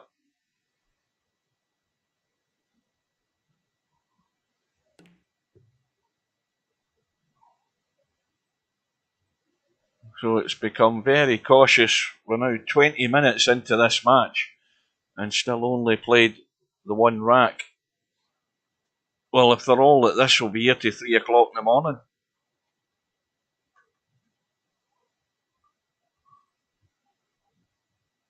And Spudboy trying to find the line off the long rail to kick this red. They may as well give it a good bash. I don't think there's any way he's keeping it safe.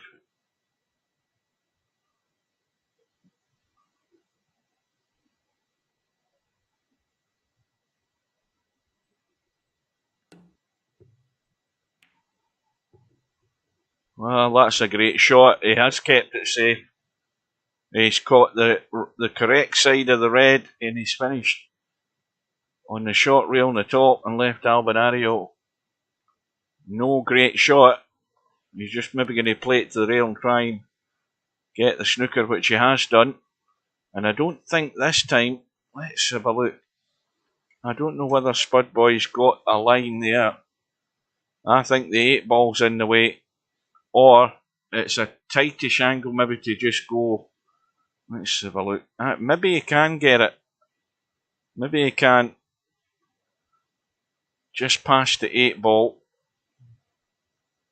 You know, the angle he's gone on is the angle that will come off. If it's going to miss, it's got to miss this side of the red, I think, looking at this line. As I say, this table's playing tricks with my eyes. I think if it comes off that line, it's going to miss the red that side. Well, he's actually found it inside. Again, that's just totally confusing me. But anyway, we've now got the end of the rack, and it's 2 on the board for Albinario.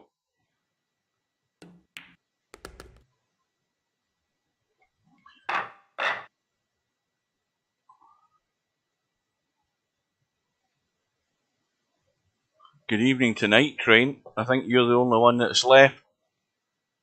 All of the regulars have gone home to bed, I think. Well, it's only sort of middle of the afternoon or late afternoon stateside where Spudboy is, but it's well after midnight where Albinario is. And Spudboy breaking off in rack number 3. He has a couple of balls. Both of them are reds that have gone in. And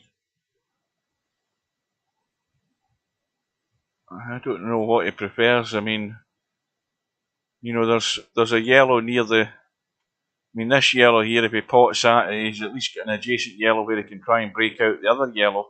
If he takes the reds, he's got nothing really up near there other than some sort of angle somewhere to try and get into that last red. So I think it's a bit sort of 6 and half a dozen what you choose here.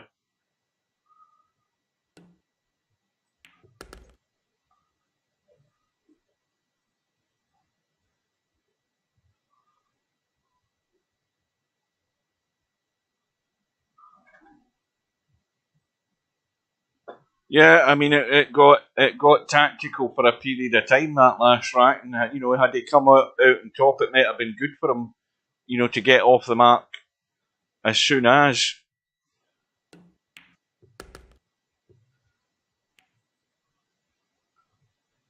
And now he's got himself right in the mire.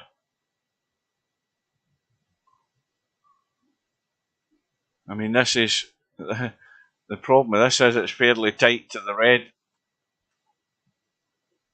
and you know, not getting a hit, not getting a legal hit is going to give Albinario that free shot that he needs to deal with the situation up table. And there it is. So straight away Albinario, and again that's self-inflicted damage there for Spudboy, getting himself locked up and giving Albinario that immediate chance just to clear the area to open up access to his red ball.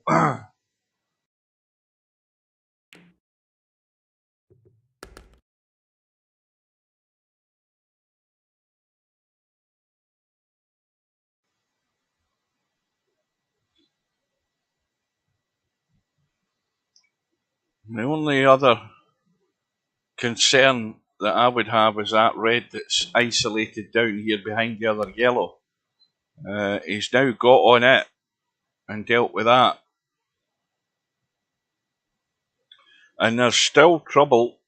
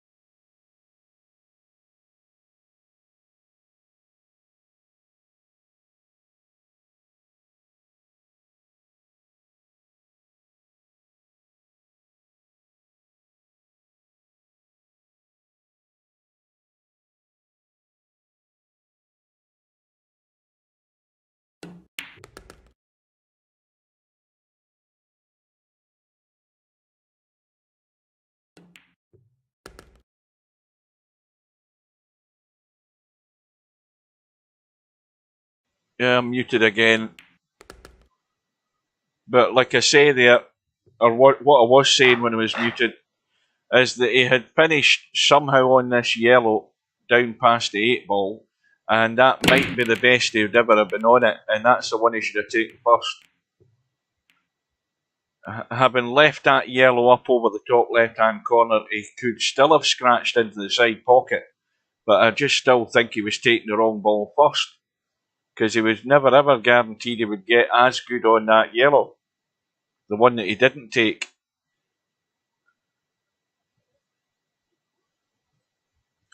And, well, it's 3-0.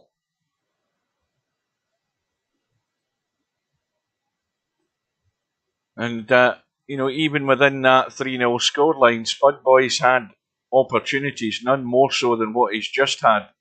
And, again, letting that cue ball run loose, it's not controlled.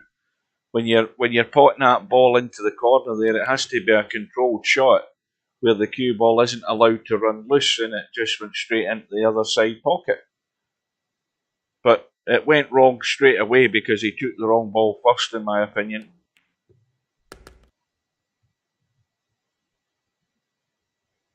Because if he takes the first ball that's over the corner, what's the first thing he's having to do?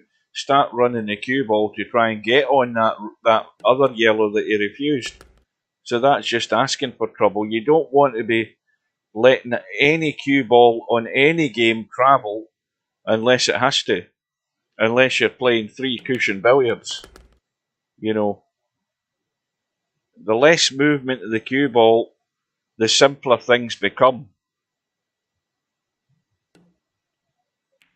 And what you've got to do is be a big contributor to making your life easier by doing the right things and taking the right ball that makes your life easier as well. So shot choices for a lot of players is where they're going wrong, and the pattern that they're trying to do to get out. And running cue balls loose isn't a good ingredient for good pattern play, because the ball just running all over the place. You're just hoping you get on a ball and have a shot and then hope you continue. That's just never going to get you any success. And Albinario now is going to stretch that lead, because this is going to be a run out for 4-0.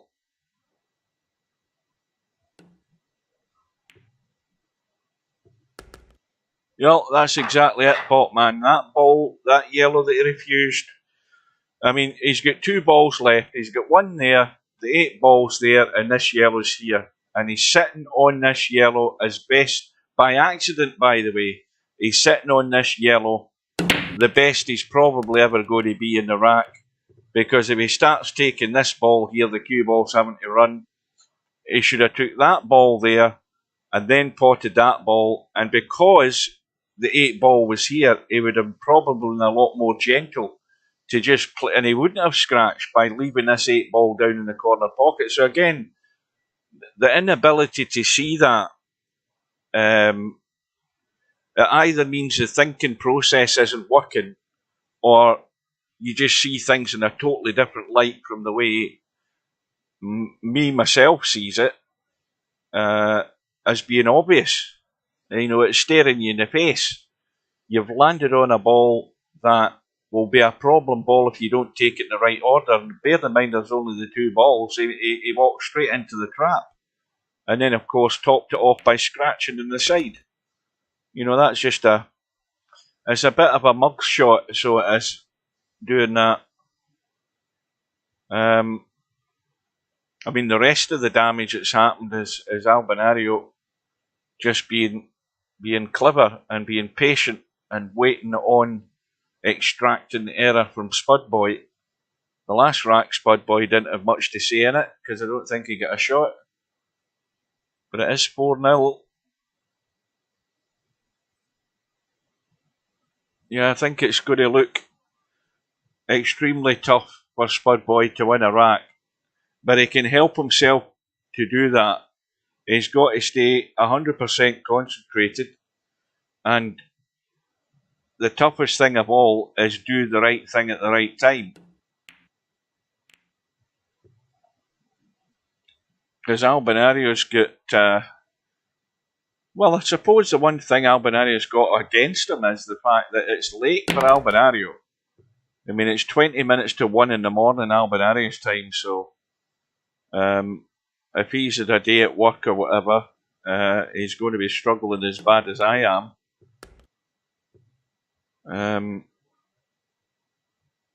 And fatigue may well start to set in for Albinario, but I think he'll be too far gone by then that, you know, the mountain will be so big, Spudboy won't get to the first rung of the ladder. Well, what a bank shot that was from Albinario. Slammed it in 100 miles an hour. Now, Spudboy, well, there's the gift to get Spudboy off the map. A shot like that, a loose shot by Albinario, and he's knocked the 8 ball in. Now that again is, even from Albinario, is a big mistake. Albinario's already flailing at balls, taking risks because he feels he can, but it can very quickly backfire on you. He didn't have to do that. Again, he just had to be patient, but patience might be running out because it's getting late, and he can end up causing more problems for himself. Well, he's lucky it's now turned to his break though, as he can remedy the situation straight away here, as long as he's still got a shot. And look what's happened. You see how funny things happen. He's now got himself hooked. And he's got to get the hit. And Spudboy, his next shot should be pushing that red into the jaws of the pocket. There shouldn't be any doubt of it. He should be just pushing, bumping the red behind the 8 ball to make sure that he's got a guard in place for the 8 ball. If he starts moving other balls, this is a mug's move again. He's got to play that red into the corner pocket, not to pot it, but to block it. If he starts moving these here, with these yellows all in the middle of the table, he's asking for trouble. He has to bide his time, and he has to give himself some time by blocking that pocket right now.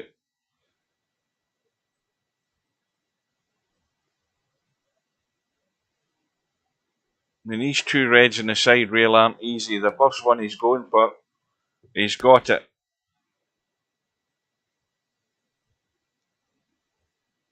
If he's made his mind up he's going for the run out, then good luck to him, because it's asking a lot to find the spot to get on that red that's up with the 8 ball. He's coming out into the table off this one if he cuts it. And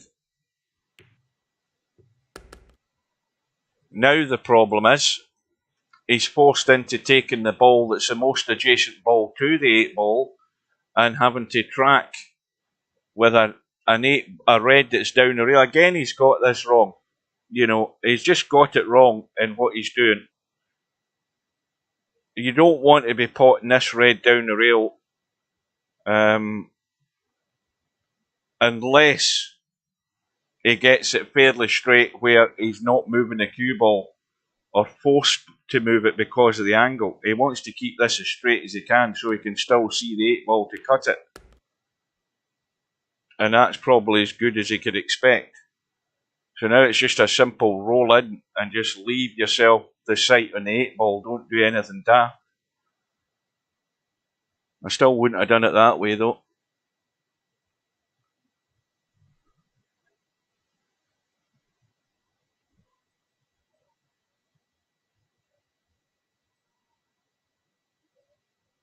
But this has all come about from Albinario's mistake. Now this only needs rolling in. He doesn't need to do anything other than just roll it pocket weight. And that's perfect. And now, likewise with this, you're just cutting it pocket weight. You don't want to run the cue ball into that side pocket. This should have no pace in it whatsoever other than enough to get the touch in the 8 ball and for it to drop in. Because look at how much that cue ball runs. Look at that. But anyway, Albinario has been punished for his carelessness that's cost him 2 racks at the end of the day.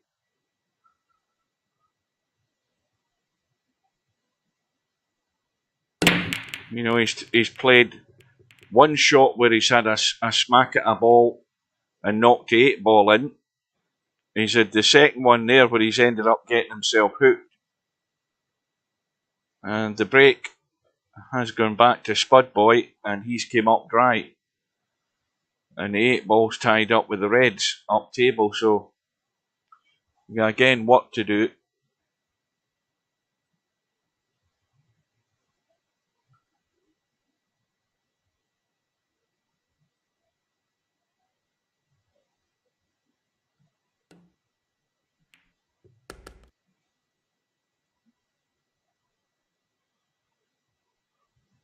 Now this could go funny because he had to make sure he didn't play that as a combo there because those reds were lined up in some sort of combo on that 8 ball, but he went straight into the 8 ball to get it into play.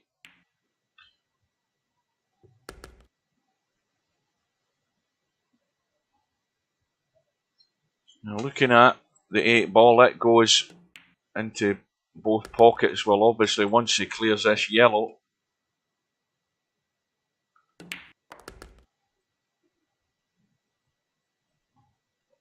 Now he's got to think about the cue ball right now because if he's assuming one of the reds is going to stay up, but if the 2 of them drop in and he's funny with the cue ball, and they have dropped in, and he has got the cue ball on the mark. So Albinario's reprieved himself there, and he's back to a 3 rack lead, 5-2. Red ball goes in. And these balls are sitting good. I mean, this rack should be over if he chooses. I mean, I think he can't choose the reds. Because, I mean, he can play the combo in the yellow into the red, but that would block the pocket with the yellow probably down here. He's doing the combo up table. So now he's committed to the reds. And can you see the one on the side? See, that's the one that's the issue, this one. And now that he's committed to the reds, he's got the one obviously into the corner and has to work away to get to this one here. And that other red is tight. If you were good on it, it goes past the 8 ball. But it's certainly going nowhere on the right side because that's guarded. So there's 2 problems for Albinario, both at the other end of the table from where he is now. And he sent that red almost past the pocket. He can just scrape it in. The cue ball running loose and almost knocking that 8 ball in again. And now he's trying to drop down to take this 8 ball into this red into the side here, I would think. But I don't know whether he can hold it. He might end up trying to come down below it to take it up table. He's got to get the pace in the cue ball to get that red into the corner, into the side pocket. And the cue ball's tracking around. So he'll do well to hold this. I think he's trying to drag all the pace off it. But will he have a shot?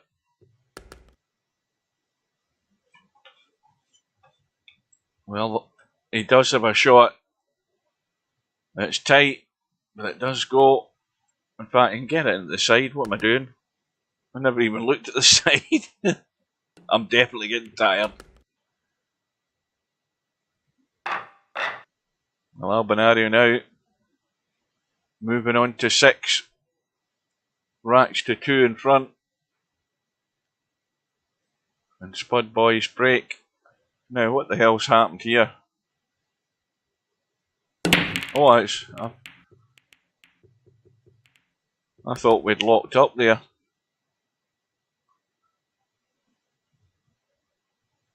So Spudboy has a ball. Now,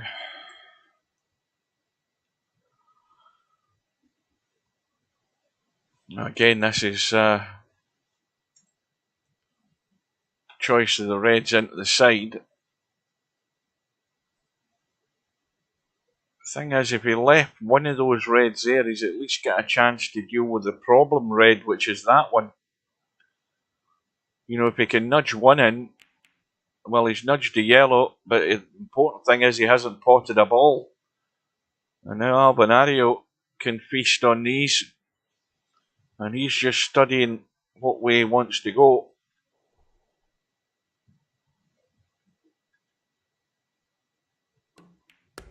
So Albinario's quite happy with the Reds, and his first objective is to get and deal with this one here. Now, he could try something like squeezing the red in past the yellow, because there might be enough room. But he's got an option to play this one and get somewhere over that side. I don't know whether he wants to be doing that or trying for a really accurate spot to squeeze that in past the yellow.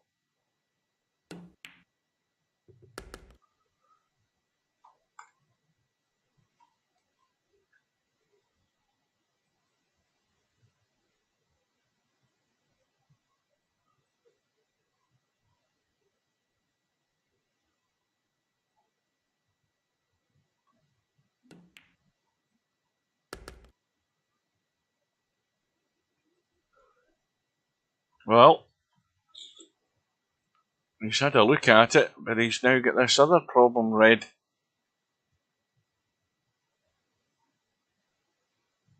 Because if he plays that one up top now and it goes in, he's going to have no shot in this Red. The cue ball's heading that direction. So he's forced into taking this one and just trying to take all the pace off it. And that's landed absolutely perfect. And he's just got to miss the inside one, clip the top one, and in it goes.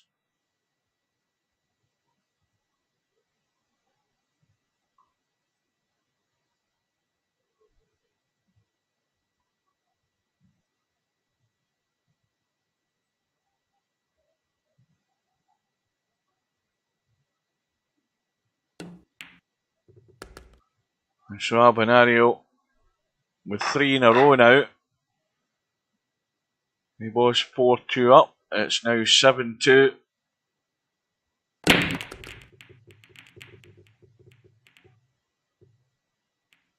And I think something went in.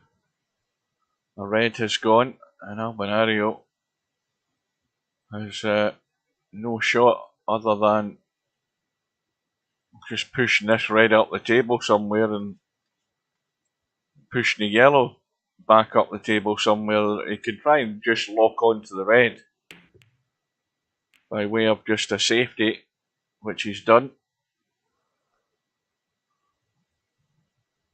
And the 8 ball stuck to the rail, top side on the left.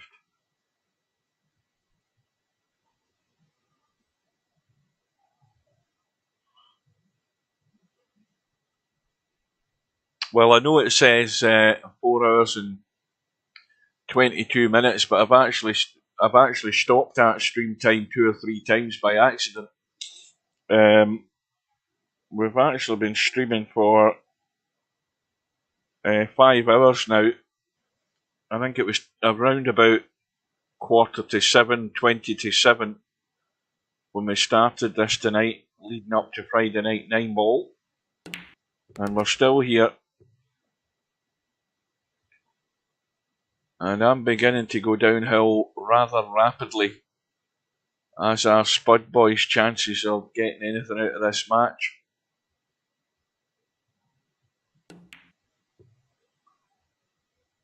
Well, Albinario misses a red into the side. He's got a blocker up top. One of Spudboy's yellows is in there.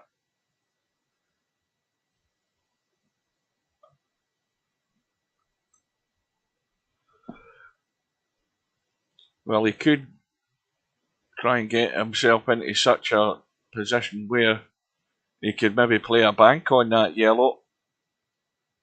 That red ball's a bit in the way. The one that's in the middle of the table up top.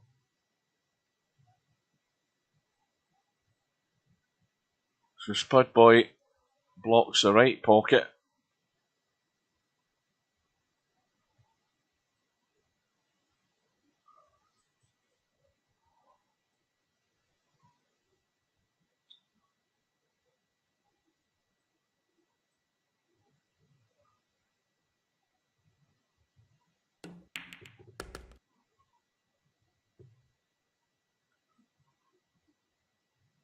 Well, Albinario has played the combo.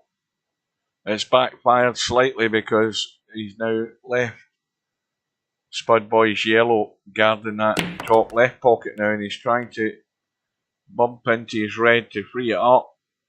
Not really improved the situation a great deal.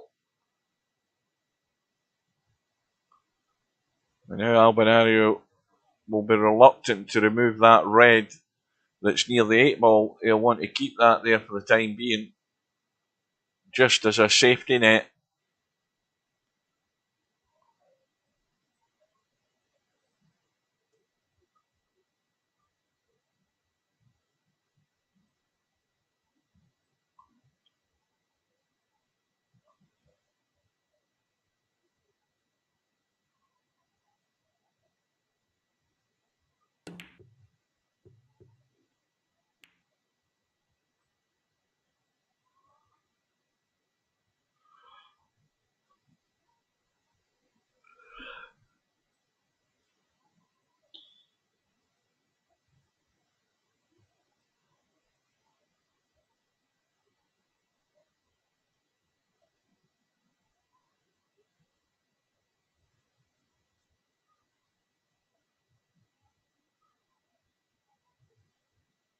Is he looking just to push this yellow towards the other one?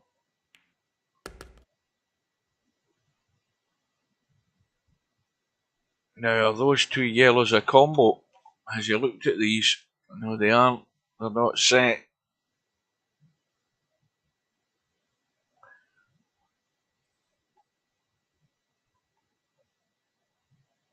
So those are the two things that would concern them. Now, sooner or later, somebody's going to be committed into doing something to move this game on. Albinario will probably be the candidate for that,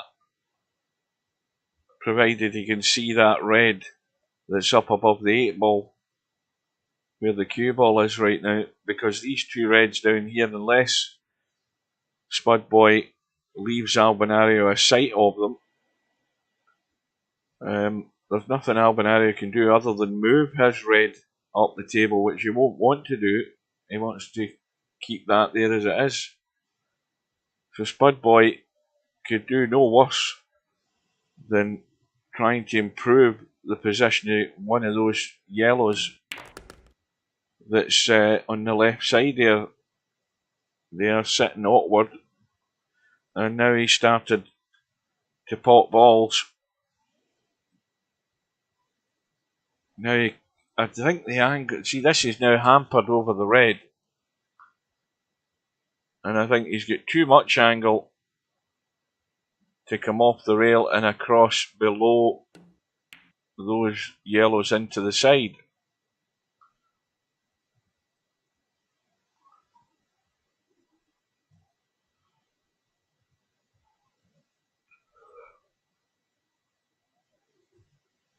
Well, I think the angle that he's left an angle for Albinario if he wants to try potting that red and nudging him, but he's now made the decision. He's cleared the red.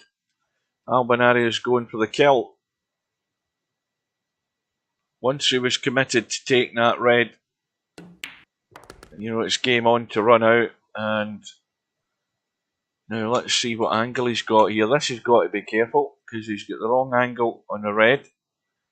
He's heading towards that yellow, so he's having to draw to the rail and get back across, and that's perfect. And it's going to be 8-2.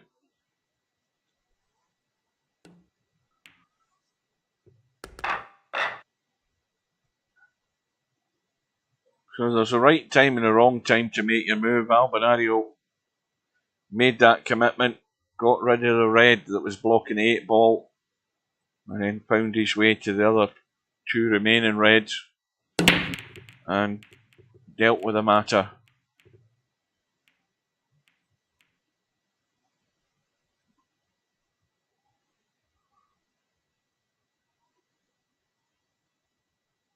So interact number 11, Spudboy's break, is another dry one. Albinario looking at his options with a major problem up the top left hand side of the table.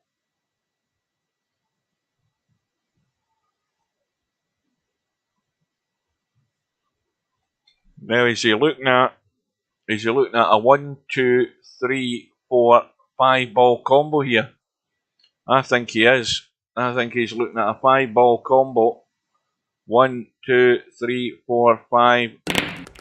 And in it goes.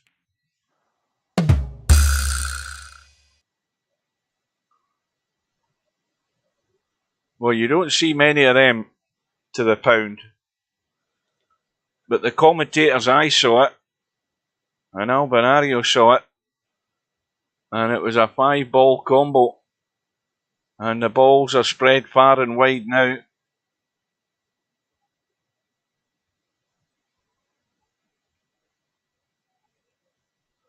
Well, they are a rarity in any game.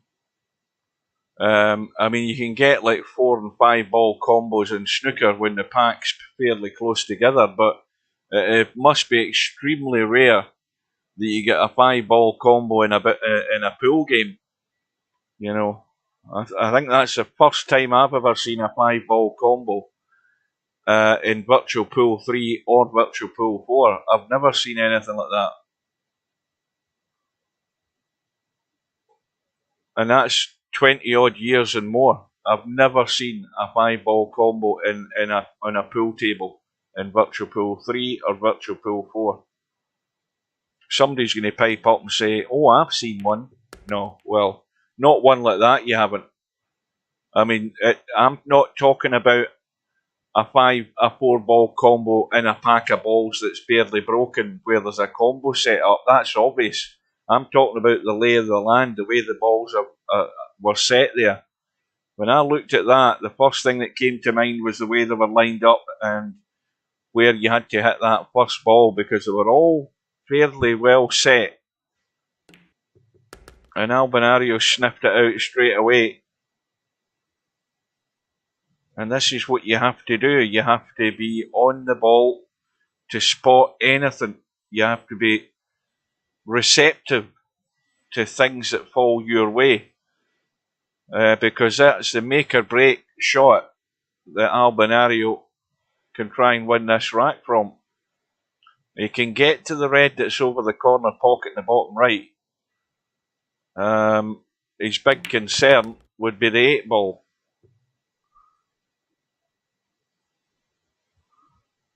The 8 ball is in no nice place to be trying to get to. And of course, as and when Albinario decides, he might still want to keep that red ball down there, because he's looking to find some sort of way to be able to play a shot and deal with this 8 ball. But the red that's over the bottom right hand corner pocket's not the one to do that, because he can't get out of there because of the other yellow.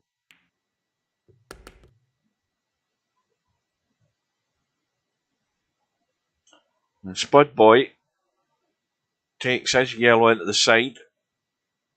He's going to have one more shot, and then he's going to be backed into a corner. And the worst thing he's going to do is play this yellow down here and open up the 8 ball. You know, he should just bump that yellow in front of the red that's over the pocket and head to the long grass. At least try and get up behind his other yellow or something, but he certainly shouldn't be moving the yellow that's next to the 8 ball. That would be a fatal mistake.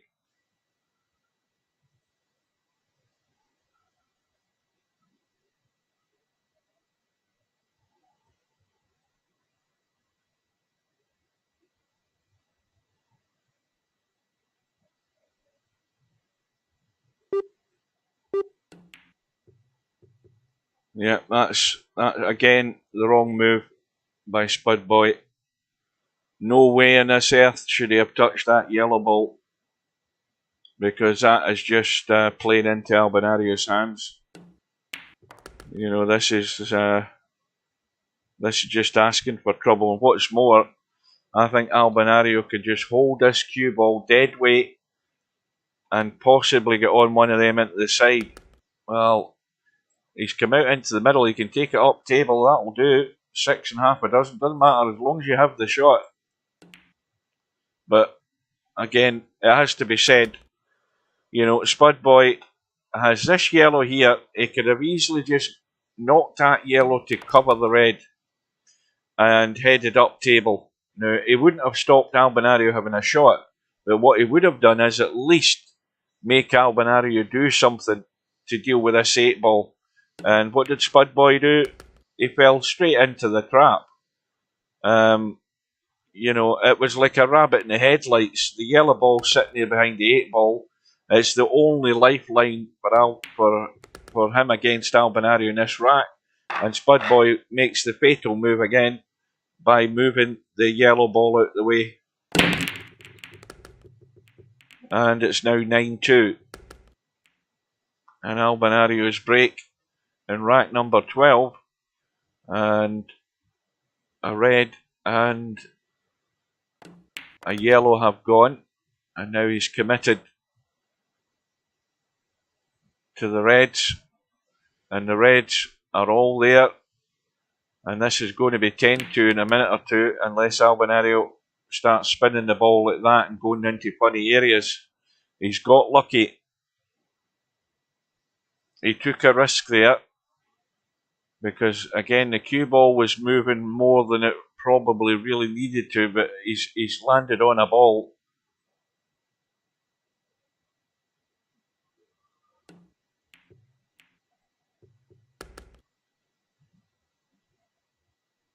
So now it's going to be red into the corner, red along the bottom rail, red up to the top corner, kill the cue ball for the 8 ball into the side.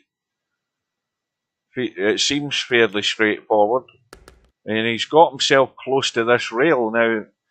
Does he want to start jacking up? No, he's just managed to hold it. I was thinking it might run through and get interfered with by that yellow, so that was a unnecessary panic.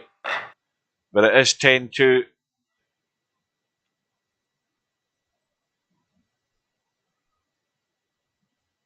Yeah, Spudboy, I don't know. I can't understand some players. I mean, he's been around this game long enough to know that he shouldn't have been doing that. What was he hoping to gain by it? I honestly haven't a clue. But again, if you're ever going to give a perfect example of wrong moves at the wrong times, you know, you can have a handful of them. And not just Spudboy. Albinario has committed a couple of blunders. You know, again, Albinario has probably played a couple of loose shots as well, bearing in mind the level that Spudboy is playing at. I think Albinario's took a couple of liberties. There's not an awful lot coming back from Spudboy, and Spudboy didn't have to really do a great deal to get what he's got in the scoreboard.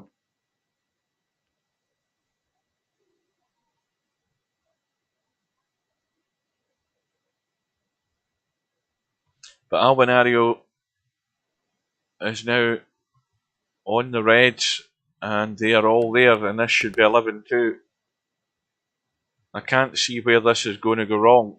I mean, the only way it will go wrong is if he doesn't get down onto this one that's right in the middle of the table.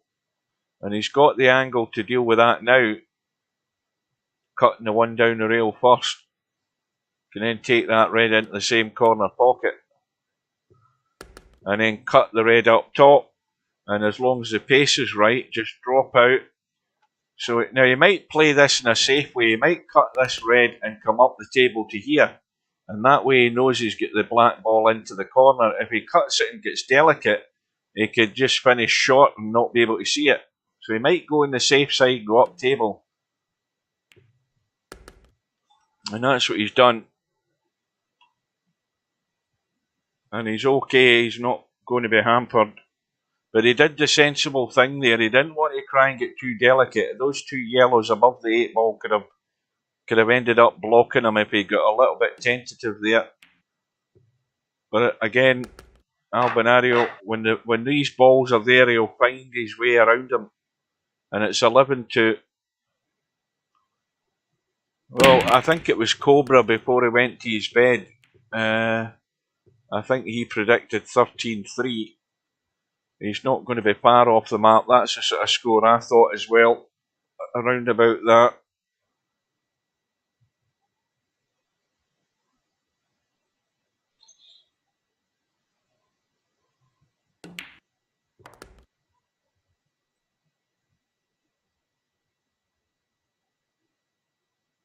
Yeah, I think, Spudboy was thrown right in at the deep end. He's had 2 matches where there were no shows for whatever reason, and we don't know. But this is his first game in the tournament. And it's probably his first time on this table for goodness knows how long. I don't know whether he's ever played this to any great deal. I very much doubt it.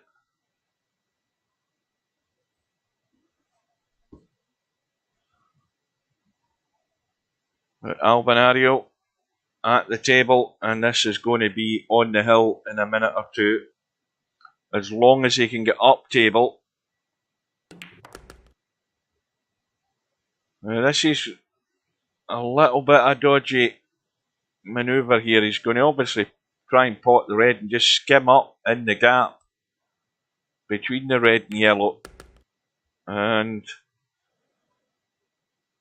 now it's got to be sort of punched in, or certainly spun with the cue ball to try and get into a gap.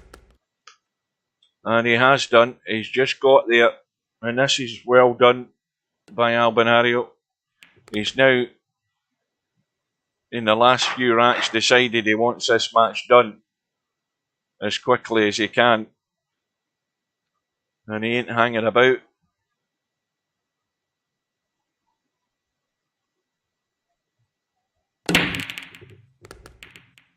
And the ball goes, a red goes. I don't know whether the other one was a yellow.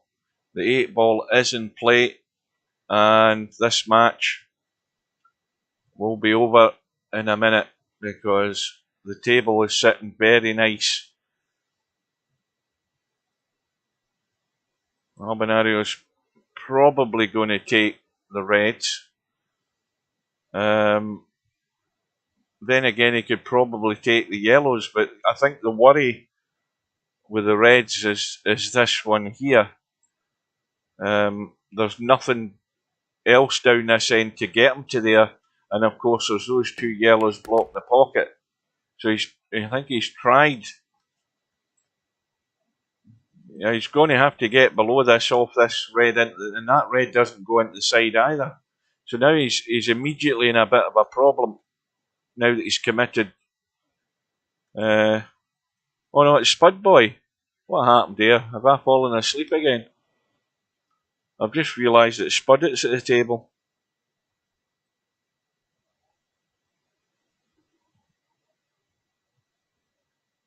Well, if Cobra's going to get his prediction right, then Spudboy should be running out of here. Oh, Spud broke. Yeah, I think I am barely awake here. Concentration's gone. For goodness knows what Albinario feels like, because I know Matt, I should have been long gone. Long gone for the night.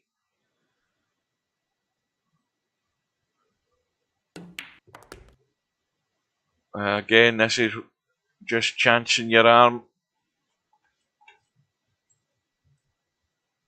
Well, he's got to try and kick this red just off the knuckle at dead weight pace to block the pocket. I don't think it'll do him much good, because if he hits at dead weight pace and it's finishing straight on, Albinario will probably get that yellow to follow it in. So, Spudboy's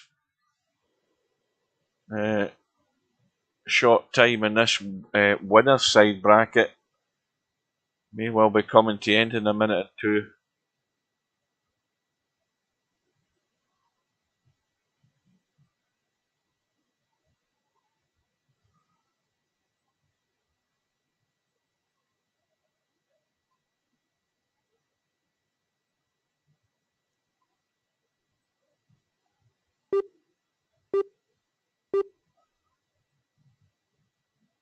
Well, as I've said, he should just be pushing this into the corner. Well, he's actually potted it, which is a bit of a bonus. But can he pot this red and get this cue ball onto this 8 ball to get his third rack in the board?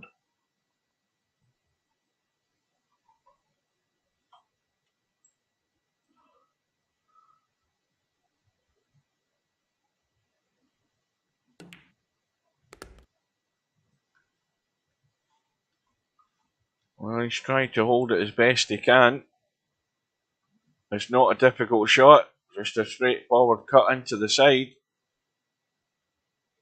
for rack number 3.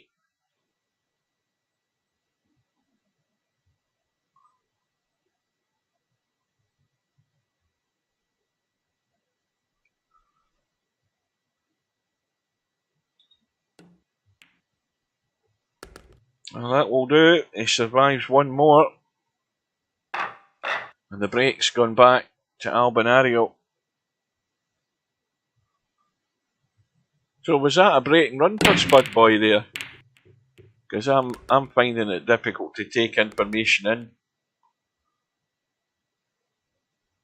Somebody else that's watching is maybe paying more attention than I am. Half of my brain's trying to focus on what's happening, the other half's already asleep. But anyway, it's a couple of balls in the break for Albinario. Open table. He's gone for the yellows. He's almost scratched. But he's got a good way. He's got one good option, I should say, to get down onto this yellow in the bottom rail. But he's got a slight hindrance with those 2 reds that are near the 8 ball. I mean, it's wide open above the 8 ball to get to it. But the worry would be is, how do you get to off this yellow that's in the bottom rail, considering that it's looking very likely that it's going to be the last ball he's going to try and play to get to the 8 ball.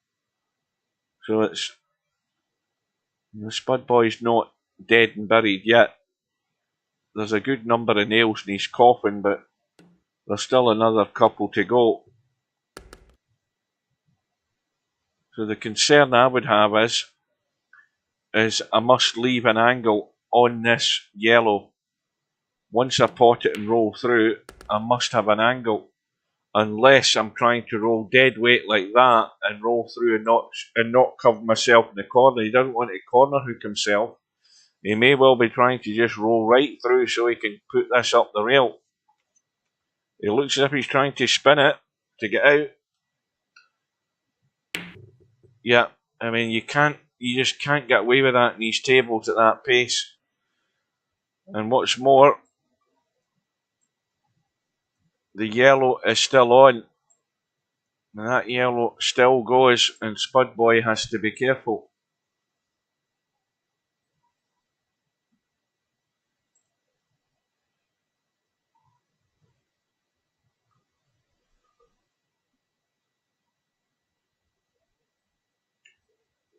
Now, the easy shot is just to cut that red to the side rail and run up there, because that way Albinario can't see the yellow enough to pot it.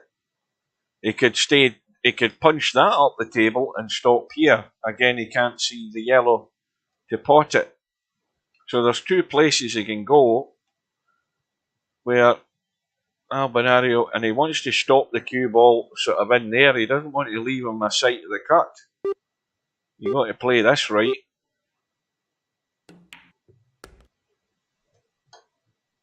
Now those two reds in the top rail, let's have a look at them. Well, they're not a combo.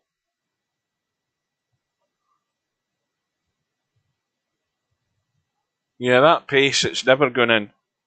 He had to try and punch it in to get the cue ball out and around, and it was never going to happen.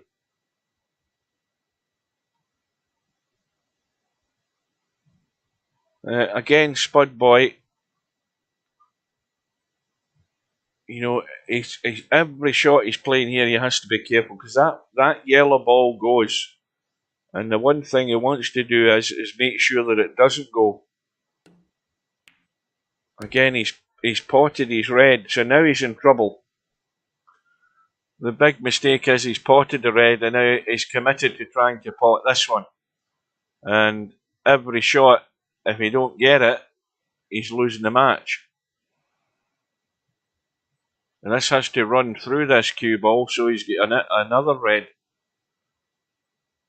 And he's still got the problem with the two reds up the table. And now he's worried about how to keep this safe. And he can easily keep it safe by doing that, going to the top rail ball in between the two and playing it gentle so that the other red is covering this yellow. So he should be playing that one there just to snooker him. As soon as you make a move and you don't get this one and you expose the yellow, you're gone. So it has to go. But he could play for the safe.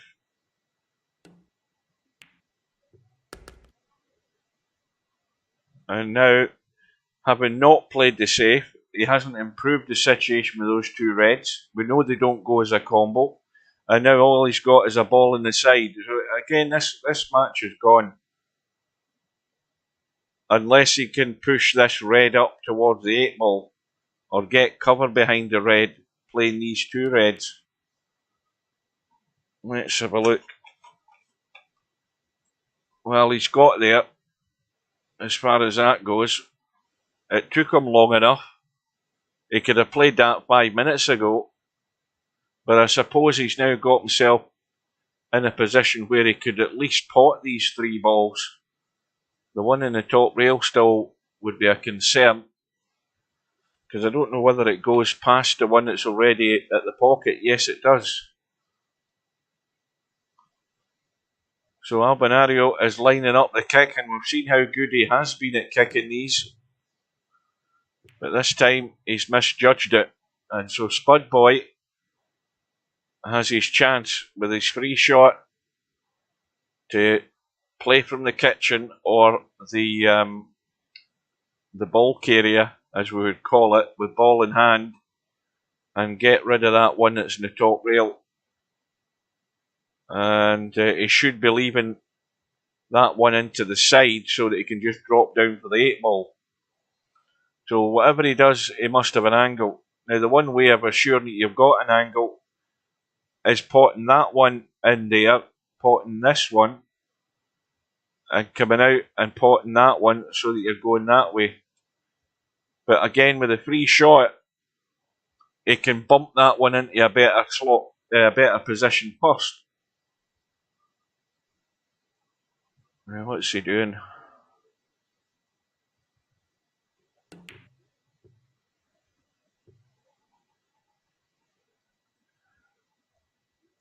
Right. Now he's forced into playing a combo, or he's forced into ending up doing what I said previously, pot this one and cut it back, the one that's there. But playing this combo, again, he has to get it spot on, or he's dead and gone.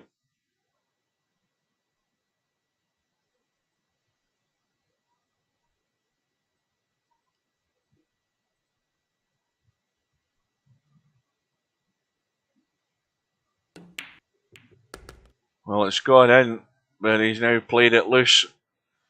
I think he can count himself a wee bit lucky that he can still see the red. But again, if he doesn't get it, the yellow's on and the 8 ball's there. And remember, he's got to get a ball to a rail as well. So you can't just duck in behind the red. This is it. This could be his last shot in the match. And this is not easy. You know, that close position, reading the angle. Very easy to underestimate it and just cut it to the rail, first of all. And the other problem is he has to get the cue ball out for the last red. Well, he's got the pot, he's got the cue ball out, and now he has to do everything to avoid running into the 8 ball. He's got to draw this in. I think a deep draw, if he just lets this run loose, this could go really pear-shaped.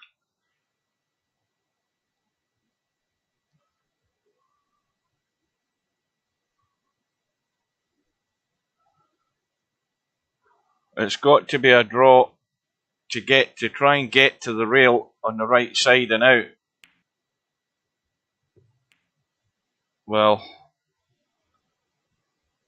not the way I would have played it, but in actual fact, it's worked out not too bad. Albinario can't tuck away behind the 8 ball, and he's looking. Well, he's had a quick look to see if he can kick the yellow and try and kill the cue ball behind the 8. I don't think he can do that.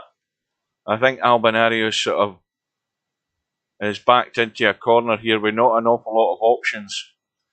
The other problem being that the yellow doesn't pass the 8 ball, so he can't go up and down and kick it in, I don't think. And he's just trying to get some sort of hit and get lucky. Well, he has done. And that is a great outcome, because although Spudboy can pot his red, he can't pot the 8 ball. And Albinario will be more than pleased in that as a result. That has worked out extremely nice. And now it's Spudboy that's on his last gasp here.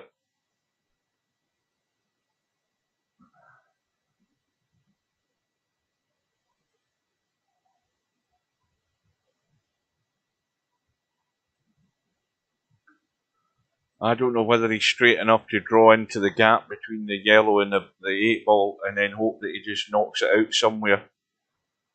I don't know. Let's have a look. No, this is going to be interfered with by the pocket. And now what do you do? You know, he's probably... What can he do? Can he push this 8 ball to the rail? I don't know. He's not got a good enough line to do that. He might be able to... The only option is maybe to push it that way and try and bump the yellow along the short rail. But the thing is, he's probably leaving the cue ball up this end anyway. Unless he hits this firm and runs the cue ball.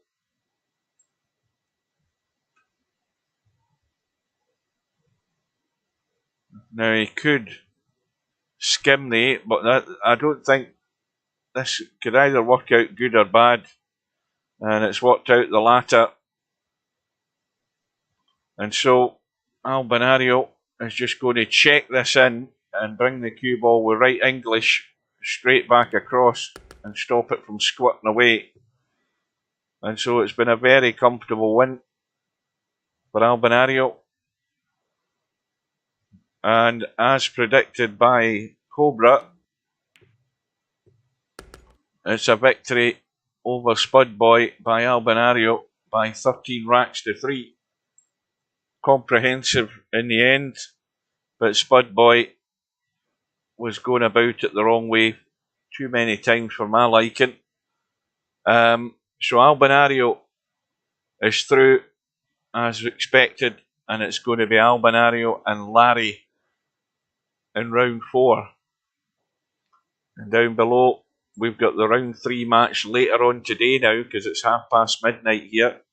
And that's the one between Cobra and Semi-Pro. It starts at 3 PM British Summer Time. I'll be there at 2 PM, because we're going to run the end of the 2019 World 10 Ball Championship. The final was between Stubbed, Real Poland Power and Vinces. I'll have that running from 2 PM.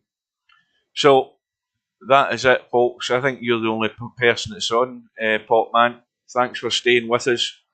I will bid you good night, and we'll see you again soon. So take care, and see you later, folks. Drop behind the 3. That's what's on tomorrow. Good night, ladies.